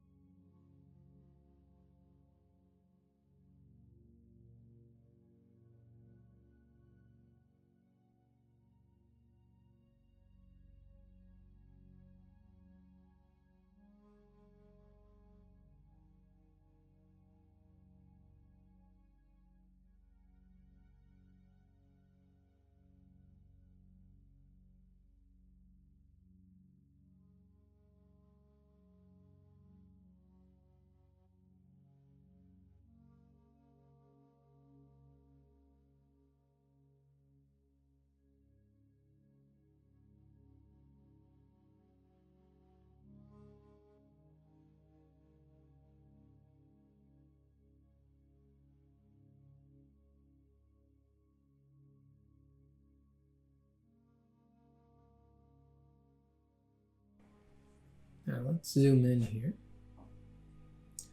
Since we're going to be working on this tree for a bit.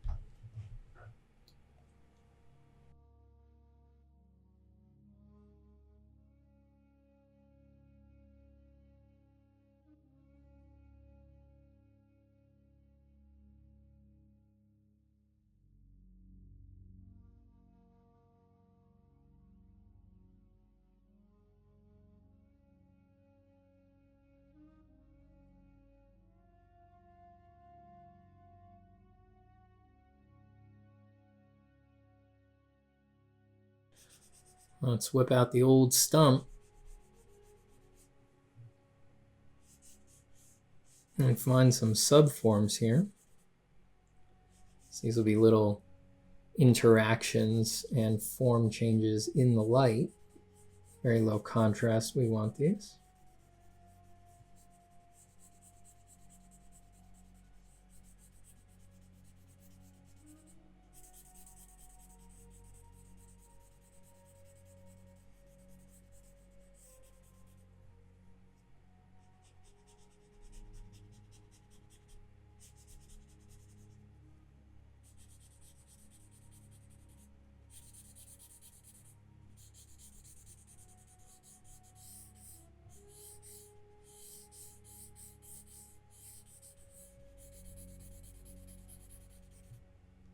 Mm-hmm.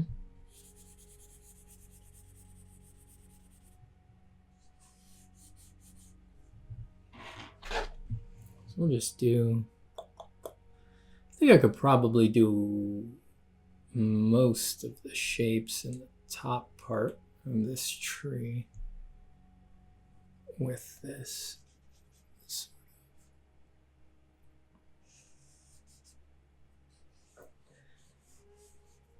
One of the best trainings for not turning off your drawing mind when you're doing this sort of shading is to lay out whole compressed light areas with the stump as if it was a pencil. Using it very literally as a pencil ingrains in your mind that that's how you're always supposed to use it. Draw with it. You're not blending with it. You're not softening with it. You're drawing with it. You just happen to be drawing soft shapes instead of sharp shapes like you do with the tip of your pencil.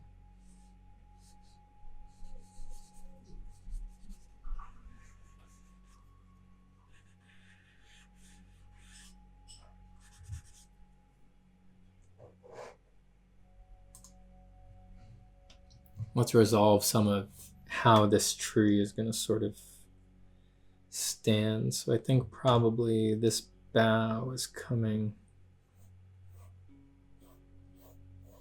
this way. This is the back. We can have it pop back out up here.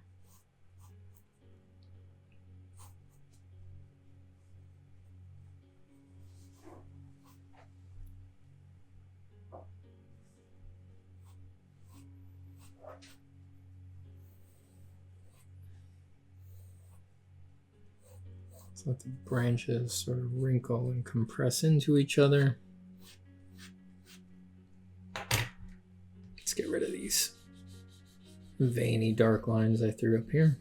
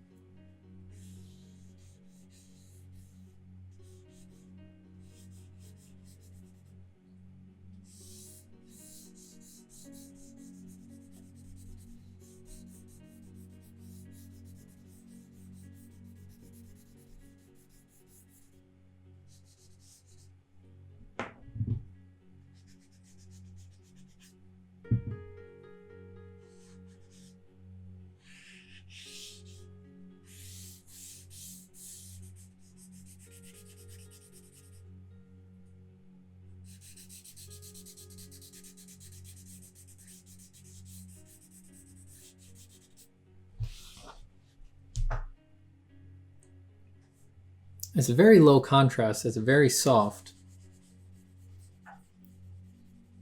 Not necessarily what something like a tree would look like at this point. You know, maybe some trees have very thin bark or no, well, I don't know if you could say no bark, but a very like fleshy surface that doesn't have the sort of traditional crackly tree bark texture.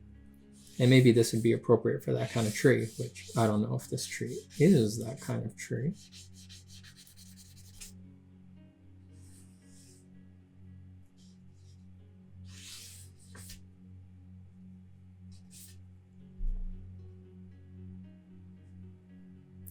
Let's see if we can find some appropriate complications for this big broad area here. Laying them in low contrast with the stump, and then we will spruce them judiciously with the pencil.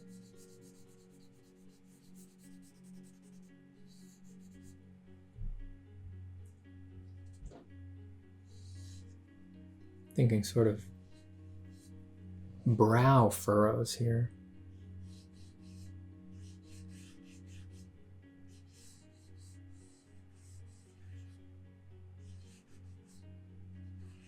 Don't want to do anything tasteless.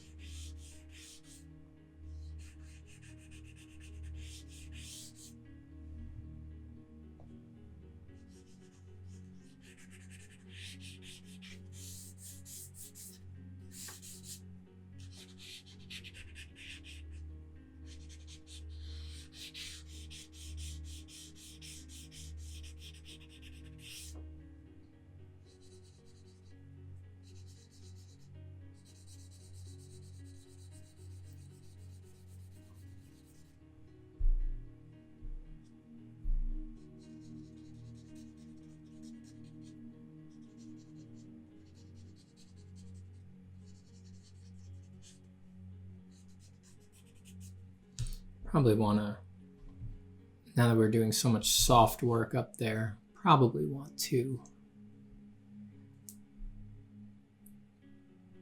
let this be a little vaguer. Those lines are a little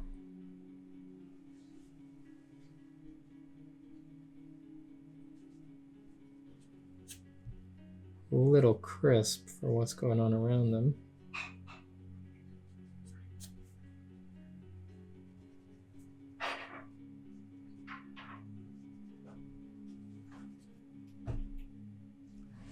That's looking quite nice. That's a very low contrast for you on camera, but the information that appeared there from my sort of random erasing pleased me.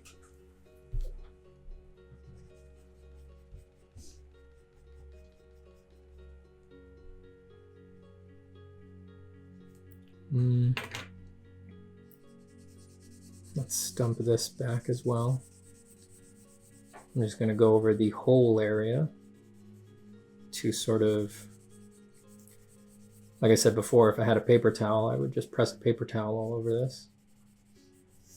So to just get a little bit of that effect, something approximating it. Just stumping down, stumping down. I'm hatching with it, right? So even though it'd be easy to think, oh, well, in this, and when he's doing it like this is really just softening, just blending. Nope, I'm hatching. I'm following the lines that I put down. I'm going in the same direction as them, and I'm even doing the traditional hatching hand movement where you don't wriggle back and forth. You go in one direction, and you sort of have a soft put down and then a soft lift up. I'm doing even that with the stump to try to flatten effectively. Pretty wild, I know. I know. But, you know, if you're going to be crazy, you got to be really crazy. You don't just want to be a little crazy. You want to be totally crazy, like completely far out there. And just be utterly neurotic and nuts about the little things that you're going to do to get your effects. It's just a little bit of touch on the nose.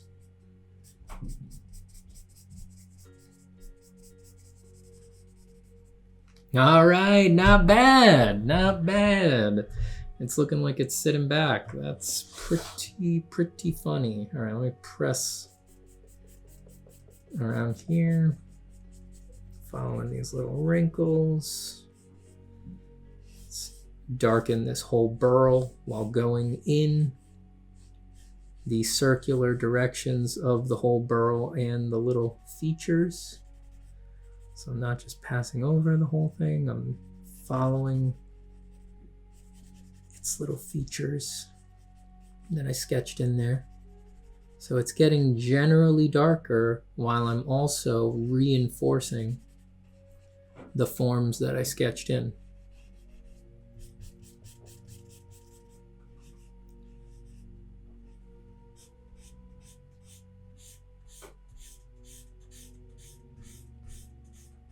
You know what else is nice about doing it this way is that like you're just spending more time like touching the surface.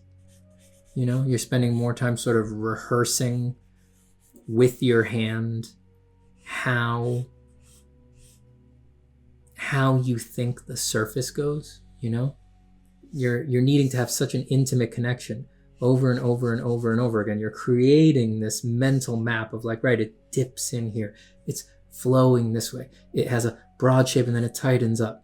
Over there, I'm pressing harder here, softer here. You're like following this imaginary topography more and more and more, spending more and more time doing that. And I think that that's another benefit of following your forms as you stump. You're rehearsing that for yourself. You're rehearsing how you think the shape goes. And that can only help you. That can only help you in the long run, right?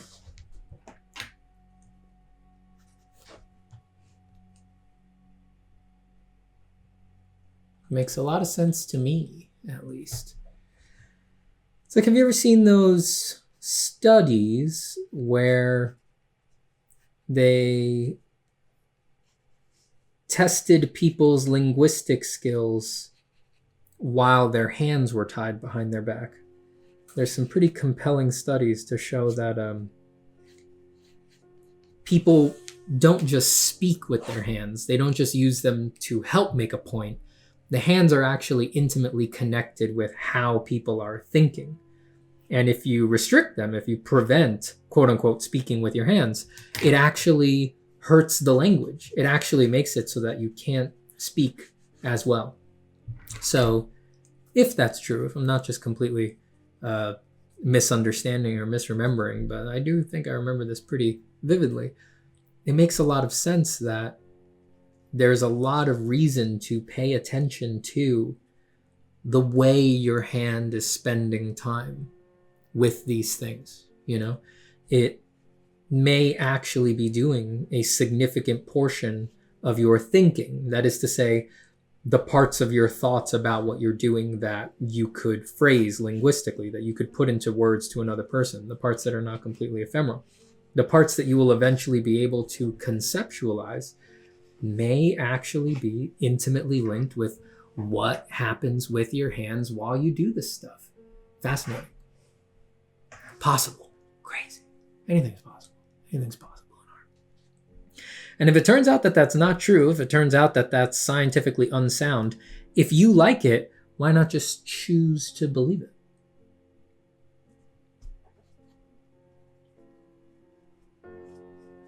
A useful delusion, no? Who's it hurting?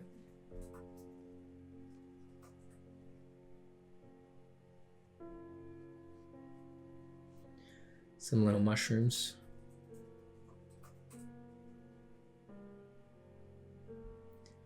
Just some little mushrooms. Can you guess what kind?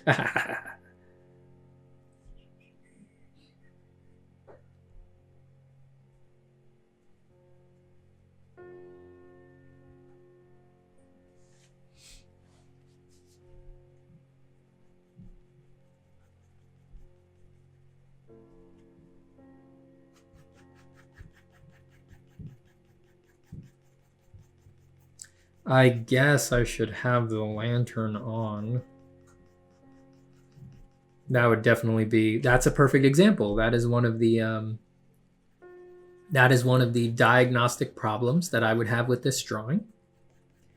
And if I were to turn this, if I were to do a second attempt at this drawing and turn it into a final drawing, into a finished drawing, I would address that. I would either say the lantern's not worth it and it's not needed for the storytelling and it turns out I don't even like it, so I'll cut it and I'll put something else in that character's hand, or I'll just repose the character so that they're not using their hands for anything.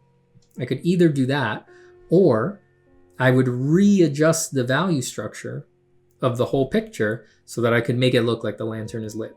Because obviously it makes very little sense that he would be holding the lantern up if it wasn't lit. I mean, he might just have a lantern, but he would just sort of have it at his side if it wasn't going to be lit. He wouldn't be holding it up. So it really feels like it insists on being lit. And if I like that, then there needs to be something. Because right now, in this current situation, the value scheme that I wound up arbitrarily putting on this sketch doesn't feel nighttime or anything like that. It feels very generalized. Would probably be interpreted as daytime by most people. Maybe a little foresty, magical overcast or something like that. And it's certainly not communicating that this would maybe be a nighttime shot where someone would need to be using a lantern. So for this sketch, I'm not going to sweat it. But if this was going to be a first attempt, yes, let's readjust the value scale. Let's, I could have it casting light up into the down facing side of this tree. The light pattern on this tree's face could be readjusted so that it's really only catching slivers from the lantern over here. Maybe some moonlight reflecting back in. The beautiful thing is, instead of all that stuff being sort of intractable and confusing at the beginning of your drawing process, if you already know that you're into the drawing, if you already know that you like what this thing could be, those solutions sort of offer up themselves and are much clearer, and it's much more obvious what you need to do to make it work. And you don't get so anxious because you know you like the picture. You know it's worth it for the picture.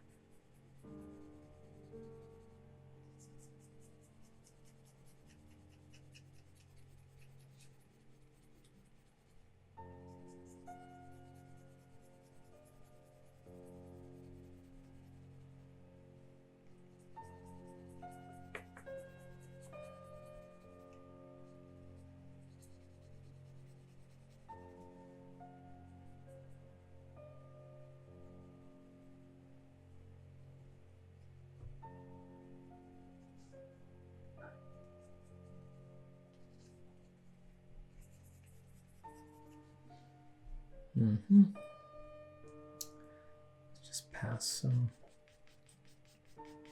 more general value here. Really subjecting you guys to a lot, huh? You're having to spend a lot of time watching me do boring single directional hatching passes. Real time, they say. More real time content.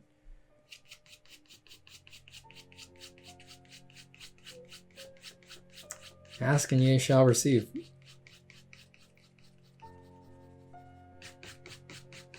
This is just how long it actually takes to do something.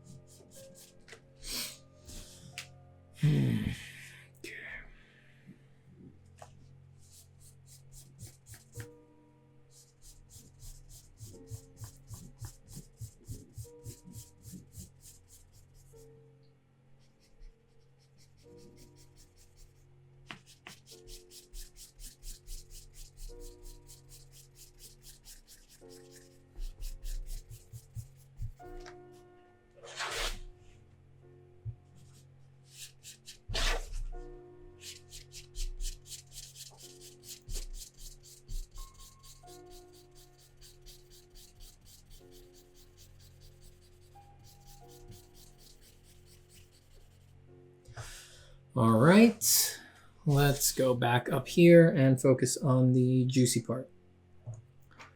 Focus on the juicy part of this here tree. This one out.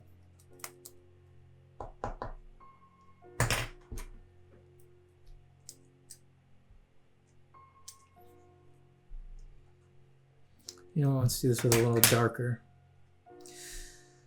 The Palomino Blackwing Pencil.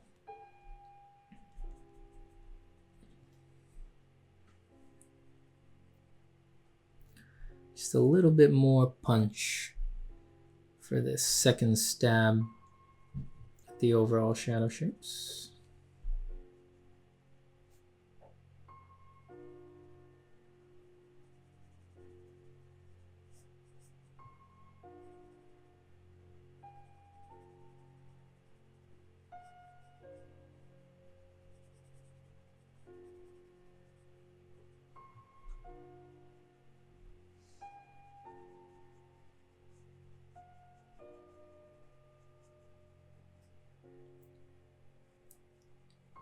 Here's a weird little game I like to play when I do a step where I'm sort of going over things and I'm really zoned in. I like to become very aware of my whole visual field. So right now, while I'm drawing these shapes, I'm trying to put my attention on what it feels like to see the page right now. So my focus is on the tip of my pencil, where it's contacting the paper. But I'm also aware of my peripheral vision. So that is to say, I'm trying to be aware of the complete character of my visual field right now. Now that's not that fascinating on its own. Here's what I like about this little game. I try to hold this attention, this conscious awareness of what I'm seeing for as long as I can, not forcing it. And I wait to feel the first moment where I realized, oh, I wasn't for the past 5 seconds or so, I lost it. I wasn't aware of what I was looking at. Why is that interesting? Because that's what you're looking at, right? All you're looking at is what's here. My mind is on this. This is the only visual input. The complete character, the place where I'm putting my pencil, and everything in my peripheral, that's all there is to be seen, and sight never turns off, right? If you ignore your blinking, you're taking in all of that input the whole time while you're doing this. So when I notice I wasn't seeing it, I wasn't aware of the input, I then ask, where was I? Where'd I go? What was I seeing? Does seeing truly end when you're not consciously aware of it? Was I lost in another visualization? Was I living some movie in my mind? Or was there no vision for that moment? Was the totality of my conscious experience, my very sharply aware experience, was it completely subsumed by a piece of language? Or maybe a very tactile, physical feeling in my stomach or in my hand or my fingertips or something like that? Where did I go in that moment that I lost it? Where did my attention transfer to when it was no longer aware of the consistent visual feed that is going into my eyes and my brain? Where did I go? Wherever I went there involuntarily. I was trying to focus on the visual impression. And you would think I didn't stop drawing, right? My hand kept moving.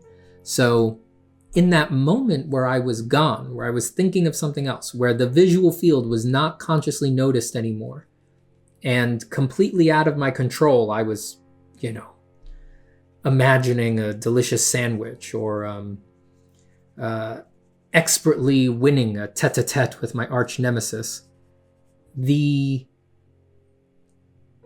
Where was drawing happening in that moment? Because in that moment, I can't claim that I was really seeing the paper, right? My conscious awareness of my sight lapsed, even though it should have been the easiest thing to hold on to. My conscious being, the part of me that notices what I'm doing, went elsewhere. So where does drawing occur? It didn't stop. I kept moving my hand. Does drawing just occur in my hand? Was my hand just operating off of tactile feedback for that moment?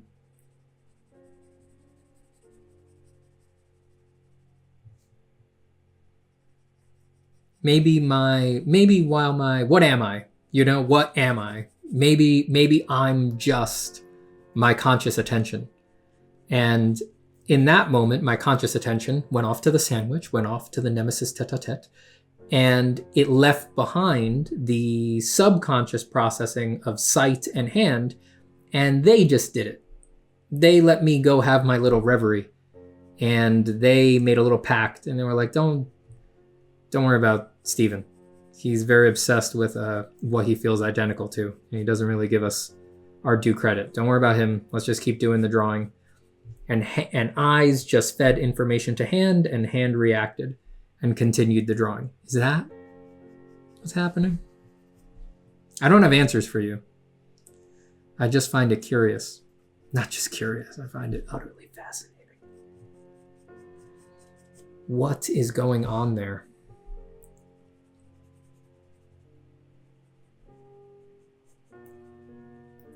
Now, even though we don't know what's going on there, I think our gut instinct about what the answer might be is going to fall into one of two categories. You might be the kind of person who says, whatever is going on there, it's boring and mundane.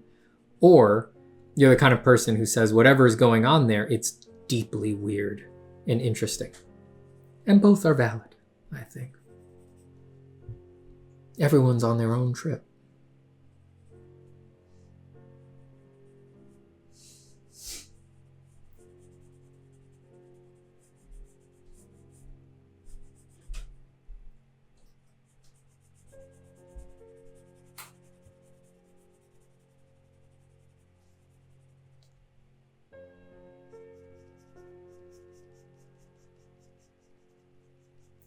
For me personally, I'm not sure I have any inclination to think that I could know, right? I don't expect answers will ever be offered to these questions that fascinate me. What I do feel, however, is that evidence has mounted greatly that the part of me that I feel identical with, right, whatever that is, right, I have a very hard time explaining what qualifies as that, but as a category, the part of my experience that I feel identical to probably isn't the part that does the drawings.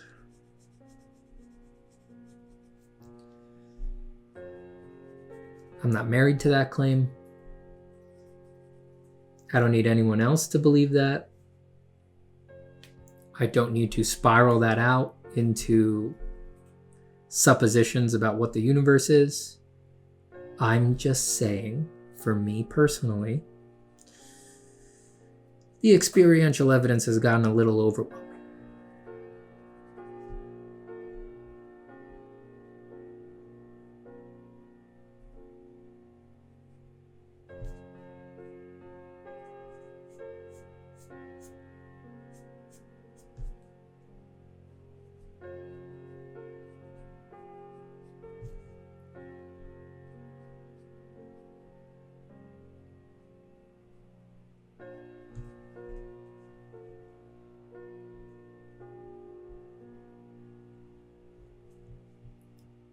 Now I'm popping some darks into our little shaman here.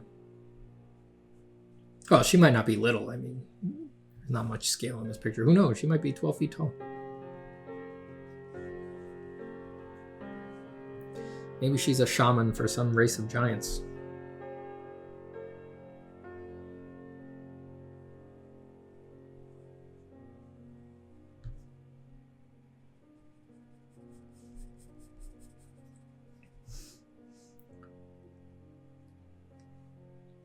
You know,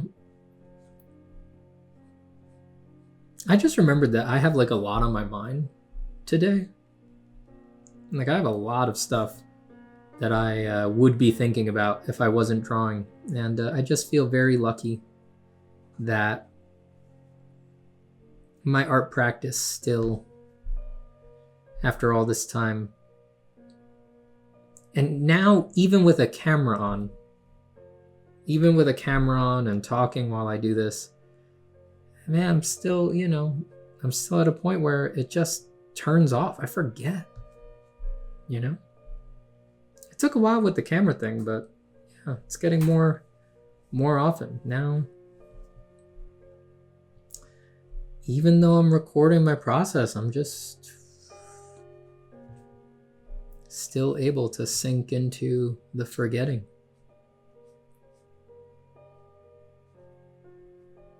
Yeah, and instead I have these moments like the one that I just had where I'm like, oh right, forgot about all that stuff that's going on.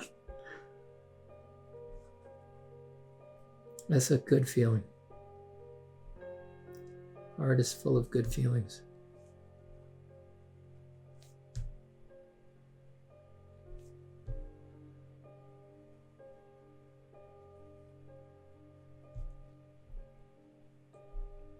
And the occasional moment of blinding rage, but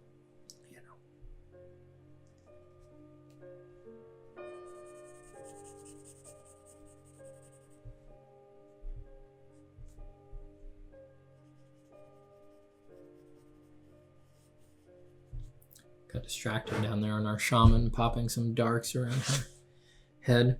I also feel like I could do some, screw it, let's go in here a little bit and just, feels like an area like this is like pure texture, basically, and it doesn't have a lot of overall gradation, I'm sure you can see it. It's just line, feathery textures, lines going this way, lines going that way. It's full of info, but it's not full of grouping. So I'm just gonna go in now, maybe in a sort of backward step with this dark pencil and group a bunch of this. So I'm gonna squint while I do this.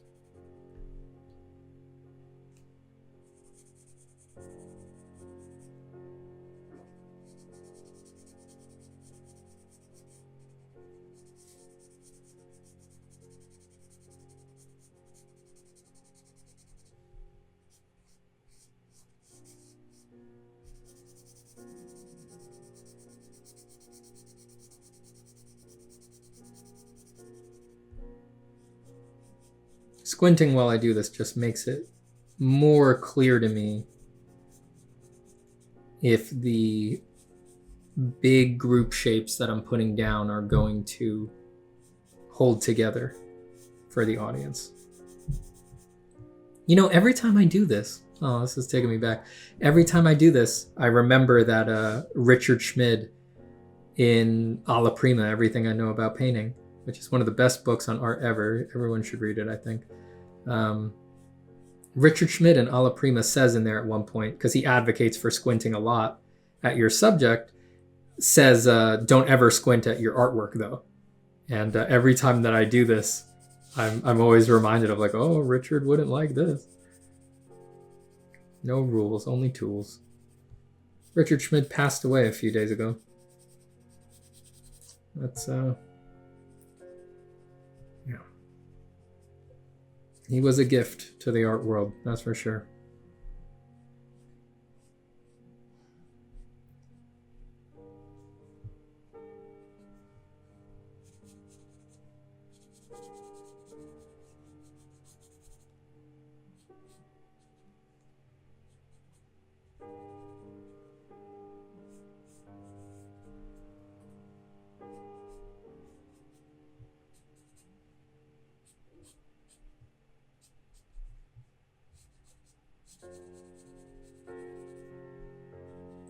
If you've never read Alla Prima, it's a great book. It's a little expensive to pick up, but I think it's worth it. It just has so much good information. It's very long. It's also basically a Richard Schmid art book, so you get a bunch of great reproductions of his work. And he writes it very well. It's very well written. It's full of his voice. You really you get a sense for his personality and his love for what he does, and it's by turns emotional and funny. It's an excellent book. It's an easy read. That's really one of the best. Most art books are not easy reads. You know, artists are not writers, so they're not often the best at making something super accessible. I found Alla Prima to be a very easy read, enjoyable. I read it like a fiction book, like a beautiful fiction book. I just gobbled it up over a couple of nights. Such an easy read, a pleasure. There's a couple really technical parts in there. Like there's a part in there where he explains how to do color charts for your oil painting palette. That's very technical. There's only so much you can expect from that, but the vast majority of the book is such an easy read.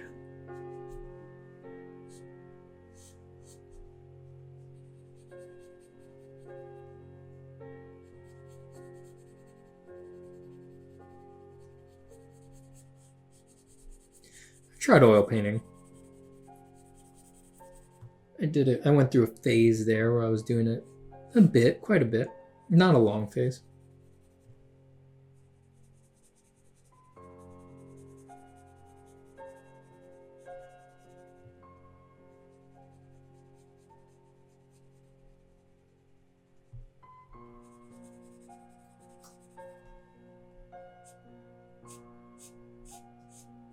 It's a beautiful medium, of course. I wonder if I'll ever go back. I don't know. Man, my stomach's growling a lot. I might have to take a break here to go eat some food. All right, so you see how these shapes that I added in while squinting are sort of grouping elements of this character's clothing much better now?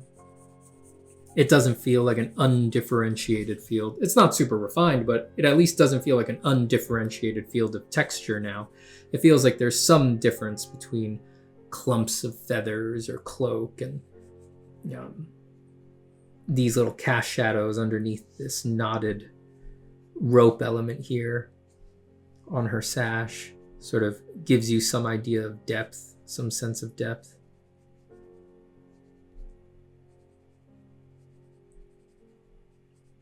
Pencil is so forgiving. You might have wanted to put those in early, but pencil's forgiving enough that you can work backwards. You can actually just kind of scry details all over the place and then come in and lay grouping shapes and big form statements over that, if you know what you're doing.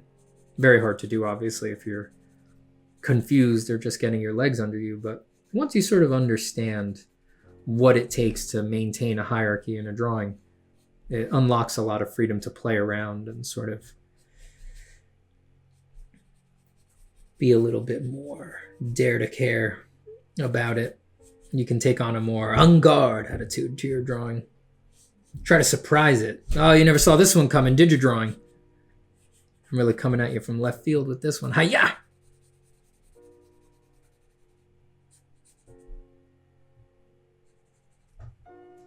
Okay, let's leave our character there for a bit and let's hop back up to our background tree. Okay, got my paper towel here. Still following the form, even with this big blunt instrument.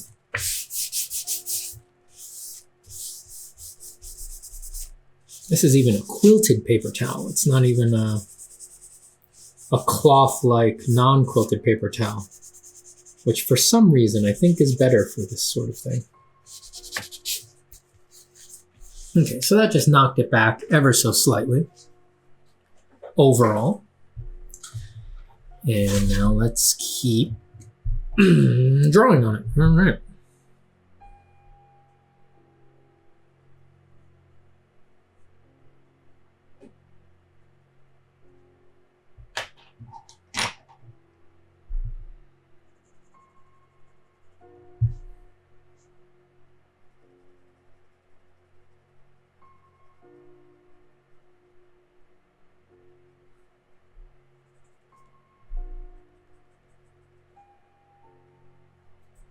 Zoom in here on our tree again.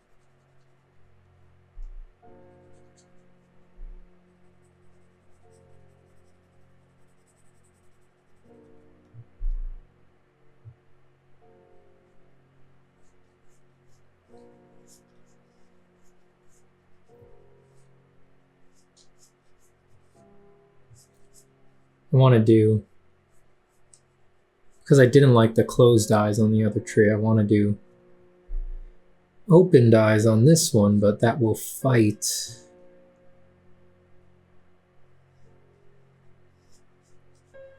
the perspective. Unless I'm very careful. That was not a very careful solution.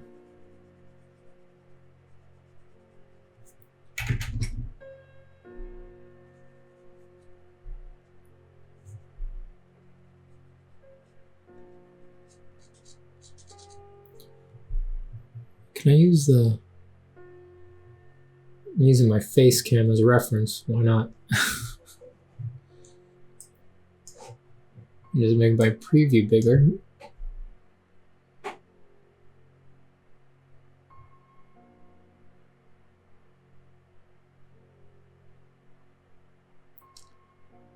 wish I had bulgier eyes. It's a little hard to keep one closed.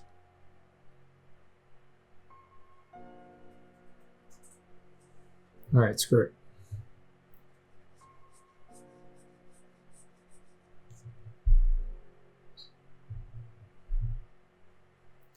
Seems to be about making this take a turn.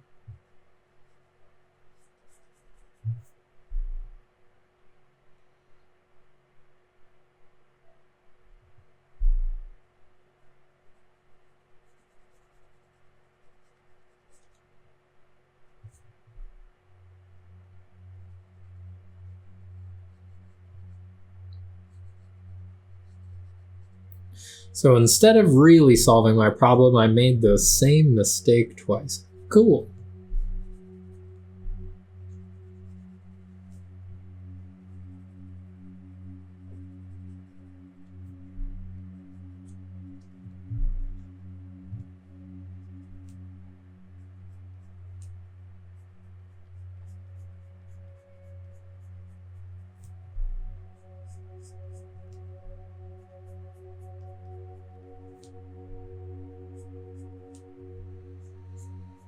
Some very active hatching coming out of the core shadow.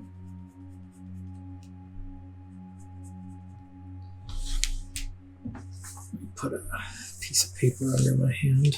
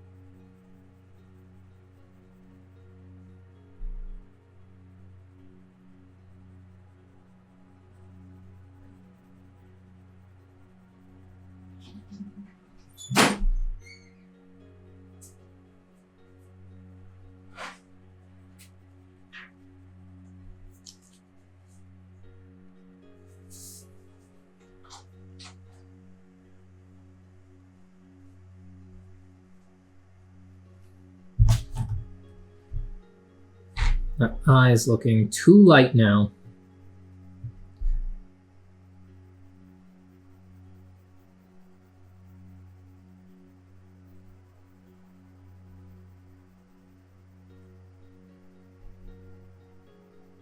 All into shadow, please.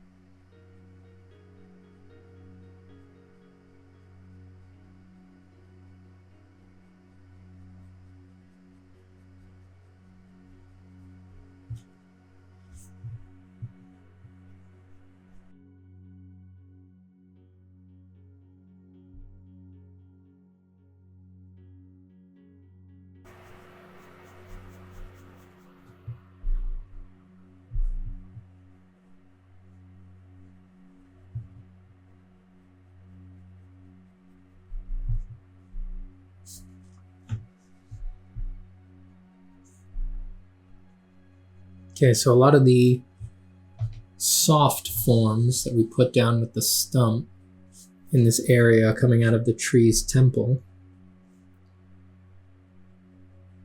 Now's the time to try to find a way to solidify those shapes, still subtly, reacting to them with the pencil.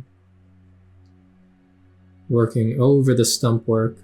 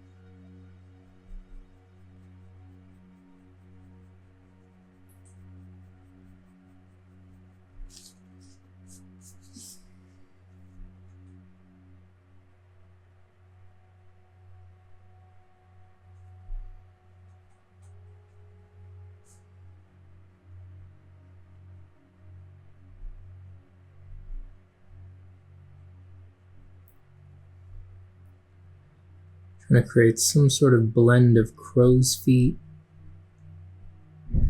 and what will eventually look like tree bark, if I ever get there. Maybe the final tree bark effect is a real final drawing effect. Maybe the overall forms are okay for a sketchbook page. You know, every time I say something like that, I wind up doing it, so we'll see about that. I'm always crazier than I give myself credit for, that's for sure.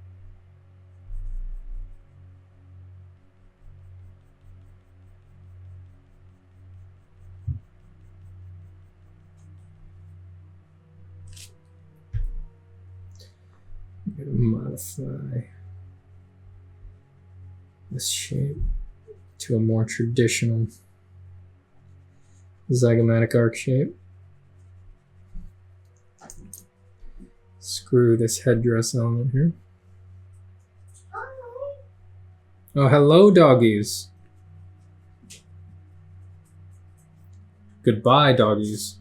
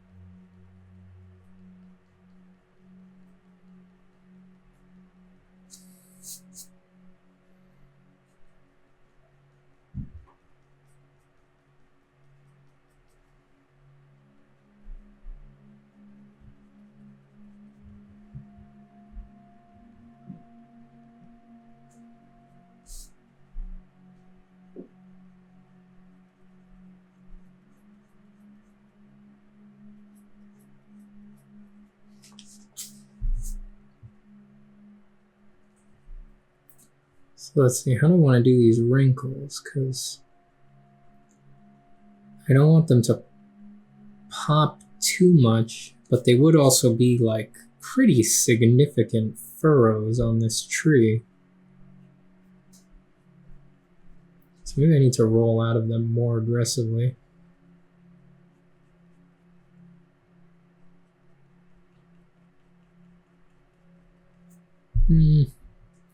I hate that. I just hate it.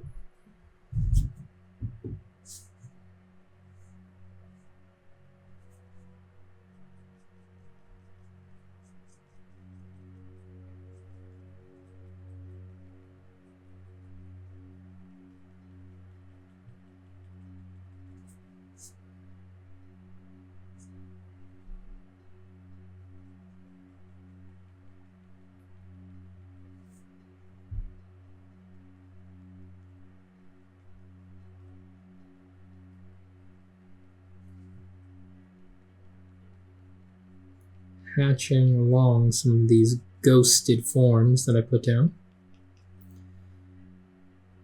Getting a feel for some of these furrows and wrinkles up here on this tree thing's forehead.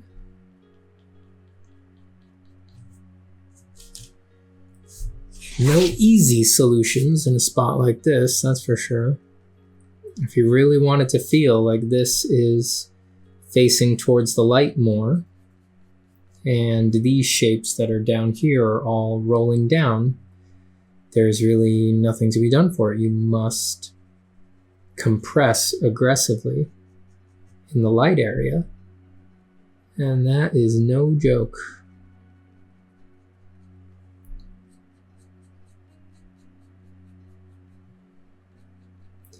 Requires quite a bit of subtlety and nuance and discipline.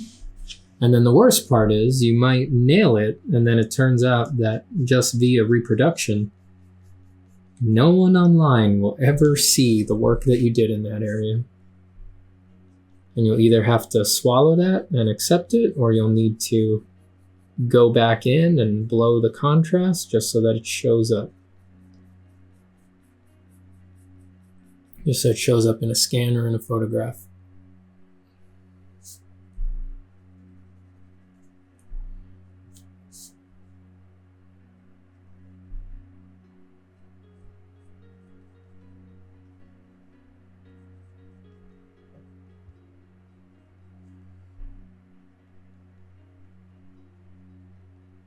Let's add some depth to this big volume. Let's have it have an implied thickness and then maybe cast a little shadow. And then we can use that to parse out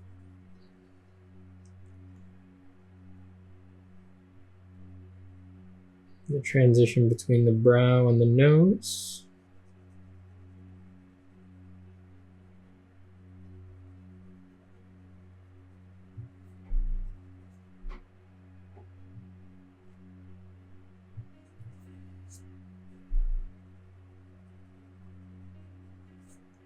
I love drawing creatures and fantastical things more than anything else because it gives me a lot of leeway to discover and interpret form.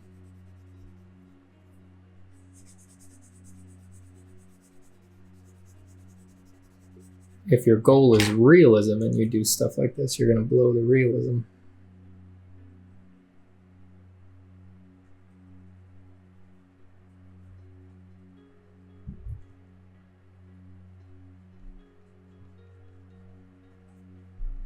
A symphony of hatch marks. Thousands and thousands and thousands of hatch marks. I mean, good God. It's a ton.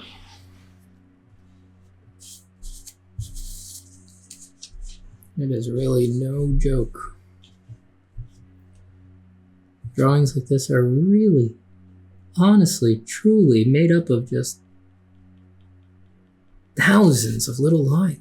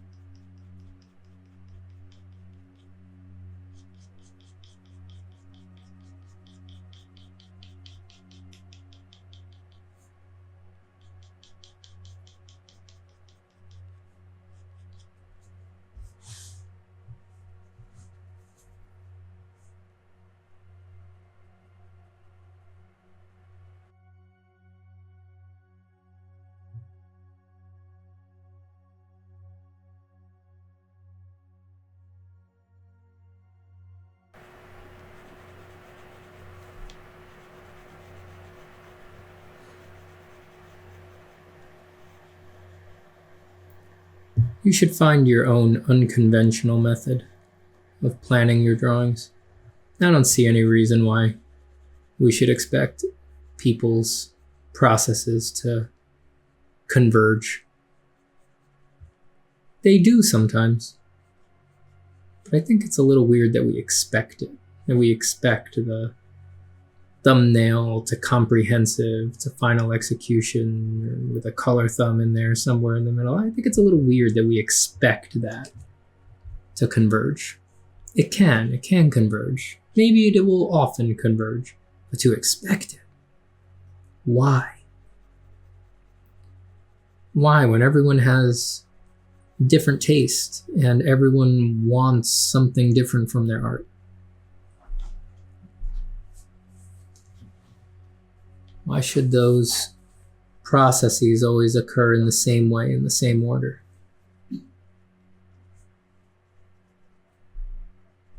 You know, I'm not that out there. Well, maybe a little, but not in the stuff I draw, I don't think. Like, I just draw fantasy, sort of whatever comes to mind stuff with, you know, basic stuff, shadow shapes, rendering, things everybody's pretty familiar with. So I'm pretty typical in my subject matter and my content. And even for me, even though I'm pretty typical, I still benefit greatly from reversing the process basically completely for myself. So if that's the case for me, I really think it could be the case for a lot of people, especially people who are trying to do anything wilder. Trying to push out even further into the realms of the unknown.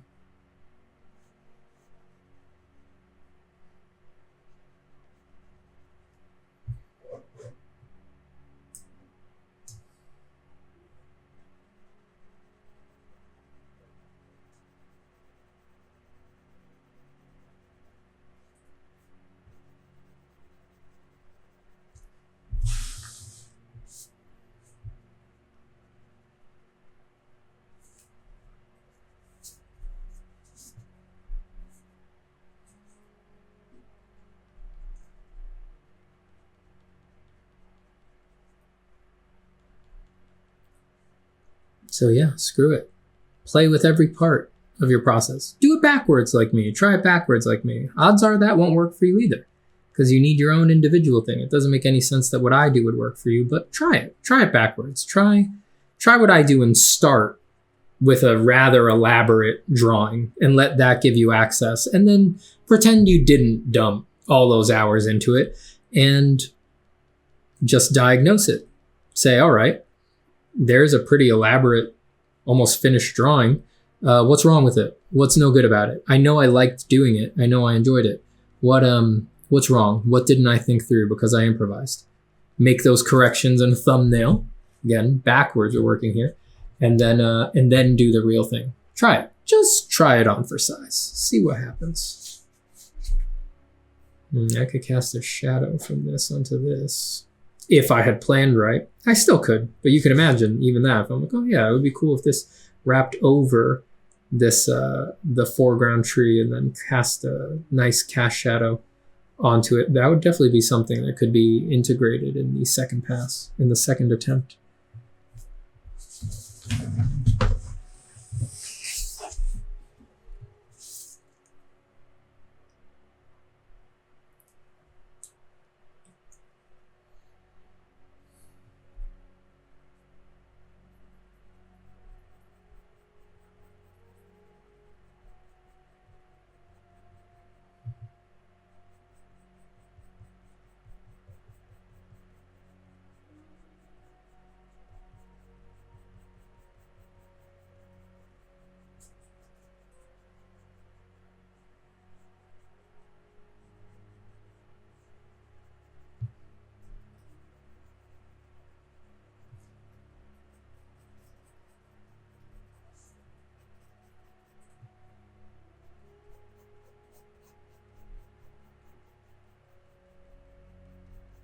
Ooh, at least we've got something going on up to some part of the top of the tree.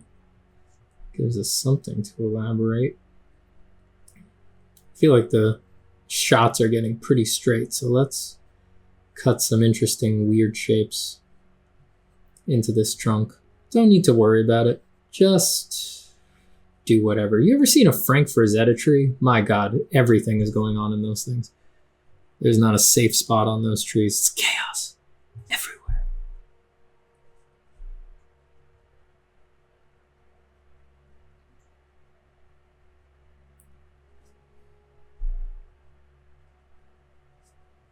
Some indication of some crazy stuff going on up there.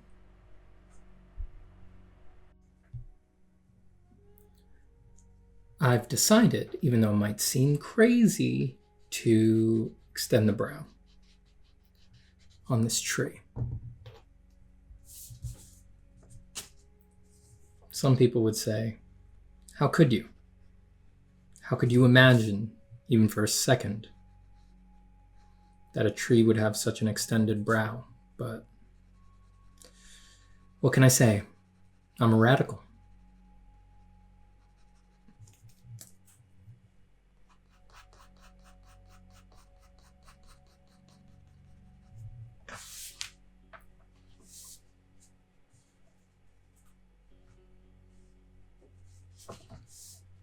All right, let's hit it.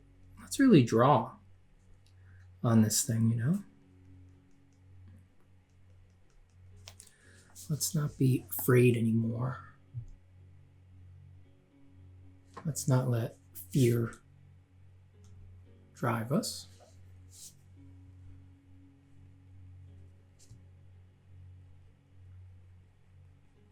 It's a useful motivator, but it need not be the only motivator.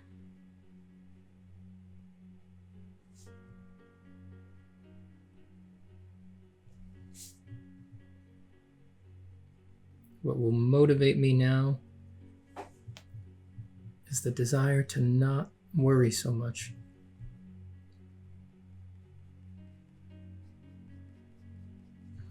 Who can gift me relaxation but myself?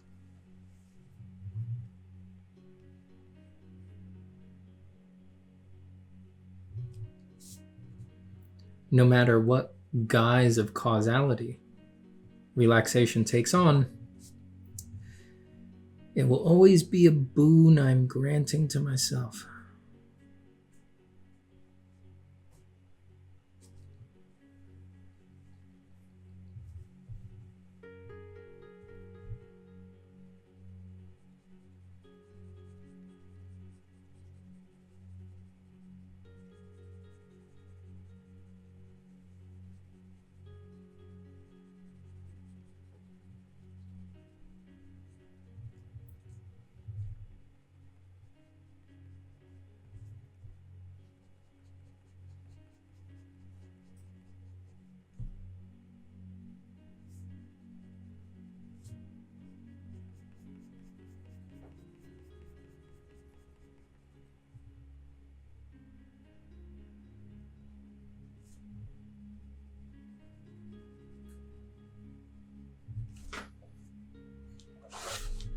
Is it just me, or does this tree look a little bit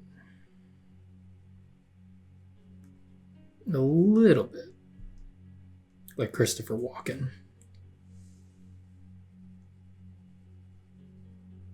Not a lot, just a little.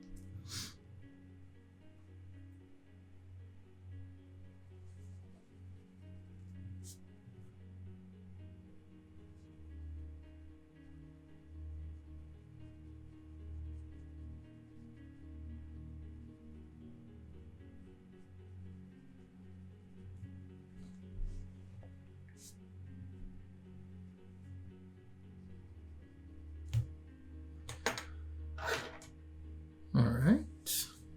1 second here while I sharpen my pencil.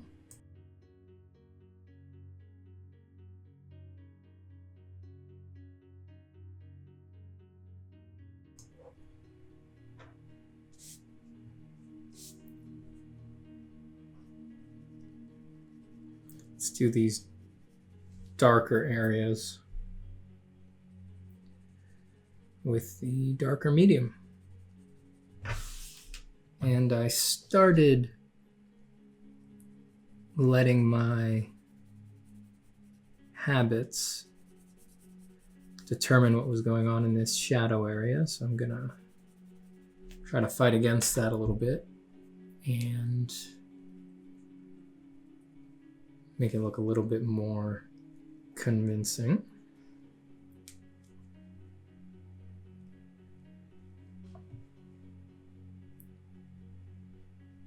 I'm going to do a reflected light on these underplanes to hopefully sell the feeling that the face of this tree is facing more downwards than the face of this tree.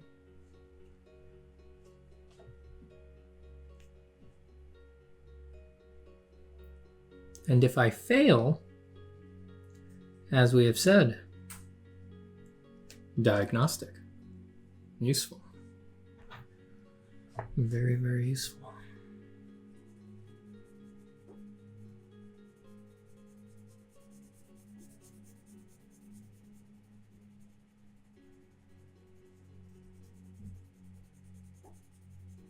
But at least I will have tried. At least I will have tried to be diligent.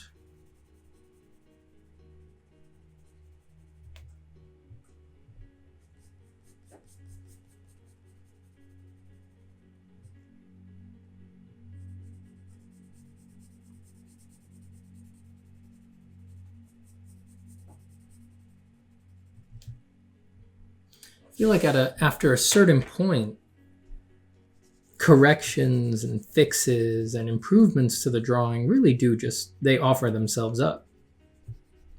And a bounty of them that would really make your drawings much, much, much, much better. But it's a very common experience that they come up. And the real war is finding the will to go through the effort to make that change, right? There is a limit. We all have a limit. There's a certain burnout limit, higher and lower from one individual to the other, where we're just like, you know what? I get it, but sometimes you just gotta say it's done. So it's useful to recognize what that limit is for yourself.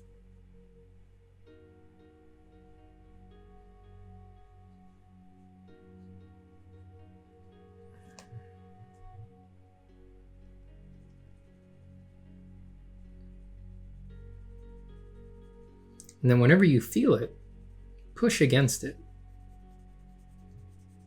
Say, yes, this is a normal feeling. And inevitably, we will all give in to it. We will all have a point where we'll say, no more. I must call it done. It can't be perfect. It can only be done. And see if acknowledging it and admitting it and holding it consciously in the mind allows you to push it a little further down the road and stick with it a little longer.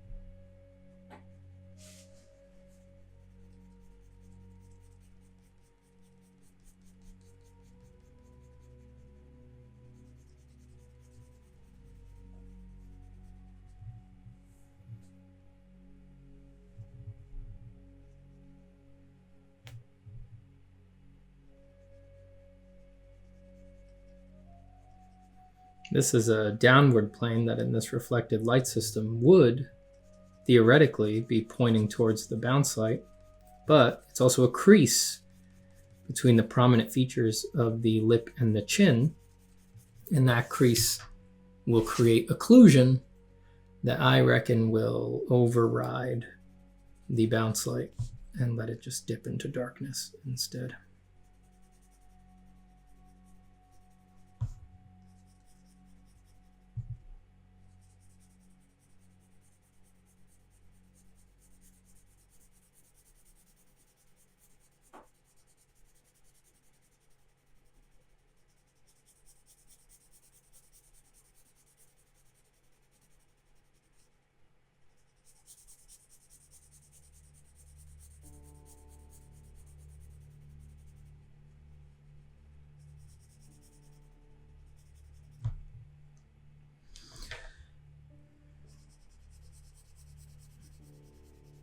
So yeah, see if you can push yourself to stick with your piece and just accept things that come up that could be better.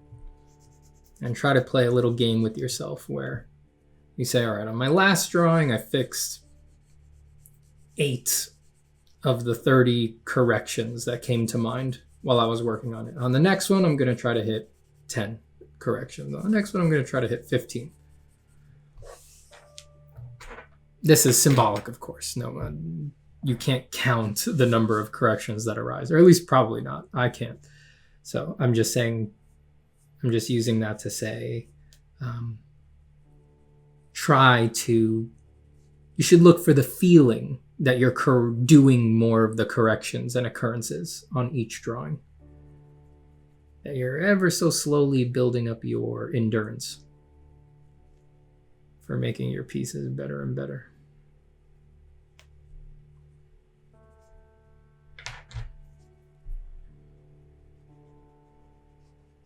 And I know that that's very hard if you're in a period of your practice where you feel like you don't like your work, right? All your work does is frustrate you. You're not as good as you want to be.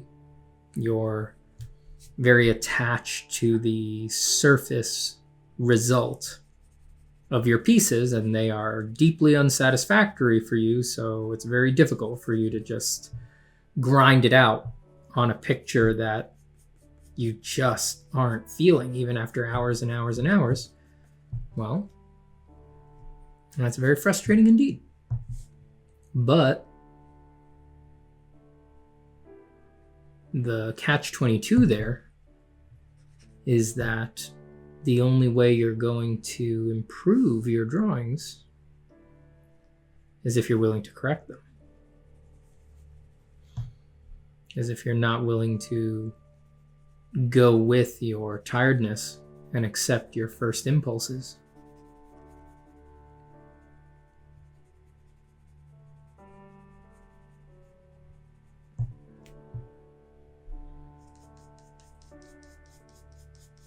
And that's only how it feels for a while.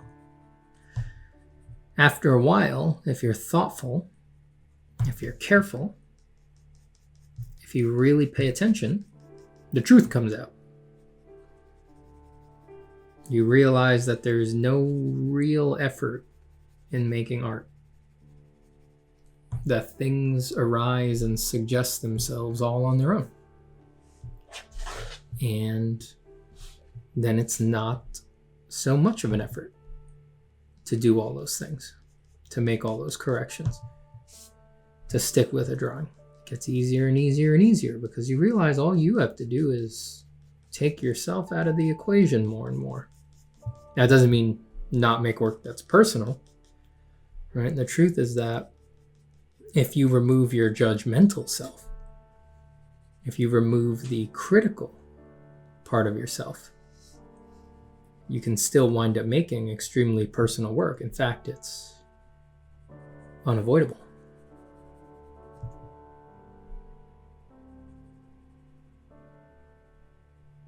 Without you controlling every little thing, how on earth are you going to do someone else's picture, right? You're always going to do your pictures.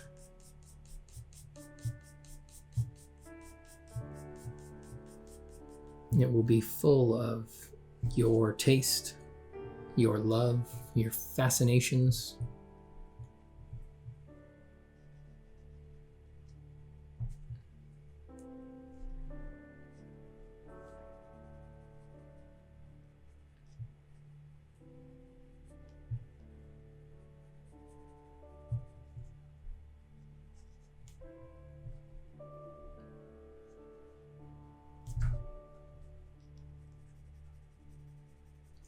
I don't like the way the Palomino Blackwing goes down on this moleskin paper.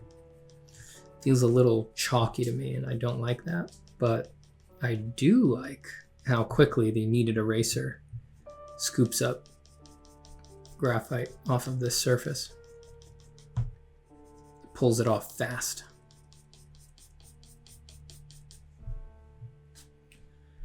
It's pretty slick, pretty slick.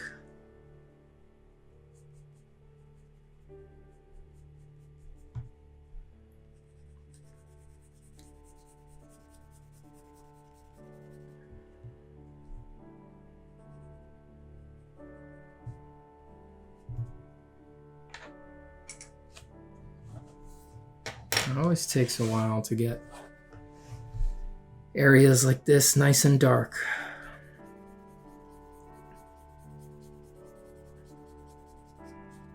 And there's nothing for it but to be patient and to do it. The only question is, do I have patience today? And that is to say, the reality of that question is, were all of the factors in place for me to be patient today? Did I manage my energy effectively? Did I get some exercise? Eat healthy? Did I sit down in the right mindset? Am I troubled by something that's going on in my life? Do I have bigger things I need to worry about? Some sort of crushing chore that I need to do? It's not your fault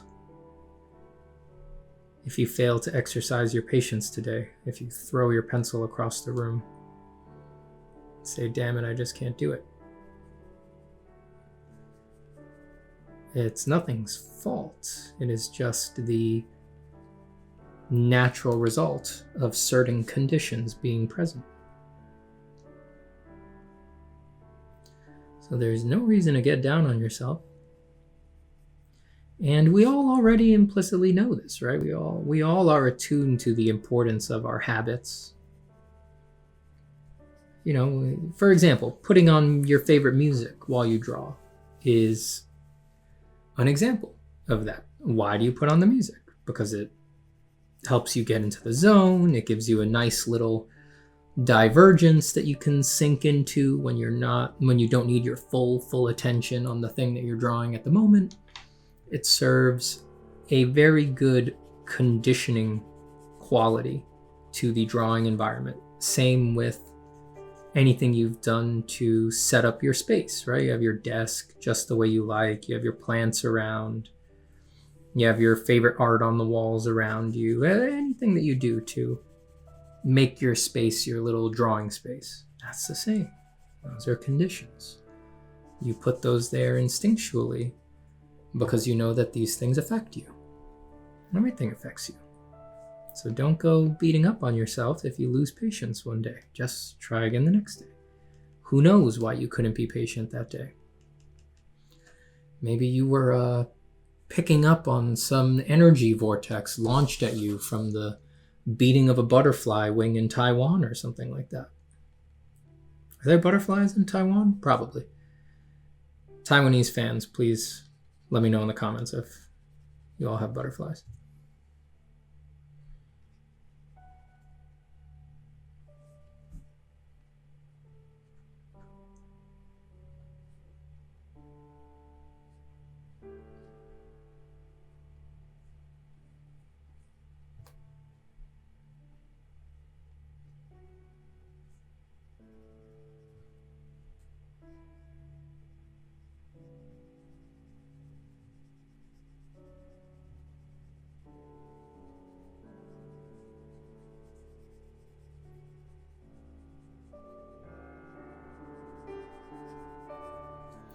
This black colored pencil is going down nicer than the Palomino. I don't know why that is. That's why it's nice to keep a wide variety of pencils around. Because, different pencils react different ways with different papers. So if you have a nice, just wide variety sitting around, if even one of your favorite standbys is just not going down quite right, it's upsetting you, the feel under the tip, just grab another one. See if that one works better. It often does. There's something about the chemical makeup of these things, between the makes and the models, there are differences. And they're only substantive differences in terms of preference, There's no, all effects are available with any kind of, whatever you can do with one 6B, you can do with any other 6B. The question is just, do you like the way that one feels? When I go to the art store, my favorite place in the world, by the way, of course. That's the only place where shopping therapy works for me, is the art store. I do not feel peaceful or I'm having fun when I am shopping for anything else. Clothes. I don't know. What else do people shop for? Anything. Everything else stresses me out. Art store. That's the only place I can go and peruse and actually feel calmed down. But when I do that, when I'm there, if I just see some new pencils that maybe I've never noticed before, I'll just grab a few. Just grab a handful. Buy them. Pencils are pretty cheap. And, my pencil drawer is just jam-packed with a huge variety of pencils, many of which I've never used, brands that I only have this one handful of. And whenever I'm working on a paper or on a surface or in a situation where my usual stuff is not feeling right, it's just frustrating me. It's waxy when it's not supposed to be, it's chalky when it's not supposed to be, it's grainy when it's not supposed to be, I'll just start plucking at random and look for a new friend, for a new sword.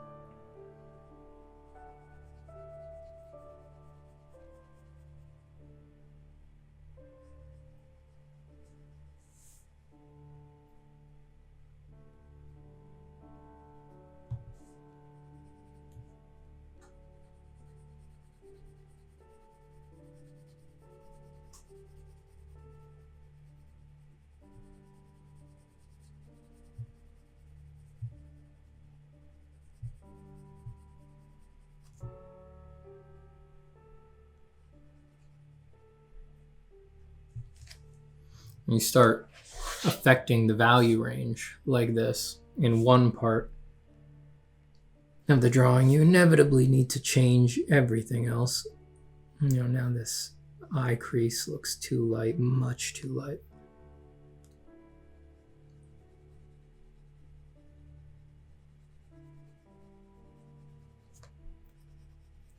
Unless you do very judicious planning beforehand, this is unavoidable. Well, then you should be planning, Steven. Maybe. You know what? I'll be honest, and even if it makes me sound like a bad artist, planning bores me.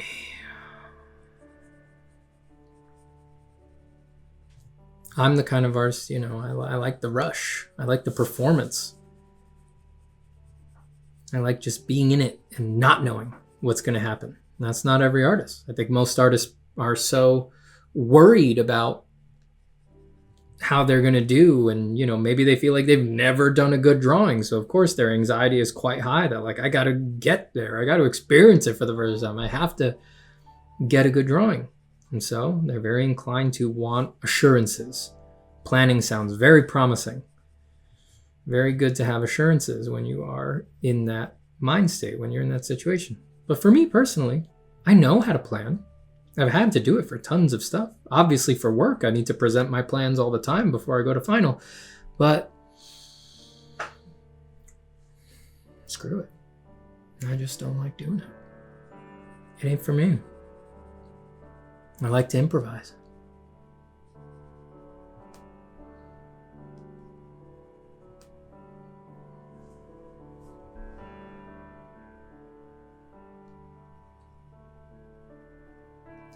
And that's okay. I'm allowed to do what I like in art because art is structureless.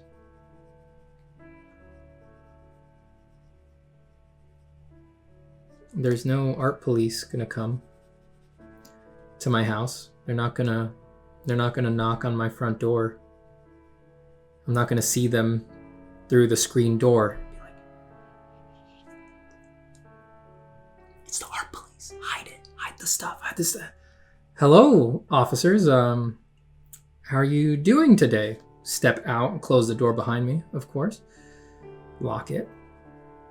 Know your rights. Yeah, does a Mr. Steven Zapata live here? Yeah, that's me, officer. Can I help you? What seems to be the problem? Yeah. We just heard some tellings that maybe you had some drawings in there.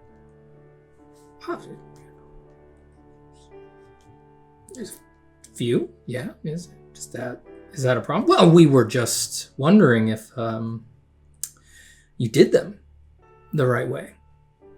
And did they come out good? Did they come out good? Oh, no, yeah, no. Officers, yeah, of course I did them the right way. Come on, yeah, I did a lot of research before I started drawing. Lots of research. Spent more time researching than I did drawing. And I did thumbnails for the whole composition. And I did individual studies for every sophisticated element of the composition. And then I did a comprehensive, charcoal comprehensive, traditional, of course, and did the whole drawing at scale using all of my prepared reference materials. And then I did a color comp, small color comp on card with gouache. And I did many of those, several thousand, to make sure that I had explored all of the color possibilities thoroughly. And then once I had done all of that, I hired professional models to compare all of my studies to, and then I made corrections based off of that. And then finally, I created my finished pieces.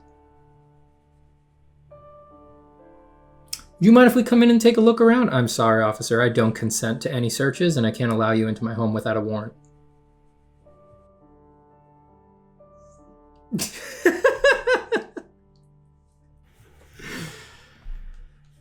I always feel like I've succeeded in some deep sense if I get you to comment.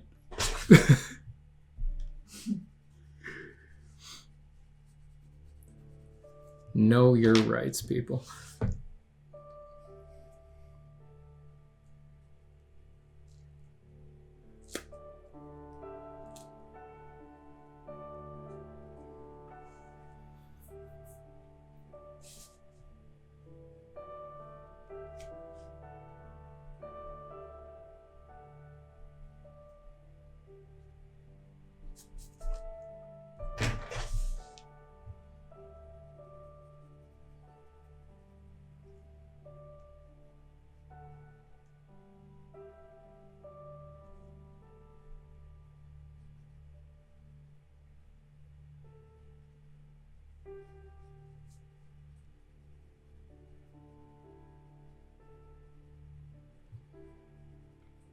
I love doing the little handoff on forms like this. When it's in the light is on the top of the form, and then the shadow is in the bottom, and then it goes into the cast shadow, and it switches, and the lighter part of the shadow is on the bottom, and the darker part of the shadow is on the top, and it makes a little checkerboard flicker. Love that. You don't always get to pull it off. Sometimes it's a little too... it's a little too HDR to fit into the value scheme. But when you can get it, man, it's sweet.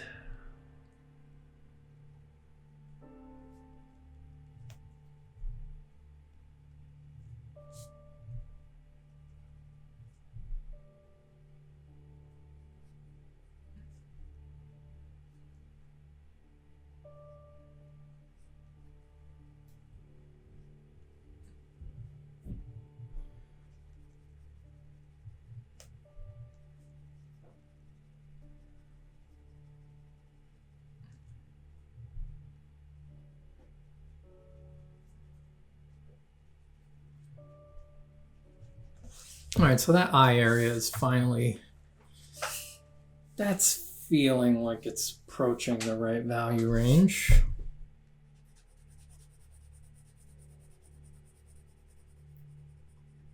Moments like this, trying to map out things like this and balance values like this stuff is way easier with a painting medium. Doing it digital, doing it with gouache, oils, this particular aspect is much easier. The value range for pencil is so compressed. Even if it feels wide while you're looking at it, that's just because your eyes are like wow, crazy dilated and opening up the value range for you. In reality, when you're not staring at it, the value range is so crazy compressed that it really is quite finicky. It's like there's barely any tolerance on how much value you, because you only have like it's like barely 3 real values, and you're looking for these microscopic shifts of like half a value step, a quarter value step, and you're trying to use them to communicate entire groups of light, reflected light, core shadow, rendering in the light, things like that. So it's the tolerances are very tight, very little room for messing around with the values if you want those light groups to read separate. Obviously, there's an infinite amount of room to mess around if you just want to do whatever you want, which is essential. Everyone should take sandbox time, that's for sure. You should always leave time in your schedule to just, I've harped on about this on this channel a lot, but just draw without structure. Just have no idea of your normal process. Just do whatever comes to mind. Start with details. Start with working from the middle out. Start with the most broad strokes. Then, use a different material. Try watercolor. Try oil. Try using them on the wrong substrates. Use watercolor on oil substrates. Use oil on sketchbook substrates, and just mess, and put yourself into situations that just aren't supposed to work, situations that are not right, and just play. There's great benefit to that. Because if you put yourself in a situation where you sort of like already know like this is going to fail, right? I have no expectations of success here, right? I'm using oils on a surface they're not supposed to go on. That sort of clicks you into whatever time in your brain, because your mind, your subconscious is already so sure that nothing's going to come of this, that it makes it much easier to just return to the playing mind, you know? And then you learn a very valuable lesson when, even though you were so sure nothing could come of this, you make like your coolest sketch, your favorite drawing, your favorite concept. And then, if you're paying attention, you don't ignore that, and then you sort of spiral that off, and you're like, yes, life is a mystery, and drawing is completely structureless, and no one knows what's going on here, and I'm allowed to be happy for no reason, and to love my art for no reason, and there's never really a reason to get down on myself about this whole creative thing that I'm doing, and oh my, don't I feel good, and look at that bird, aren't the trees lovely? And that's really how you want to feel. That's really the mindset you want to bring to your art. Be relaxed, be peaceful. You can do very difficult, very sophisticated things while being relaxed and peaceful in art. I promise. I promise. Take it from me. That's one of the things I'm trying to communicate on this channel. And I'm trying to, prove it by doing it. This drawing's pretty sophisticated. And I'm pretty dang relaxed, even though I'm recording it at 4K to send it out to a whole YouTube channel of people. I'm chill. Feels good. Just having fun. Take it from me. You can do very tricky, sophisticated things in pressing circumstances with some kind of stakes, some kind of exposure, and you know what? You can just be relaxed all through that.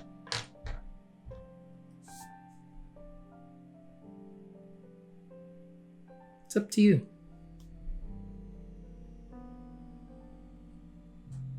Don't let anyone tell you, not even the little voice inside your mind that you think is you. Don't let anyone tell you that you need to be stressed in a situation like this. That you are, of course, supposed to find it stressful or hard. Really be focusing. Why? Who says? Prove it.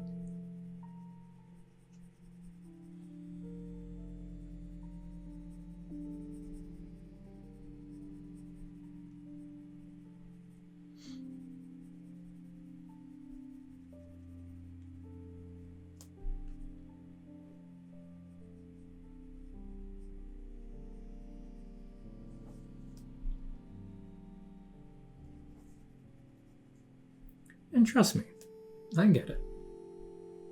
I've been there.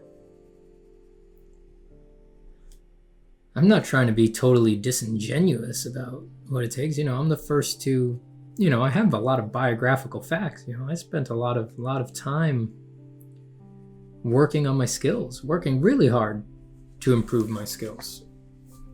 I went to all sorts of art schools, did all sorts of things for myself.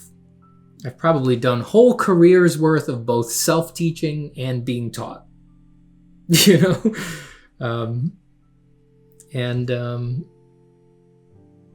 I've done a lot. So I'm not trying to be disingenuous and discount all the work that I've done. I know I did a lot for all of that. So trust me that I'm not trying to be cynical and be like, oh yeah, you can do all the kinds of stuff I do with no effort. It's not that. You of course need to put in effort. But the quality of that effort can be of a very controlled flavor. There's no need to suffer through any of that.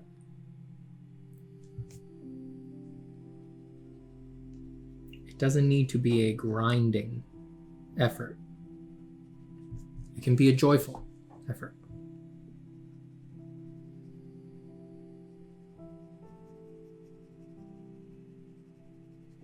You can do all the years of necessary work happily. and peacefully.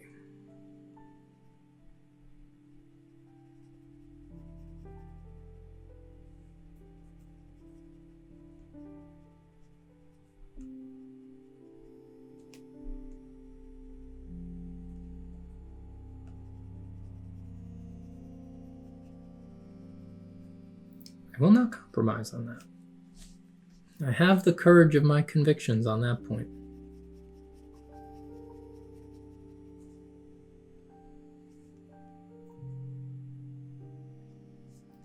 Be very thoughtful when you find yourself suffering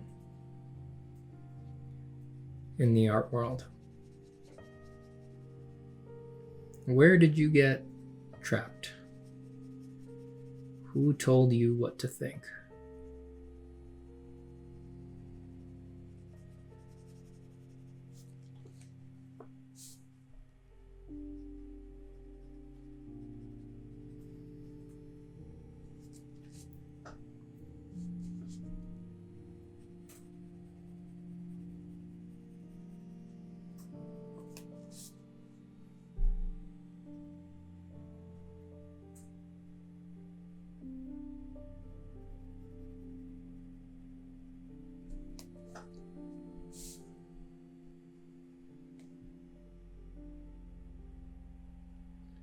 Look, I'm not advocating for repressing any emotions here or anything like that.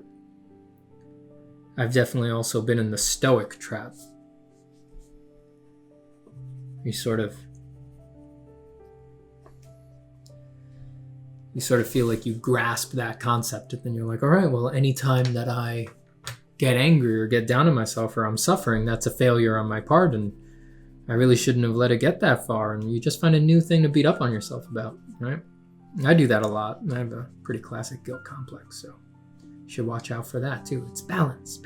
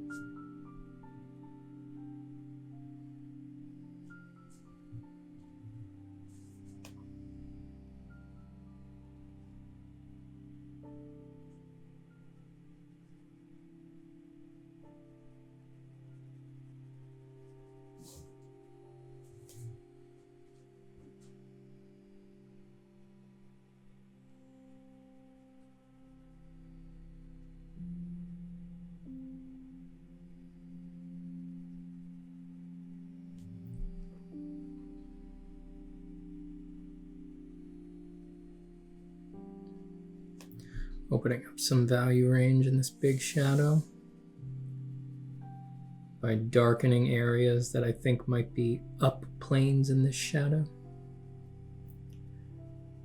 Letting bounce light, drawing around bounce light areas.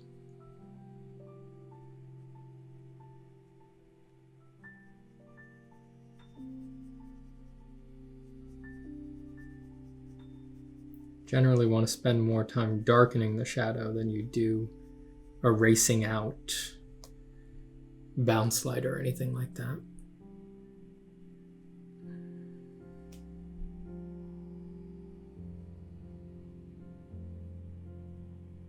The shadow is dark, so you should spend much more time making it dark than lightening it.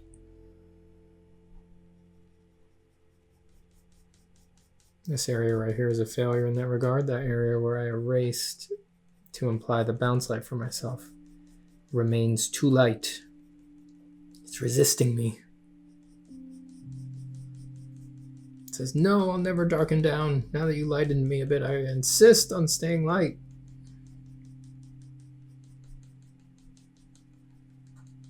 Damn you, insubordinate shadow. How I rue the day I birthed you.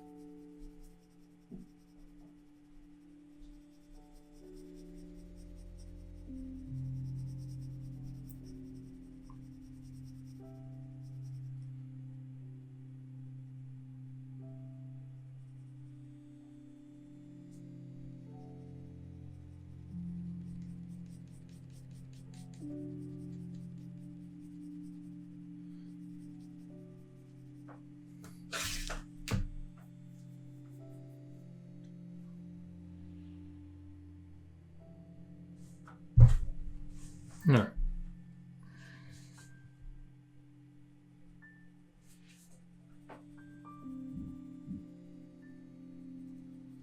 I think to a decent amount, the first part of our problems with this tree face have been resolved. Now, there will be more problems. As we do more work, it will only become more and more obvious how much effort a big open shadow area like that requires. But I'll tell you what, it's worth it to get a little variety, you know, a big difference between a face like this and a face like this. One with a more traditional value pattern, light and shadow shapes, and then one with a big dramatic shadow shape. Variety, variety, variety, variety, variety.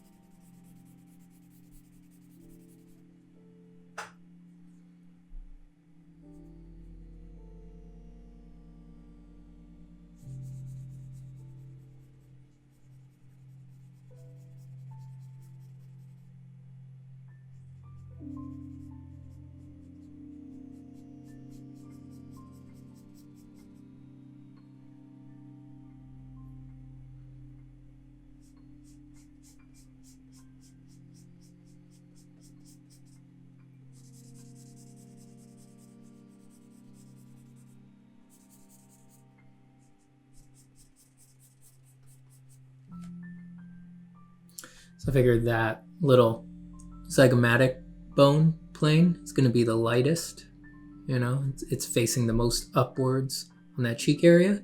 And then this, where the ridge of the eye socket transitions into the zygomatic bone, that's technically going to be a down plane and turning straight down. So I sort of flowed out of it and darkened it, following up into this big branch shape up here. So you can see that hopefully we're getting a shadow rhythm from this branch. It's curving this way and it's darker on this underside and right side here, and then it flows into this part of the thing's eye, which is a down plane instead of an up plane, like that hard part of the brow ridge, and then it gets light again up here on these big upward facing planes. I'll leave that very light, but I'm just going to do a generalized gradient coming out of all of this so that it feels like there's some light fall off.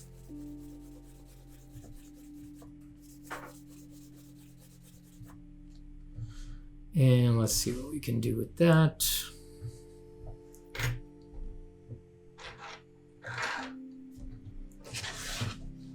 Is it all tons of work? Yes. But is it unhappy work? No.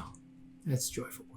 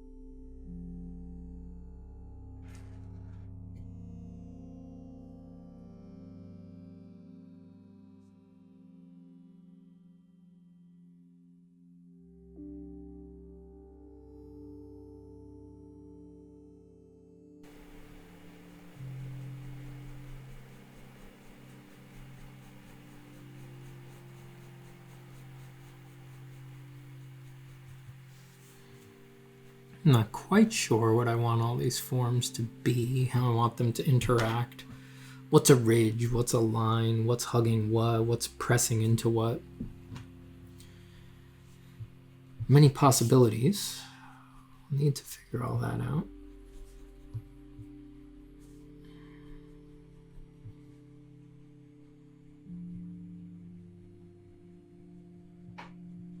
It's just so fun to draw trees because it's just free license to do whatever forms you want, really.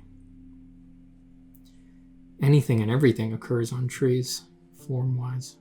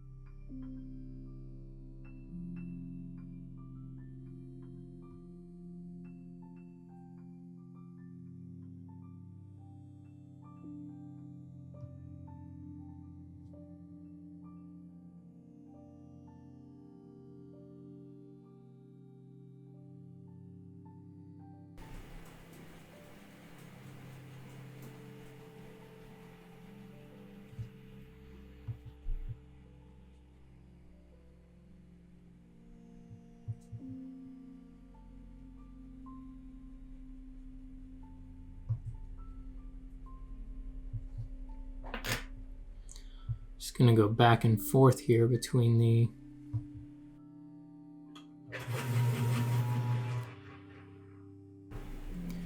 between the 0.5 mechanical pencil and my quickly becoming very stubby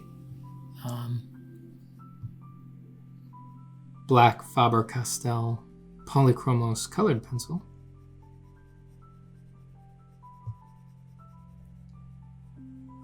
I have some similar colored pencils. I'm just not willing to get up from my desk right now and get them.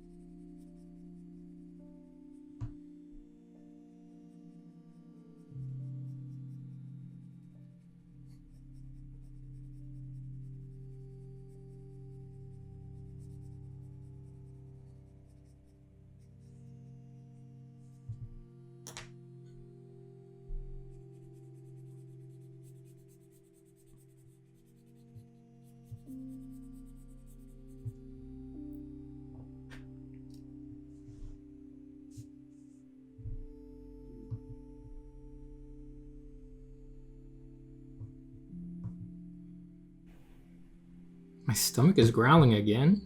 Why am I getting so hungry when I do these? Might be time. No, let me push through. I'll keep going.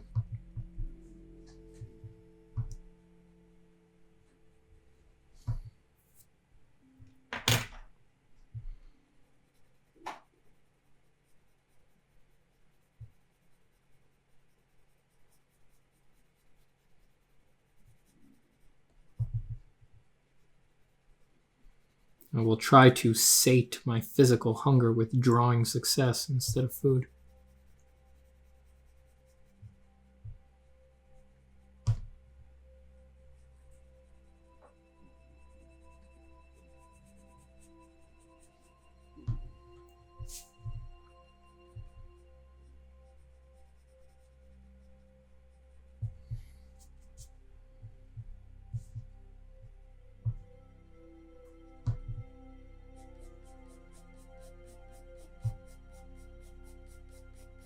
So if I run a little bit of value over this whole lower area of this trunk, it'll hopefully create the impression that it's going a little bit more vertical, or really just that it's different, substantially different than the more this angled part of the trunk. You know, maybe that's facing more towards the light, which is coming from generally this way. This is turning away more. It doesn't need to be perfect. It's often enough just to make them different. Different is good.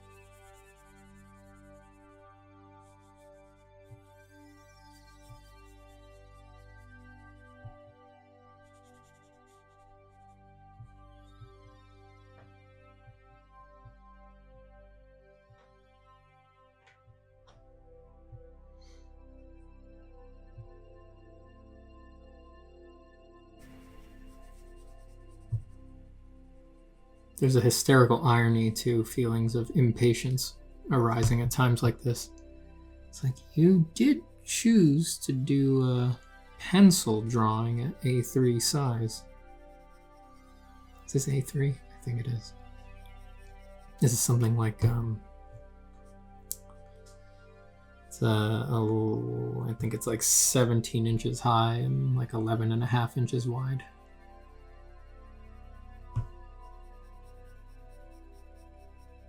This one sheet, not both sheets.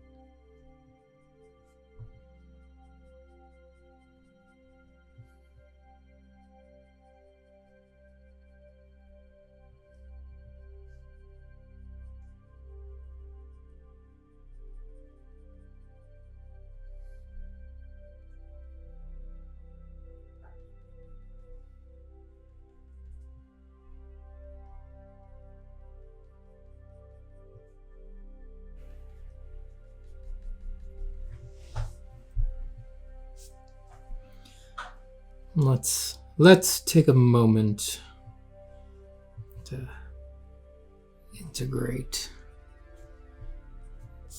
this branch value-wise into its surroundings. So I'm just going to pass a little bit of value around this piece of the tree back here. Let's get some implications of how trees wrinkle as they take the weight of a heavy part of trunk above them, bending in one direction. One of my favorite things in all of existence. If there's anything after I die, I hope that it is an eternity as one of the wrinkles on a tree that forms underneath a heavy branch. I would be happy being that for eternity.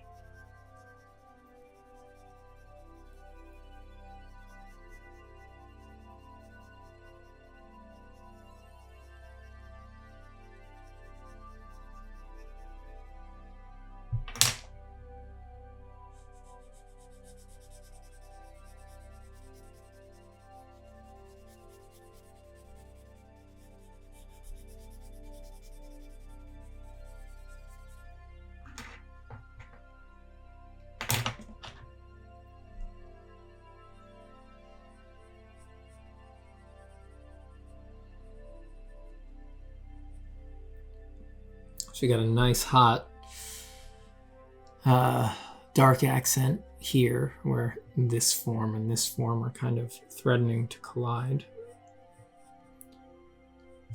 They're occluding each other. They occlude. Occlude. Come over, squishy, occlude.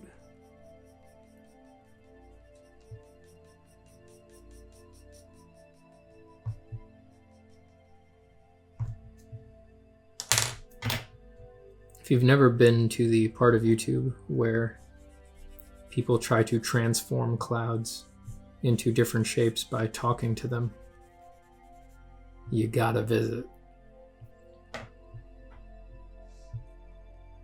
I can also highly recommend the part of YouTube where people summon archangels to help them in knife fights. Now there's some wild, wild country.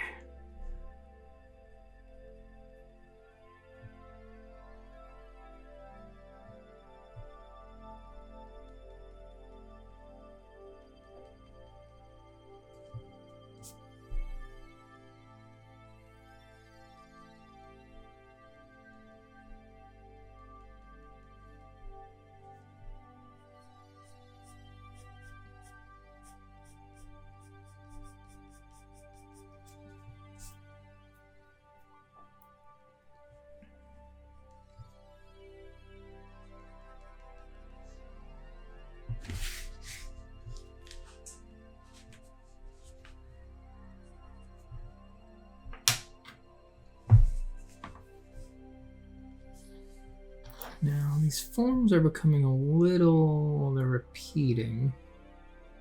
So, let's try to do something we haven't done. Let's put a big burl here. We'll do some galaxy swirls out of it. That'll be too high contrast, so let's just knock it back.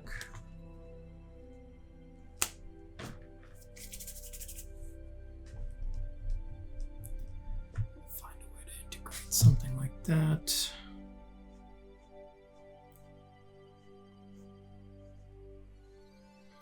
We can take a chunk out of some of the bark. Maybe that branch is dead. It's hollowing out.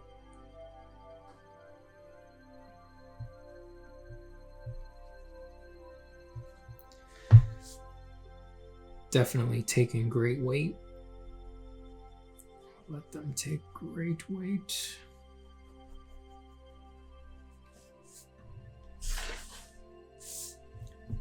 And let's get some unique shadow shapes on this.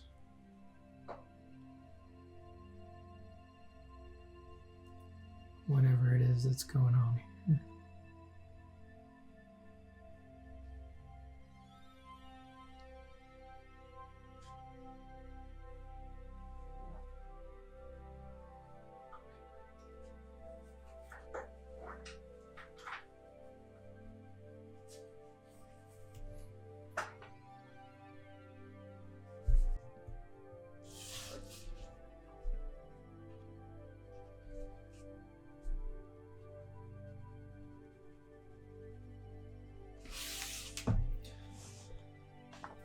just don't get caught up with any arbitrary images that you make for yourself.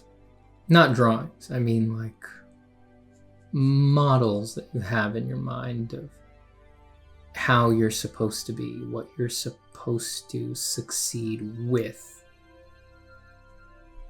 And be aware that those things are very, very insidious and often extremely subtle.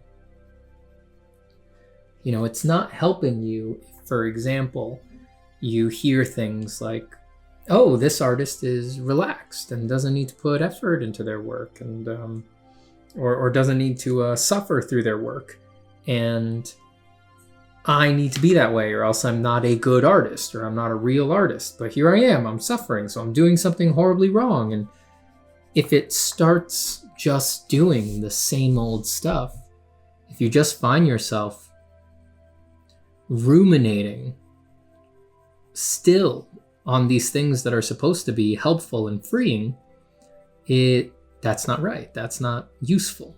You've just used it as another way to hamstring yourself.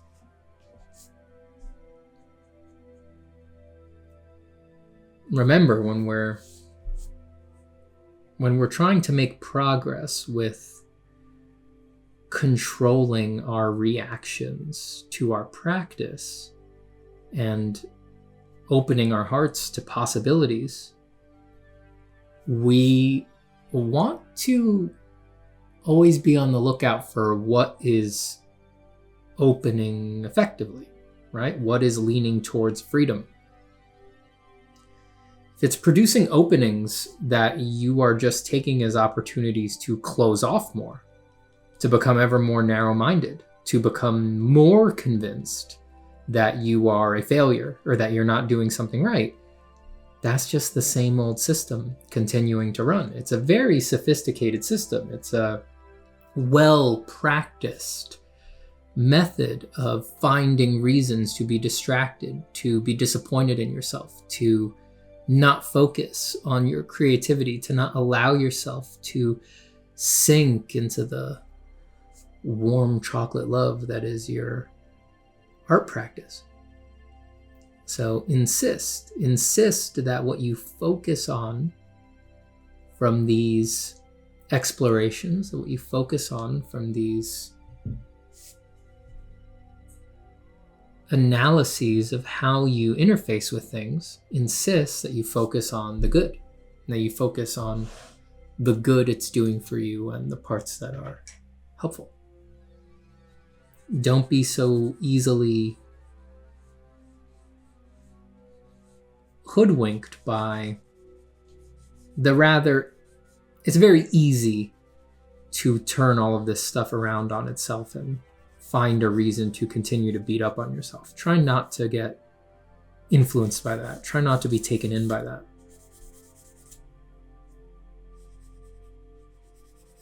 Focus on the good. Fight your negativity bias.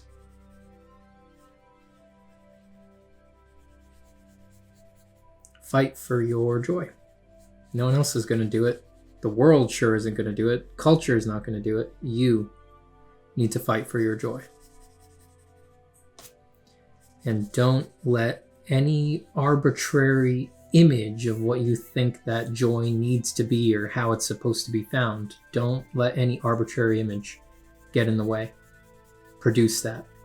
Don't let them trick you into thinking that you need something to change, that you're failing, that it's far away. It's not far, it's near, it's very near.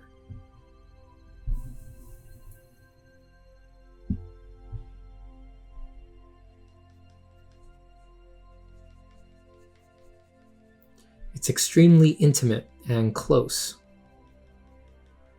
That's why it's so hard to recognize a lot of the time. It's so obvious and personal that if anyone is going to give you permission to relax into your life and what you want to do, it's going to be you and no one else. That is so obvious and personal that we miss it. And we miss it readily. And we can go our whole lives missing it.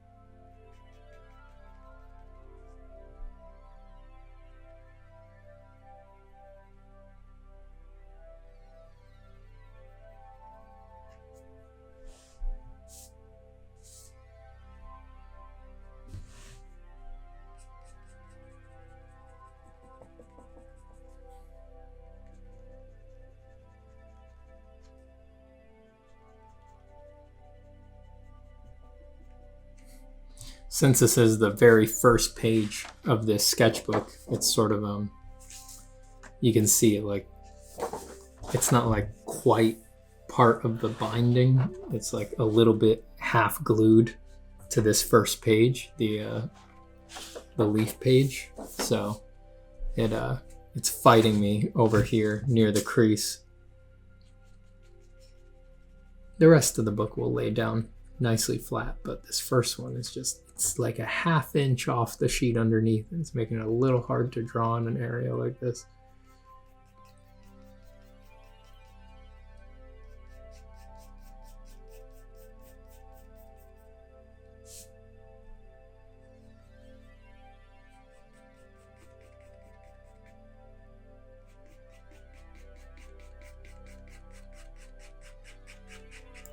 Even this yellowish moleskin paper, after a few hours of drawing under the bright lights that I need to use to record, it can give you quite a bit of eye glare. It really bounces back up into the old eyeballs.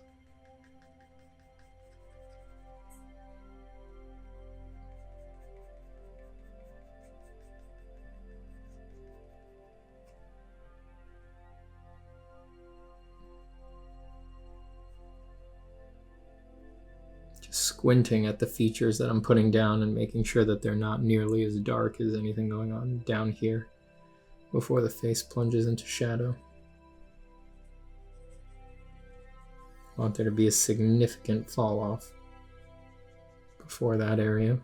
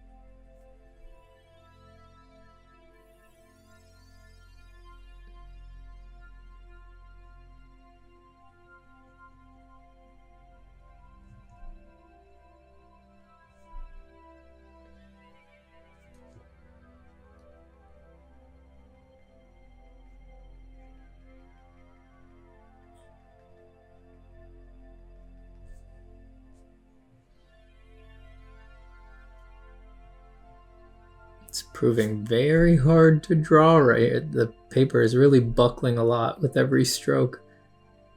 It's very hard to draw with it bouncing like this. I guess I should have skipped a couple pages before I started in the sketchbook instead of going right in on the first. I feel like I've learned this lesson before and forgot. I get a lot of deja vu while I'm drawing. Actually, not when I'm doing stuff like this, not when I'm just drawing for myself in my sketchbook. There's enough variety here that I rarely get deja vu while doing this, but I get crazy deja vu when I'm working for clients. So it's like Photoshop always looks the same. I'm always listening to similar podcasts, like the same old podcasts over and over again to get through a 10-hour client day. And the tasks often are very similar enough that deja vu is like guaranteed regularly. But man, it is so... Turns out there's degrees of deja vu. There's like light deja vu where you're like, oh, isn't that funny? And then there's like really intense deja vu where you're like, I don't just feel like I've been here before. I have been here before. This exact moment has happened in my life and I forgot. Really, really intense deja vu.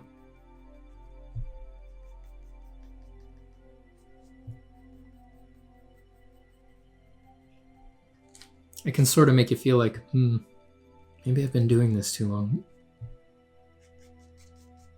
Maybe it's time to switch things up.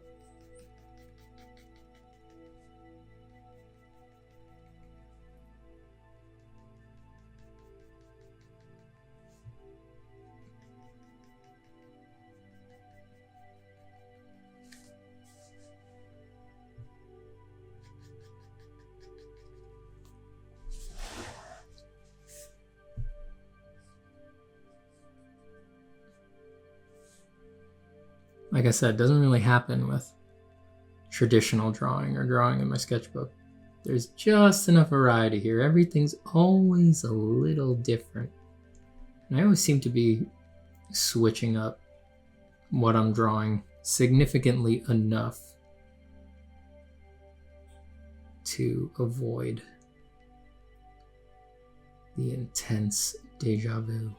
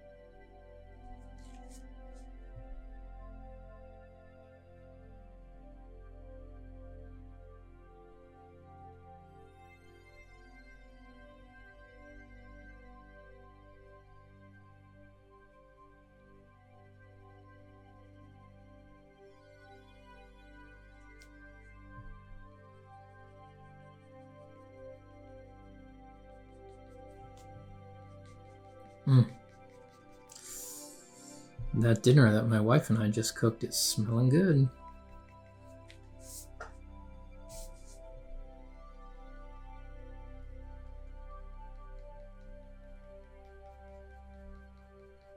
I mean, is life just the most unadulterated pleasure? I mean, my God. Get to spend a couple hours exercising the absolutely primordial act of creation, and then indulging in just pure, primal sense pleasure with a delicious dinner. I mean, what more do you need in life? Damn, life is good. Life is so good. Ecstatically good. What a beautiful thing.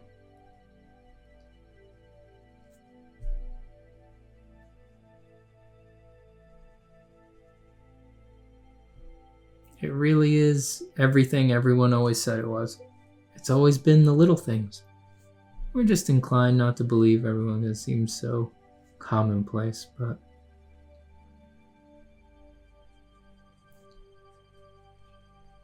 it really is the little things.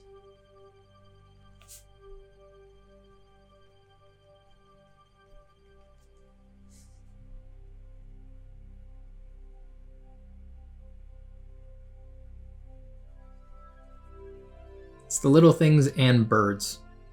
Now, birds are weird. I got a lot of problems with birds, but when it comes to ecstatic connection with the miracle of life, birds are like the fruit of animals. So exuberant, so colorful, so very strange, so much variety. True candy for your eyeballs. Doesn't get much better than birds.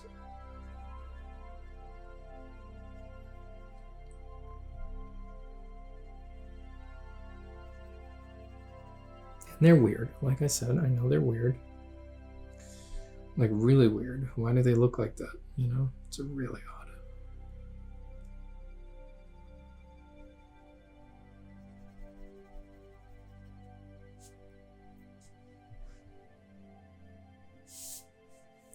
Like, what's up with blue jays? Why does that exist? What's blue? What in nature is blue? Just like a few flowers and then these rocketing fast birds that look like little spaceships with like cool graphic shapes on them. What the hell is going on here?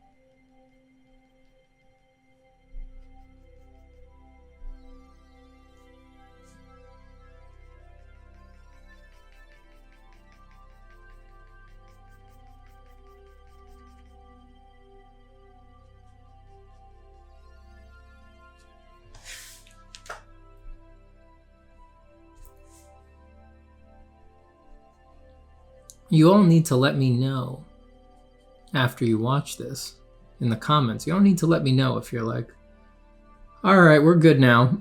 You can speed up everything, every other video from now on. I think we're all full of real time.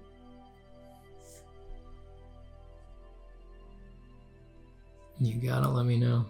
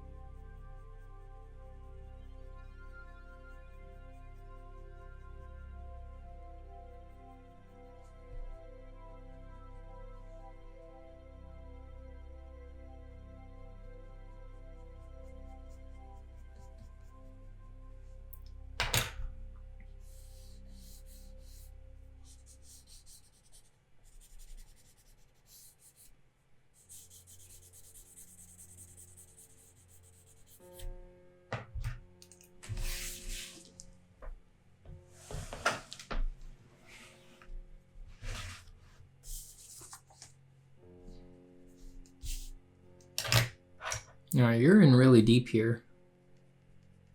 Certainly a lot of hours here of drawing that you've been watching. So what secrets can I offer you? What secrets can I offer you since you're in so deep? Well, there's really nothing I can teach you. You're really the whole shebang. You are in the big picture. You're it. You're it, baby. You are that which there is. That is it. Is there anything more obvious than that in life? Like so many of the things we talk about here, it's the obvious stuff. We're just sitting here being amazed by the obvious stuff. That's it. But is there anything more obvious than whatever the existential truth of the universe is, you are already that, right? Nothing could be more obvious. Of course you are. You are made out of whatever that is. It doesn't matter what formulation it will come in when someone finally discovers it, if someone can discover it. It seems very possible that the underlying nature of reality is not for knowing. It is not for human minds to understand. There's no reason that our little brains happen to be developed in such a way that they are capable of holding or interfacing with the final truth of the universe. But if there is a truth, let's start there. Do you think there's a truth? Let's just leave it at that. Do you think there's truth? Do you think there's a bottom at all of this? If there isn't, I'm not saying what it might be, making no claims as to what the nature of that bottom might be, but do you think there's a bottom? Do you think there is a truth, an ultimate truth? Do you think that what science has been trying to find by smashing atoms together, or what people have been trying to find by spirituality and religion, do you think there's anything to it? Do you think there is something all the way down there? If you don't, would the fact that there isn't anything constitute a truth on its own, a truth of negation? Or would you resist that idea?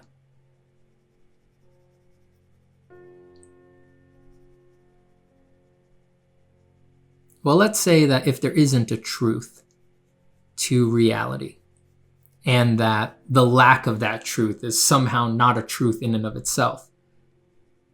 Let's say that if that's the case, there's nothing to discuss, and we can table it. But if there is a truth, or if the truth is a lack of truth that becomes a truth, whatever that is, whatever form that takes, isn't it obvious that you are an expression of that before you are anything else? Even if it's never accessible to you, right? Even if it's something even deeper than consciousness, so that even the part of you, the most baseline part of you that you can identify with, your awareness, your consciousness, even that cannot be said to be it. Whatever the substrate is on which consciousness floats, way down, way down. Isn't it you before anything else? Isn't that your original face? Whatever it is. Doesn't mean anything. There's nothing to be gleaned from that. There's nothing to be learned from that because we don't know what that would be. There's no magic secrets to be unraveled from that. There's no technologies or emotional tricks to be used with that. But isn't it a given that it's true?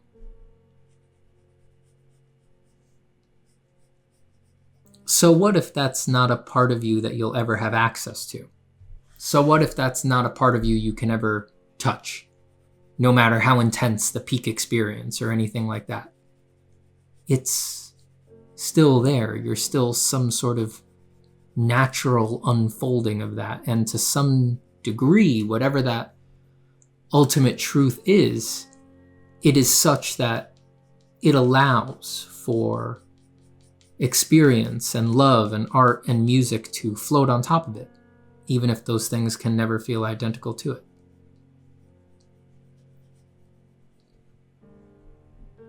Isn't there just a little bit of peace available in remembering that sometimes? That there is a part of you that is most intimate, most near, most foundational, most original, that doesn't feel like it's a part of you, even though it's a first part of you, the very first part of you. And so it is unmarred, unblemished.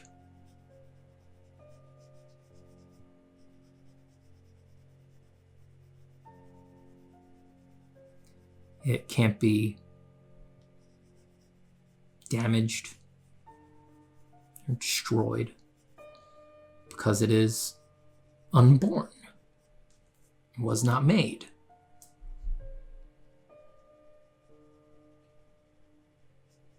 It isn't.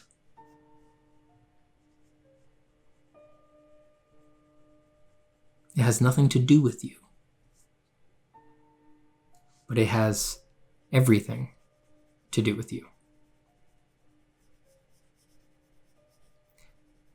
Isn't that a lucky, fascinating little situation?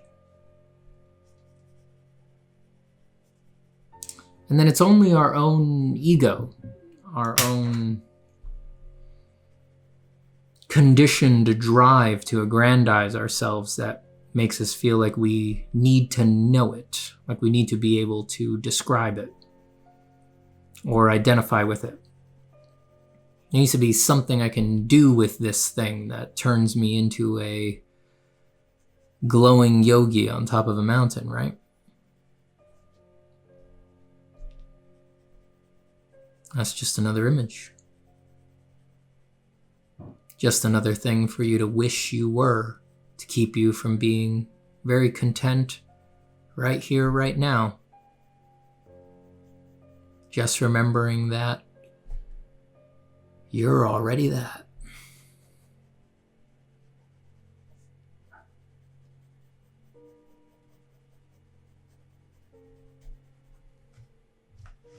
You are already the universe's natural born child.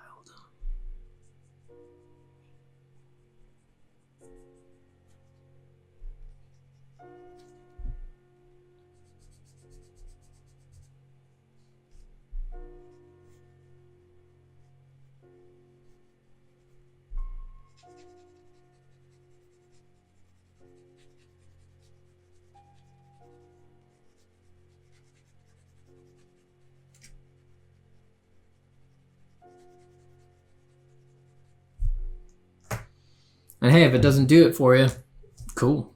Just go do the other things. Do whatever works for you.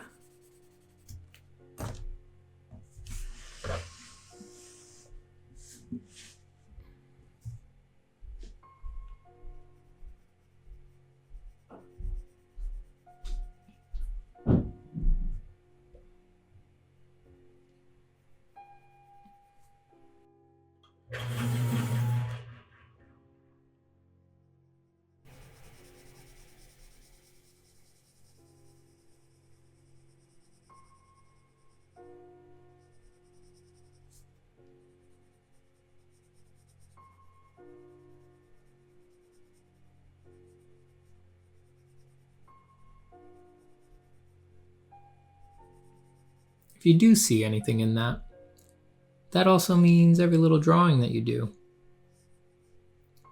is the natural result of the whole cosmos. Every drawing is self-validating. Every little doodle, every sketch is its own reward. It was necessary. Deeply necessary. The exact fruit that the universe needed to fruit at that moment. And the only thing making that untrue is your own prejudice. Your own little standards, your own little desires, your own little wishes that you've barely thought about, that you've never vetted, that you've taken for granted, and that arose adventitiously in your consciousness at some time that you cannot remember.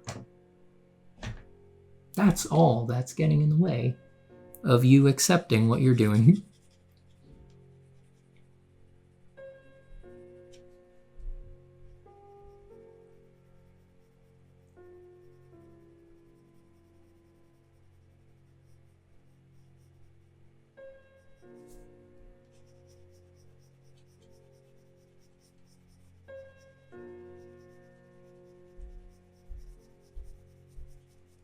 So practice. Get good.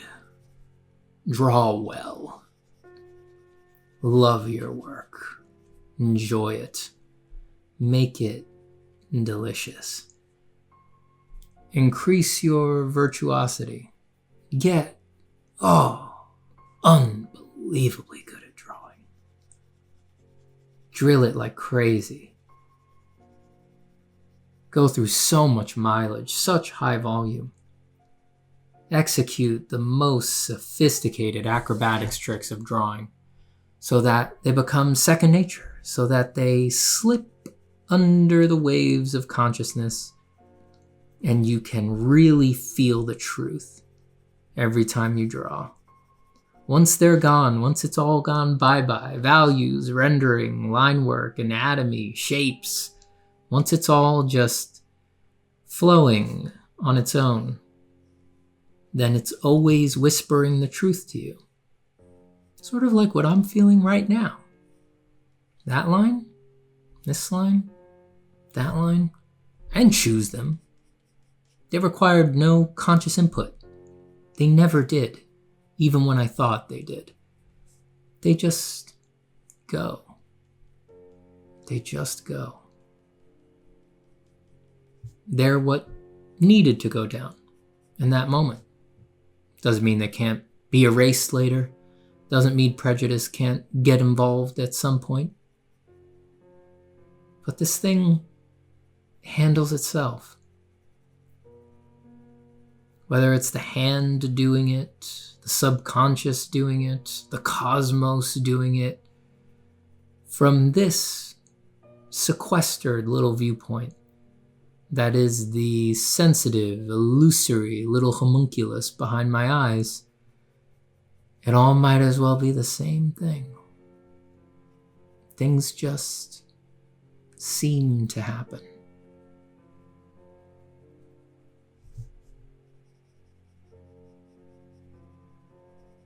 You can let things do themselves. And every error, every success, every neutral result is exactly what needed to be there. Is the obvious product of a myriad of conditions.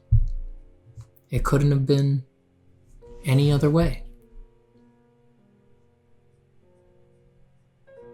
It is neither good nor ungood. It was only necessary.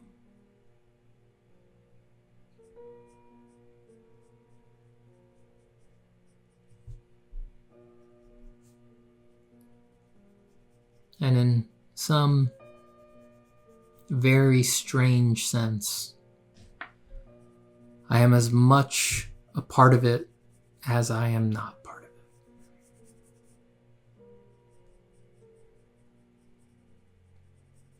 I don't know about you, but a couple of hours of drawing, and this is the mind state I enter. I just feel so open, unstructured, kind of whimsical. I feel very free and contemplative once I hit this mind state in the drawing process. It's not just not unlike, it's exactly like the state that you get into after, you meditate for 2 or 3 hours or something like that. You just get into a flow that includes your whole being. It's not just the hand. It's everything about you. Your emotions flow. Your self-consciousness flows. Your thoughts flow. And they dissolve barriers. And so you can think really weird things and be open to them. And that's relaxing in a very deep way, freeing in a very deep way, healing in a very deep way. And I love drawing while I go through that because I get this little artifact, this, in some sense, exact little map of how I was feeling in those moments. I think that's so cool.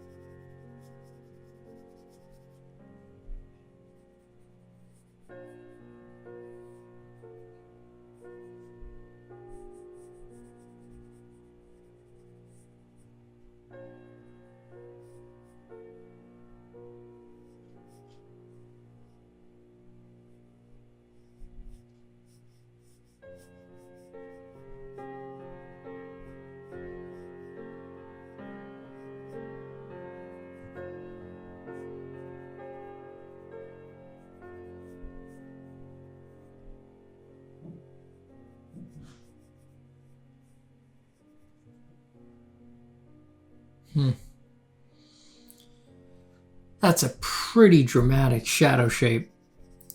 At this level of crispness, it looks a little too 90s tribal tattoo, but we'll work that out, hopefully.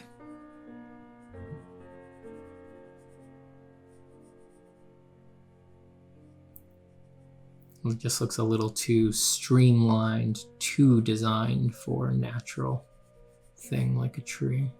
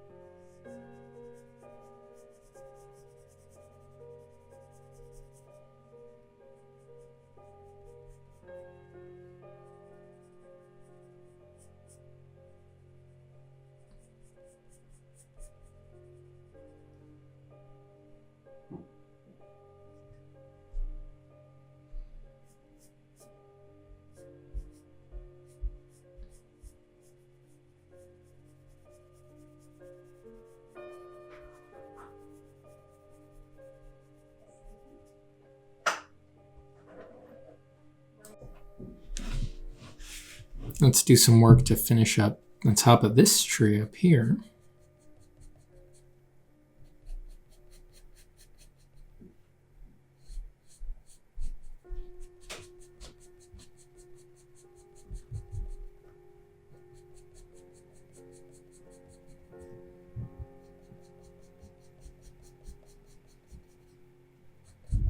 Not much to do, but fill it in.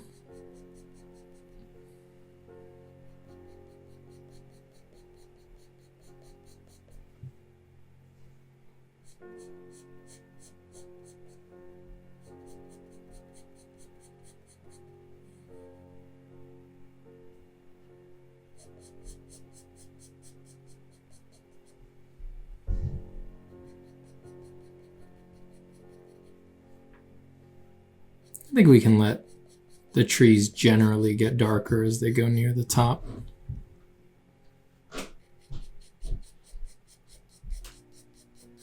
It's probably not something I want to be doing with the colored pencil.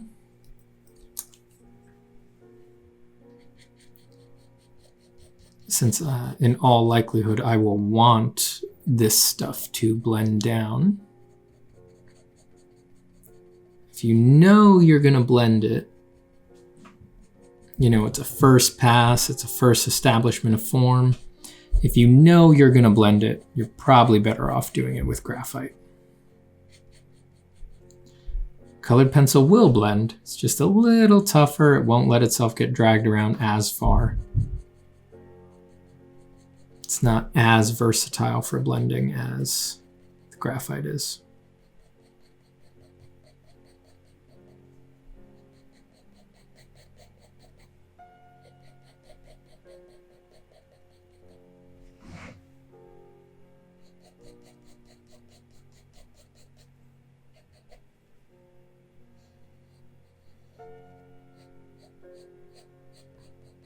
And since I've done so much work elsewhere in the picture, I'm not really inclined to make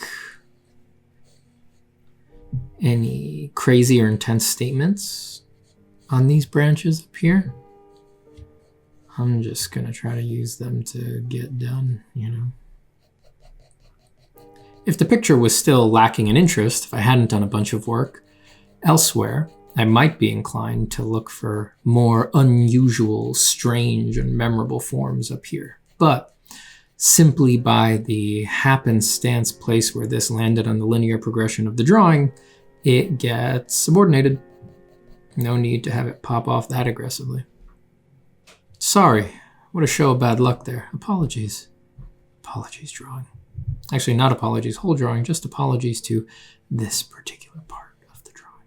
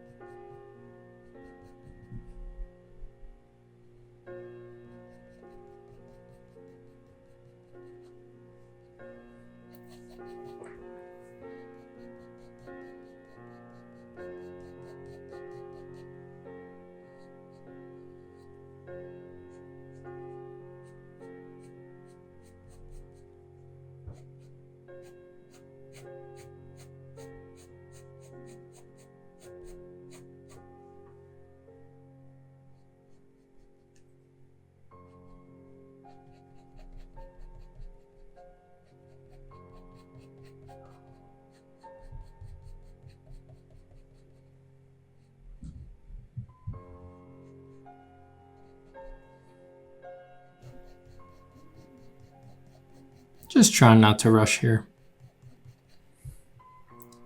Generally taking my time.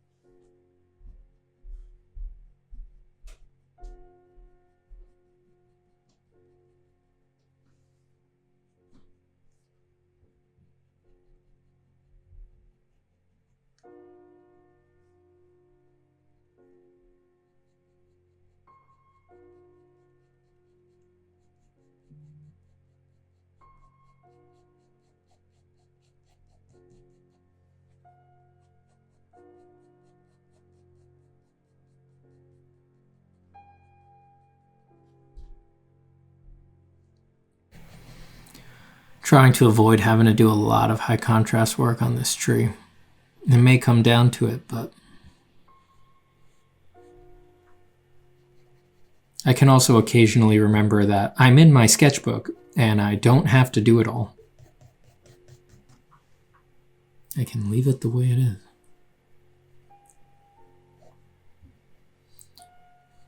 You know, once you've earned it, you really gotta be willing to show yourself a little bit of mercy.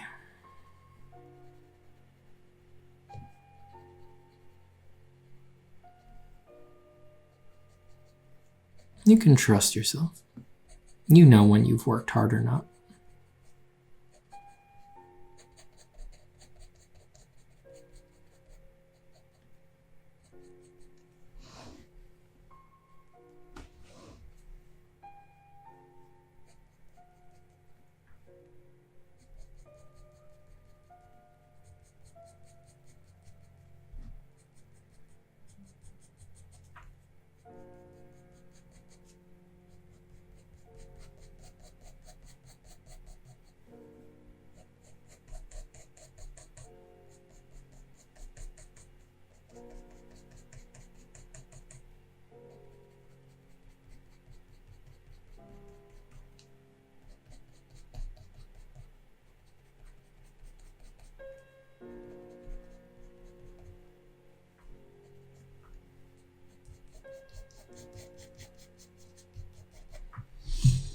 Hmm.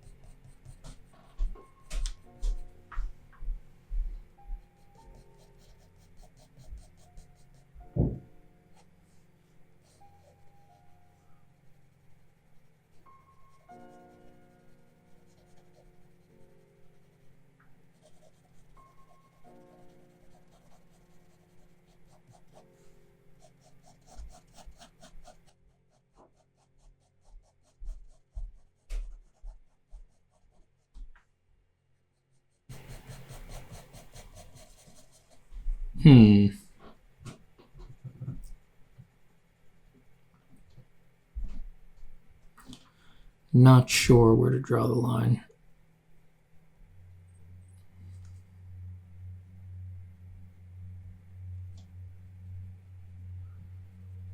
Of course, that could just describe the entire condition of the whole process of drawing, couldn't it?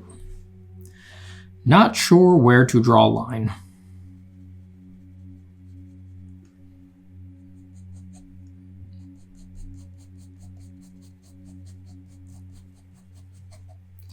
The options are endless. They're endless. The possibilities need only be plumbed.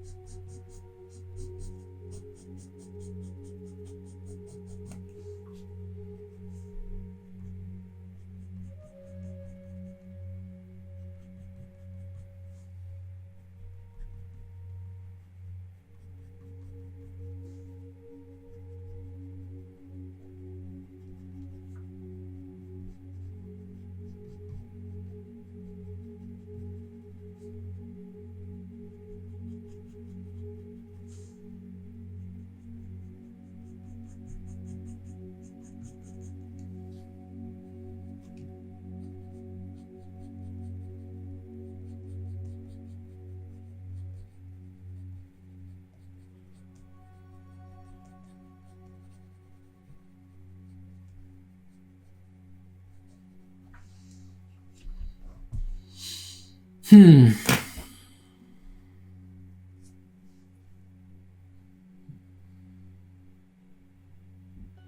you amazed to hear me shut up?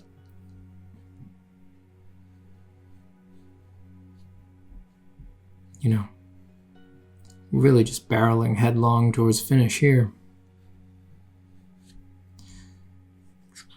There's everything that is left that needs to be done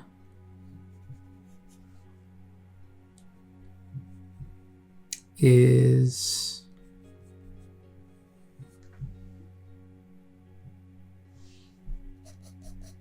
a lot of the same things that we did everywhere else on the drawing.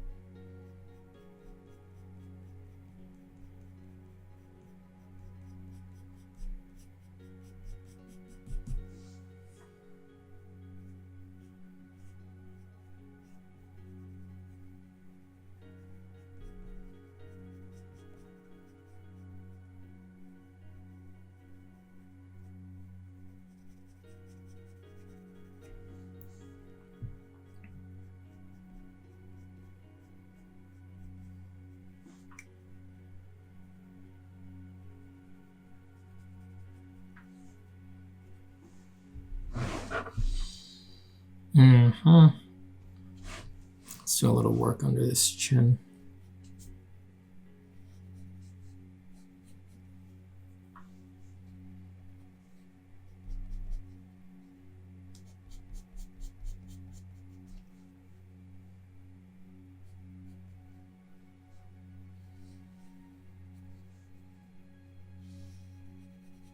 I wonder if that looks dark enough.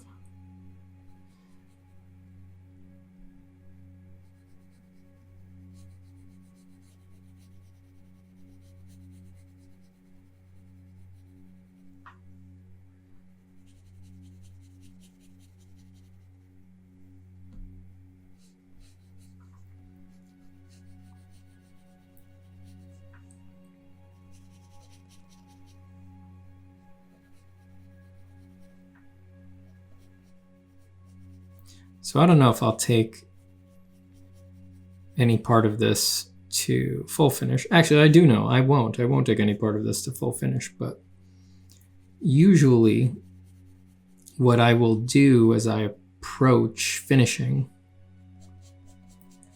on a pencil drawing is that I will start to try to see it in new ways to remind me of the things that I didn't even think about, the possibilities that I didn't even know were there. So I'll look at it in a mirror to see it flipped. I'll take a lot of photos of it with my cell phone so I can see it tiny size, you know. On my cell phone, it'll only be like 3 inches tall or something like that. And use that to evaluate how it reads in general, what big moves I could make. Another thing that I'll do is I'll take those photos that I took with my cell phone and I'll bring them into Photoshop and I'll just start messing with stuff. So I'll group things, change values, move things around, and I'll just experiment with those very flexible digital tools, and then I'll see if that gives me any ideas for anything that I want to change in the drawing. Oh, another thing that's like that, if you don't want to do a bunch of Photoshop editing, and I do this too, is you can take your little cell phone snap of the progress of your drawing and pretend you're going to post it to Instagram and start running Instagram filters on it, or any program, any phone app that has a collection of filters. Just start running a bunch of filters on your drawing and see if it gives you any ideas for, it would actually be a lot cooler if there was a bright spot in the middle and then it vignetted out to the edges, or if the light values were like really, really compressed and there was all the information was in the shadows, or vice versa. You know, let the lights open way up, and when you see it crushed by a particular gradient map from one of those filters, maybe you like the shadows way more pressed down. Make it all light. But I do that stuff all the time. It's a fun way to waste a minute, that's for sure. And it does usually give me some ideas. Even if it sounds like impure or too mechanical for a traditional drawing, usually when I look at my little cell phone snap of my drawing, under some Instagram filter, I will find one where I think it has some part that's better than what's going on in my drawing. And I'll either refuse to make the change out of spite that an Instagram filter could have defeated me so handedly, or on my best days, I'll be like, fine, you win this round, filter. And I'll try to copy the effect that I see in that one spot. Usually that's what I get out of the Instagram filters. One spot that is like, that's interesting. Usually it doesn't recommend a possible or desirable large-scale change to the piece. On the other hand, sitting down and doing photo editing for some Photoshop editing for like an hour, a couple hours, doing that all by hand, that can actually suggest a lot of really big changes pretty late into a drawing. But like I said, that's definitely not an issue if you're doing sort of the first pass mentality that I am here. I could just sort of say this is done whenever. Take all of the little diagnostics that I've had while I've been doing it, as we've discussed, make a little list of those as a reminder for what I would want to change about the drawing's big compositional aspects as I go into the final version. So things like scale of overall figures, what's dominant, what's subordinate, big gradient moves, things like that. I can make that little list, and then in Photoshop, I can just mess around. I can warp things, I can distort things, I can copy paste things, and just make a weird collage version of my own drawing and use that to find new ideas as well. And then maybe that collage version becomes basically the thumbnail, even though it's made out of all of these very finished raw materials. That collage then becomes the thumbnail for the finished version. It becomes some sort of guide.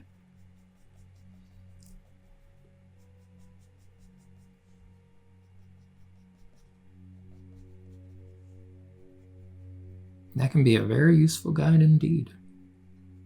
There's just, when you vary the tool, you're so much more inclined to do weird big moves when you're in a digital tool than you are when you have a pencil in your hand, I think.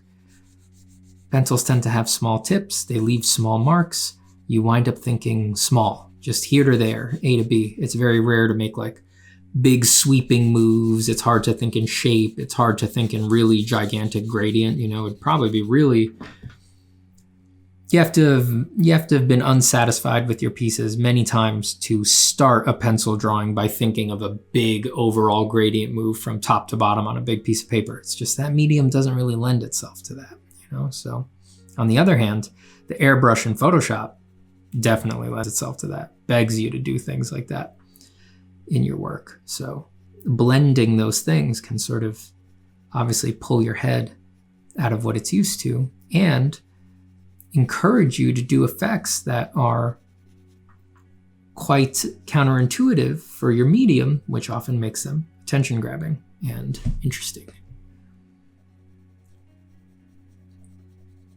And because they're the path of most resistance, if there's some sort of skill set lacking in your understanding of the medium you're using, usually that will reveal it.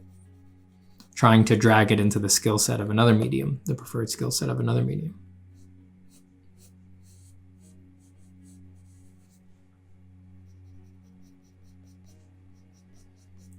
It's like if you take the path of least resistance forever with a pencil, it's going to be lines and short ones, and everything is made up of that. But if you start to drag it towards digital or liquid painting realm, then you have an invitation to learn how to do large gradations, how to exercise the patience necessary to do large gradations with specific shapes across big portions of the paper. That's definitely the path of most resistance for pencil. But it's a very useful thing to be able to pull off because most complex subjects have a blend of both things. Most complex subjects have a blend of very small details, very small detailed forms, and very large, broad statements about value change and fall off and things like that. That's just the nature of the world. Complex things have complex hierarchies of structures and contrast. So that's an easily overlooked skill set for pencil.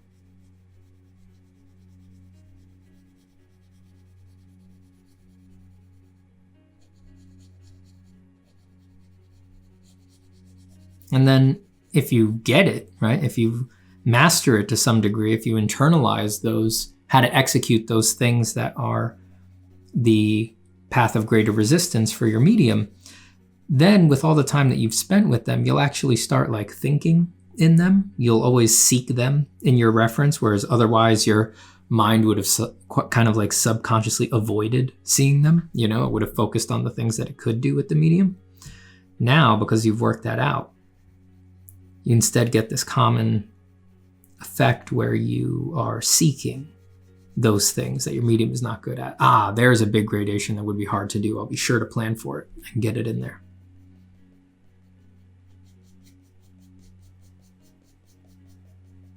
That's a great thing, to be able to see into, glean more insight from your references and the things that you are using as your resources, as your raw materials.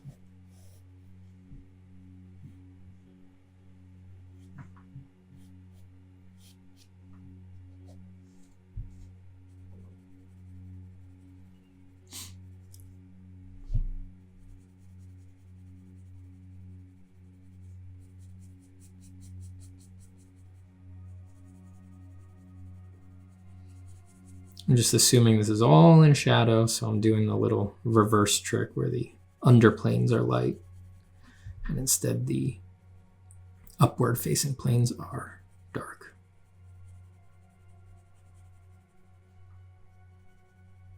And that's what's up, what's down. It's just a reaction to that stair stepping that's going on the silhouette there.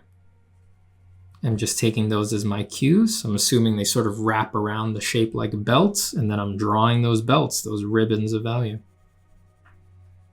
Or at least the ones that need to get darker. And I'm just leaving lighter the downward facing planes.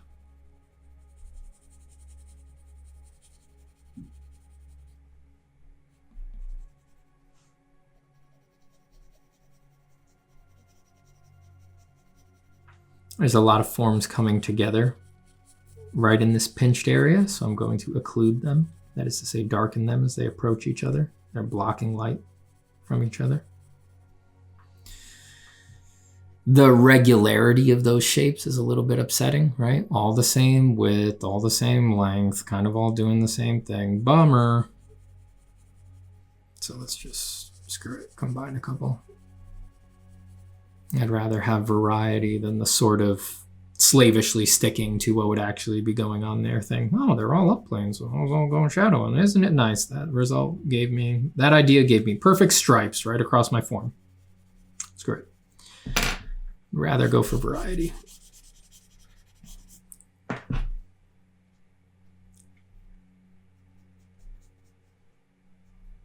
I would rather be varied and not conspicuously samey. I would rather be that than right.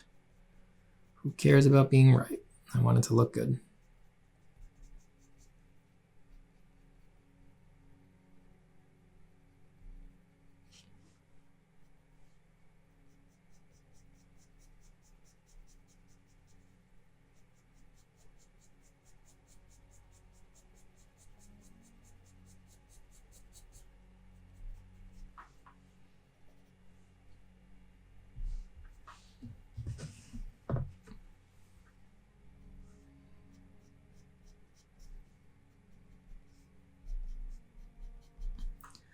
I know I said we're getting close to done here, but the further I travel down this tree branch and see all these complex low contrast shapes I implied it, I'm like, oh geez, could spend another 4 hours on this easy.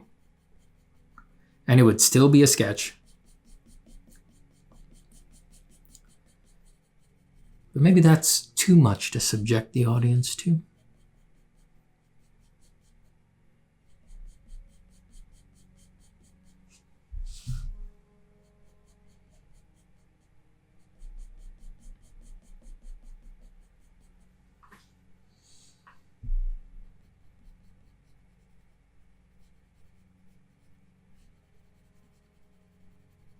Shall I say goodbye to you? Have you been with me for all these hours? Were we friends, partners, warriors together on the path of art? How long did we journey together? How brave were we as, without hesitation, we dove straight in to the blank piece of paper? I never could have done it without your bravery and courage at my back to support me, to drive me on. When things were at their worst, when fear was at its greatest, I need only look to either side to see the reason for my valor. Thank you, friends. Thank you, friends. We've truly done something great here today. For who can say that to draw mystical grandma trees and a couple of shaman is not the noblest venture man has ever undertaken?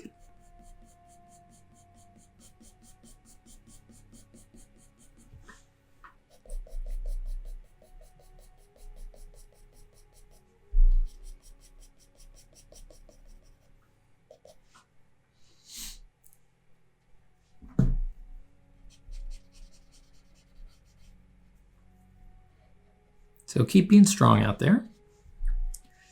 Keep drawing. Don't you ever quit. Unless you want to. Only quit if you want to. Don't quit if you don't want to quit. Quit when you can quit happily. Don't quit when you'll quit in misery. Happily quitting? Now there's a skill. There's something essential in everybody's life. That's not something to be avoided. Should be able to happily quit things. We've all got to do it.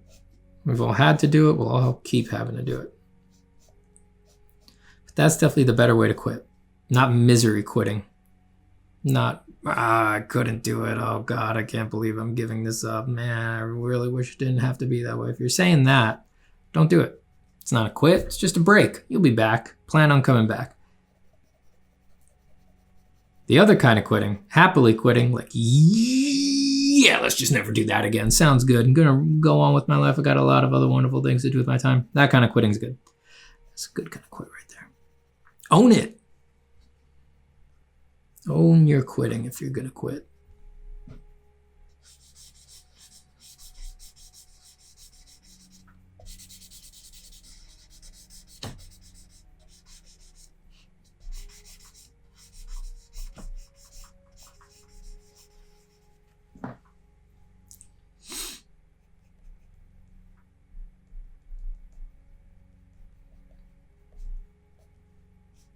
So don't quit. Keep drawing. Practice. Always remember to determine with ever greater precision what the heck it actually is that you like, right? You don't need to have good taste. You don't need to avoid bad taste. You just need to have a taste. That's better than most.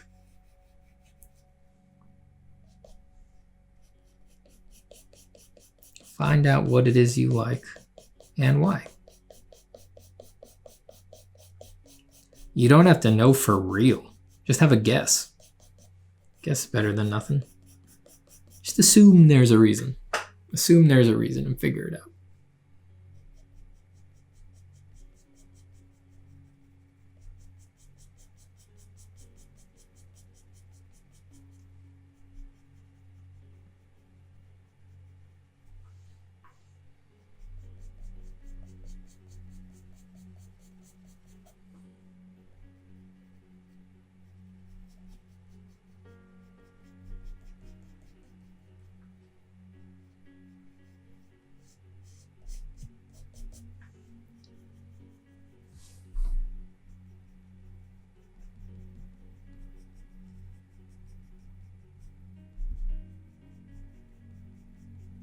I wonder how many trees I've drawn in my life. I hope when we die it was all a video game and we get to see the stats. Number of trees you drew. Number of heads you drew.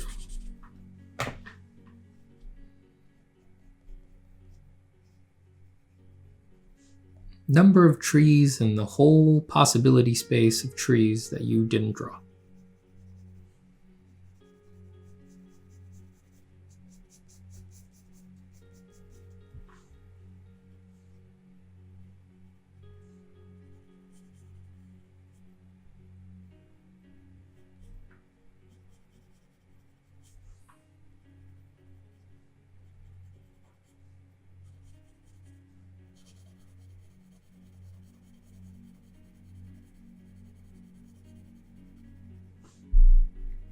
I'd look at it all. I'd want to see all the stats. How many trees did you draw? How many people did you draw? How many cats did you draw? How many dogs? And how long did you spend on each? What was your proportion? You spend the most time drawing boats, faces, pirate cats, cat pirates? I need specifics. I want to see them numbers.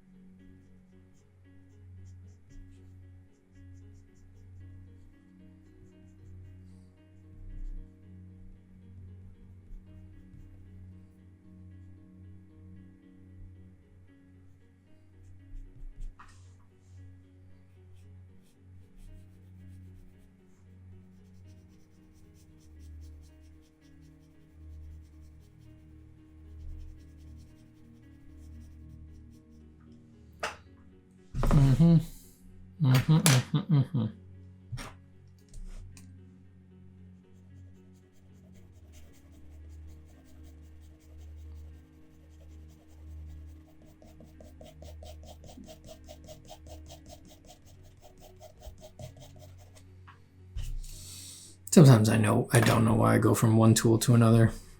It's just not a big deal. Sometimes you just know. Sometimes the hand just knows. It says, let's bring in the other guy. Yeah, I don't know. Let's bring in the other guy.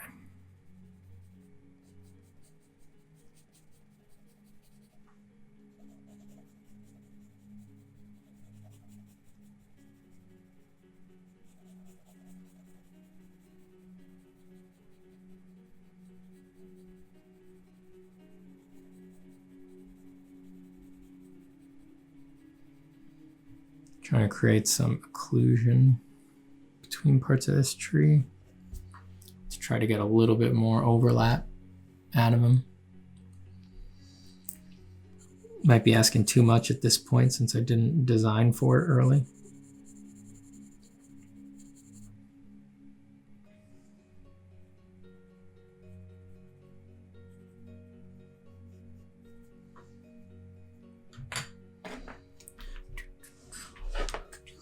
All right, what are we gonna do here? What are we gonna do here? Let's look at our whole thing here. What does it need to take it from sketch to done sketch? Let's see.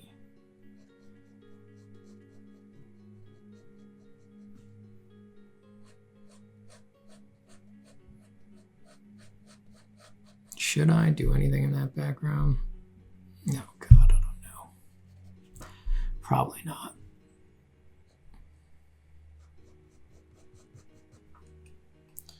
We can give it a shot to test.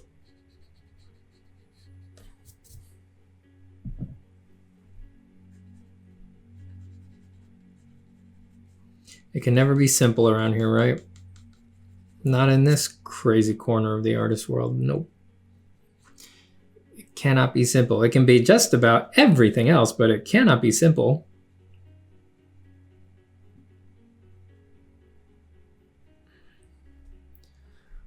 These little mushrooms real quick.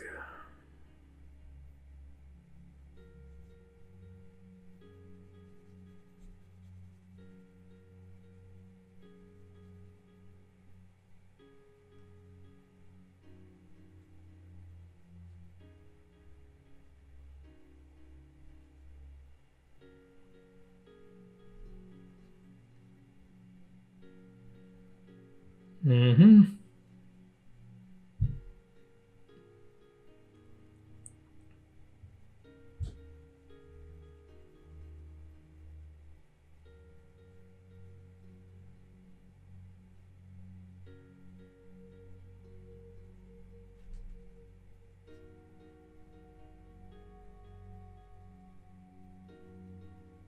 Just not being shy to shoot a little love at the drawing's way.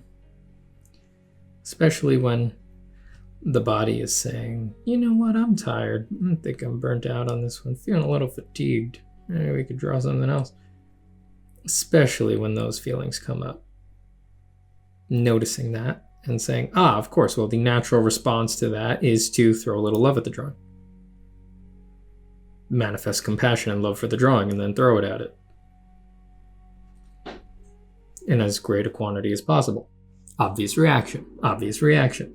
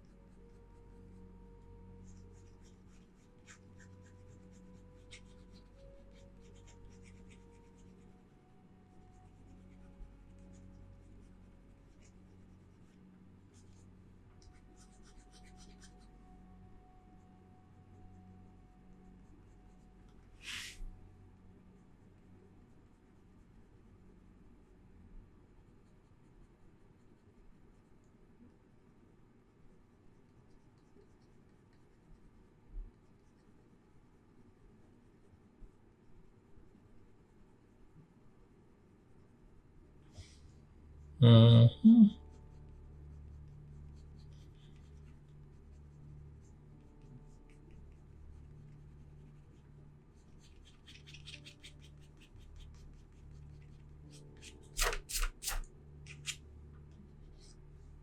I just couldn't live with these roots being completely undrawn down here.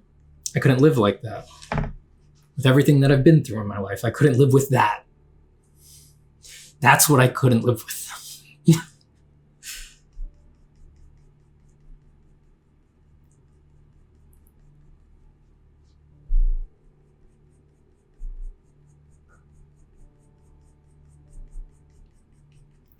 Of course, now I have to create a little bit of occlusion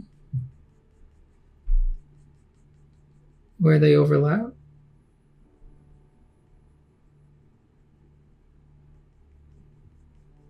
And I have to rush, of course, even though I've been hypnotizing myself for the past 5 hours to remember not to rush. I have to rush.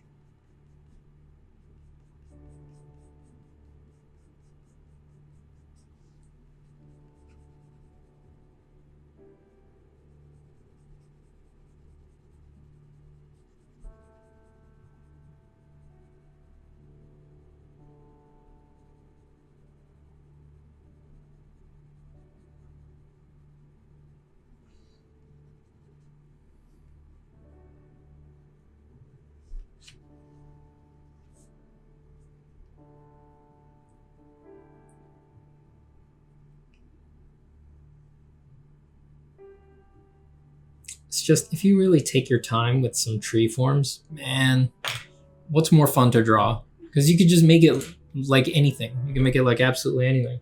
Where's my other pencil? I don't know. Where was I? Right. You can make it like absolutely anything. You could basically just draw human flesh with all of its wrinkles and dimples and little bulges and things like that. You can just draw human flesh straight up. And then if you just put it into some tree shapes, it'll just look like a tree. It's great. It can be elephant skin. It can be scaled. It can be wrinkled. It can be like an old person's skin. It can be perfectly smooth. It's like trees do every kind of surface on them. It's so cool. So cool. Like really smooth trees. Love those things. I don't know any tree names, so I can't tell you what kinds of trees or what kind of tree and what stage in its life has like those perfectly smooth, almost flesh-like surfaces on it, but I love them. So weird, so uncanny to me. And they wrinkle and buckle, just like you'd expect skin and flesh to. It's so weird to see. And you can do polyps and blisters and burls and all sorts of stuff. And it's just like, if you're bored with the surface of your tree, it is your own fault. You could do anything in there, anything on that tree.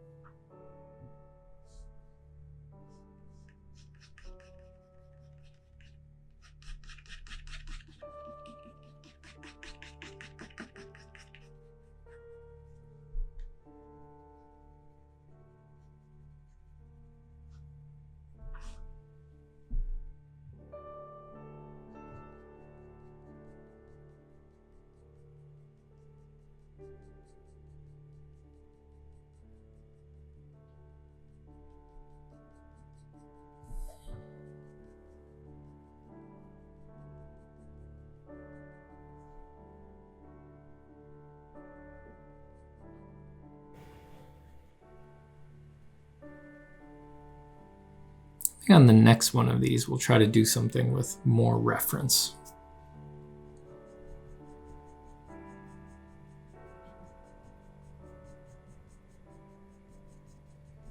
This one is almost entirely without reference.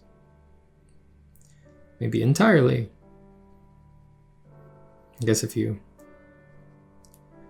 don't count me looking at my own face a few times in my webcam feed for that.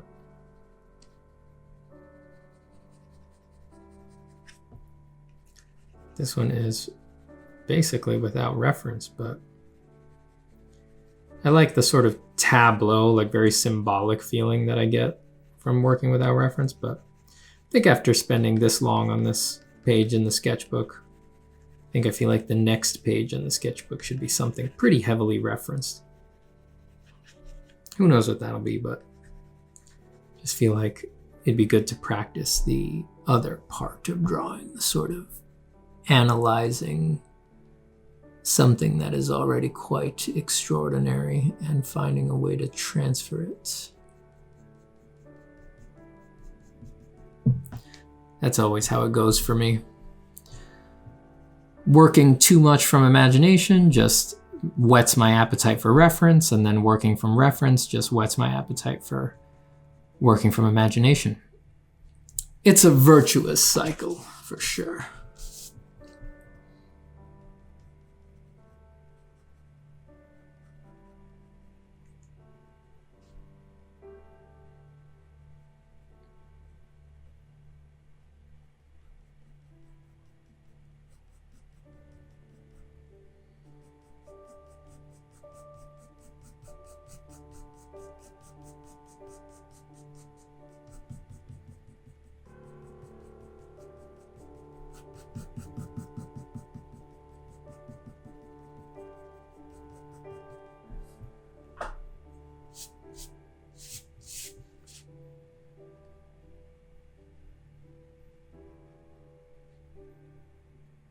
I don't worry much about exterior contour line weight in a drawing like this. It's a lot to think about. I'm mostly focused and interested in the forms, and really, since it's on the exterior of objects, I can just spend, a very long time on something, like 100 hours, and then just add that line weight at the end over top of everything as a final step. That's usually what I do. I save adding any kind of bold outlining and all of the variety therein. I just save that all the way for the end. The last thing I do to the drawing.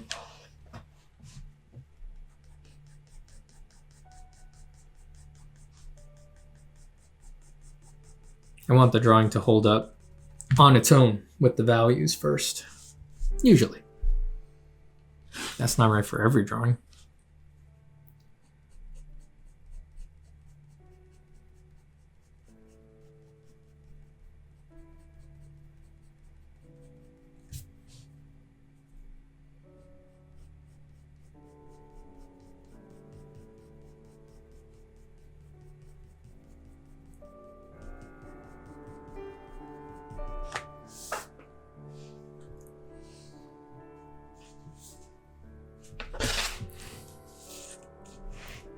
Let's imply a little something on these trees, actually.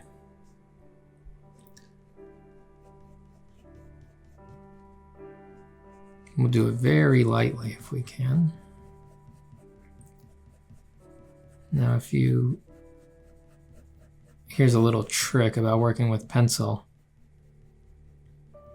When you have an area that you want to be light, the intuitive thing to do as you do sort of the light touch in that area is that you're inclined to leave. Here, let me show you. Zoom way in here. You're inclined to leave a lot of space between the lines. So look, I'll do it right here. You tend to think light touch. You're like, all right, I'll do this. Then you leave it like that, right? With significant space in between the individual lines. But a good thing to be able to control, to create form, is to be able to do a light area that is completely filled in. So it's not the white of the paper that's dominating and creating that value. It is all applied, controlled value from the pencil, but it looks so light, balanced by your touch, not by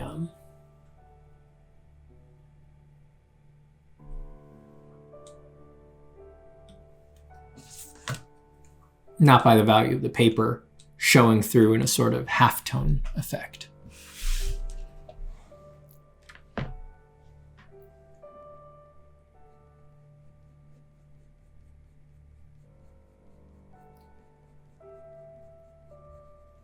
And I like that effect better. I think it makes things look a little flatter, sit back a little bit better.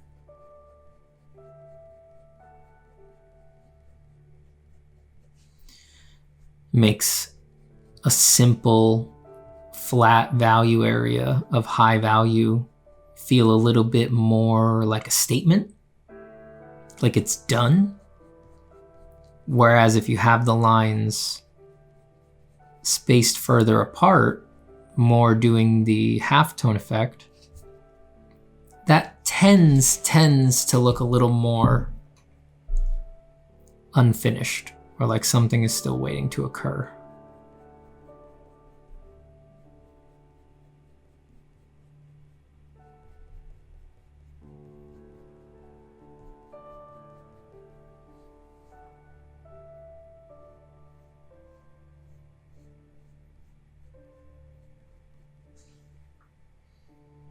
This is definitely the secret, most esoteric value range that most pencil artists don't ever quite get used to.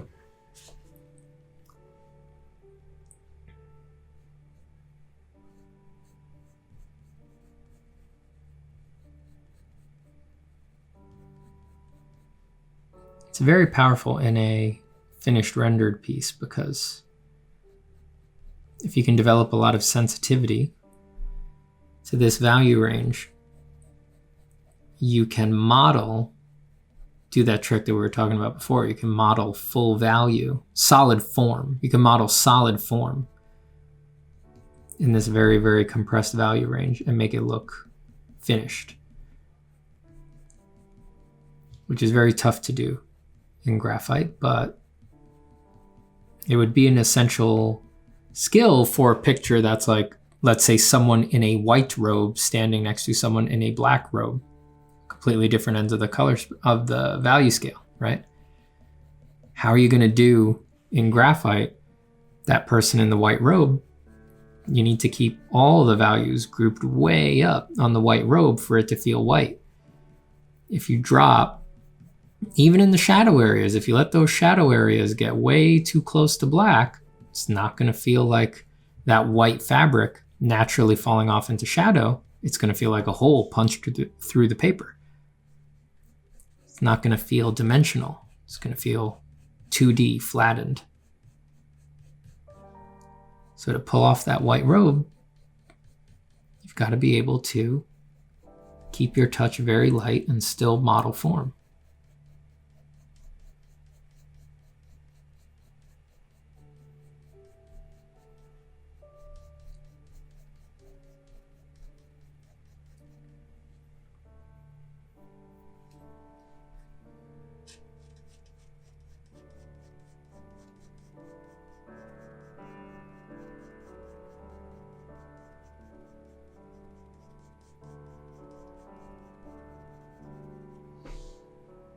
That's what makes for a really good cast drawing. Mm-hmm. Cast drawings are a brutal exercise in that. How can you make the cast, which is very formy, it's a white sculpture, right? And often a white sculpture of a portrait or a body or something like that. It's a very complex, form-filled area. How are you going to achieve that without making it read like a gray cast in your drawing? How are you going to fit all of that form, all of that solidity, of which much is available? If you've ever seen a beautifully finished cast drawing, how are you going to make it feel that way while still making it so that any viewer who looks at it understands, says, that's a white cast, not a gray cast, or God help you, a black cast.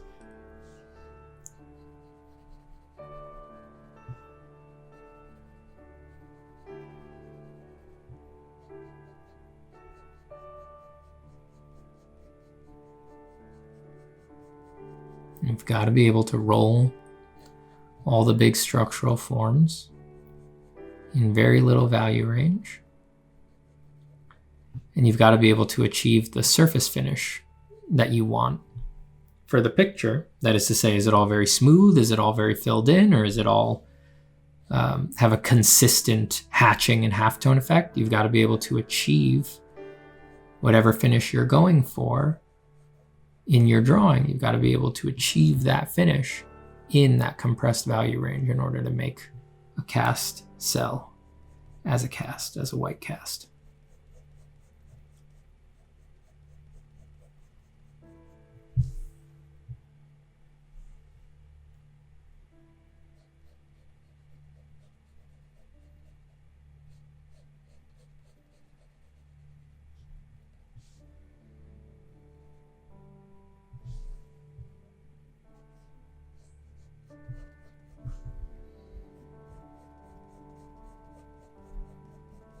I'm not being that judicious here. I'm just using my light touch to create some implication of a background for these trees. A very foggy forest, apparently.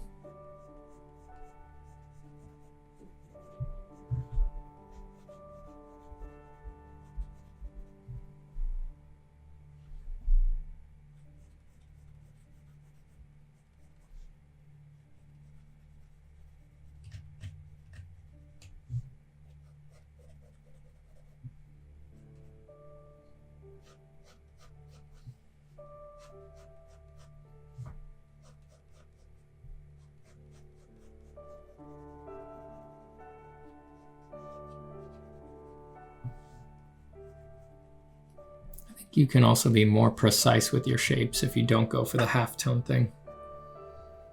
If you gently lay in very tightly spaced light lines, I think that gives you a little bit more room to do precision shapes in this grouped up value range. I feel like when you do the hatchier further apart, it's a little harder to get crisp edges just because they're literally like lower resolution, right?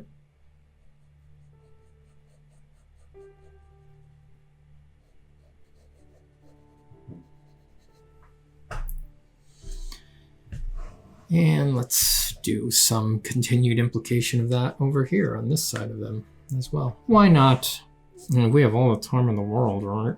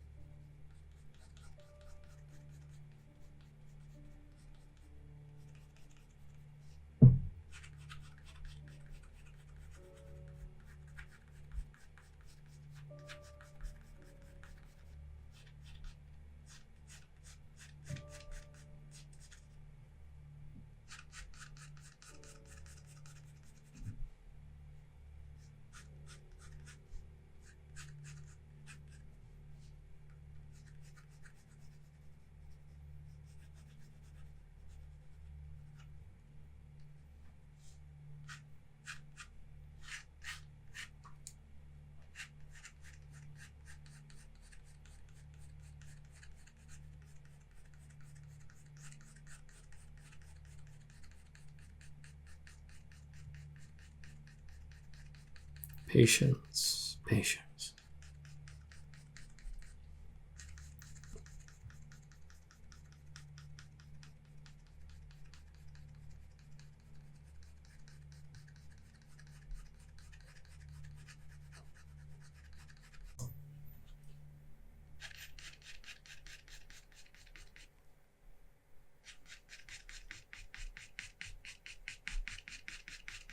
Nothing complicated. I just wanted to have something. I don't want the background to only exist up there.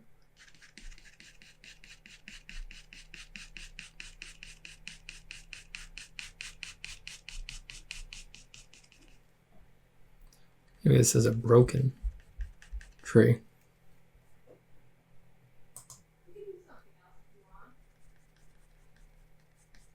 So that's like a broken tree. I don't know if it's as big as our main trees here. Maybe I don't have to think about it that much.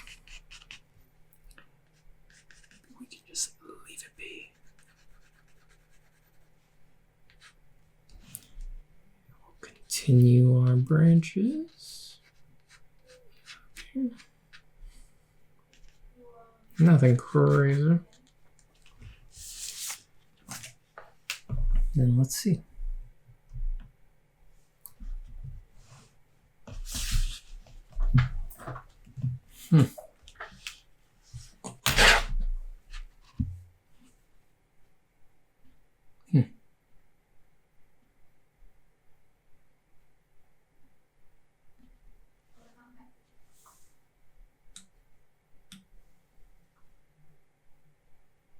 Maybe that's done.